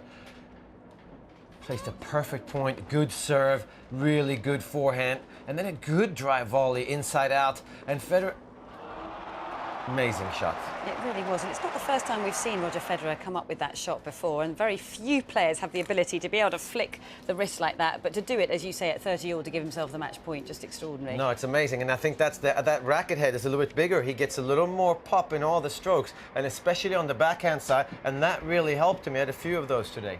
Quick word on the ladies' final tomorrow. Garbine Muguruza up against Serena Williams. Just give us your thoughts. I mean, I think it's going to be great. I think Garbine Muguruza goes in thinking that really she wants to play Serena Williams. I think she believes she can win because she beat her on the Philippe Chatrier court in French Open last year, 6-2, 6-2. I know that Serena Williams has said that she's getting better and better because of that match. That's bad news for Muguruza.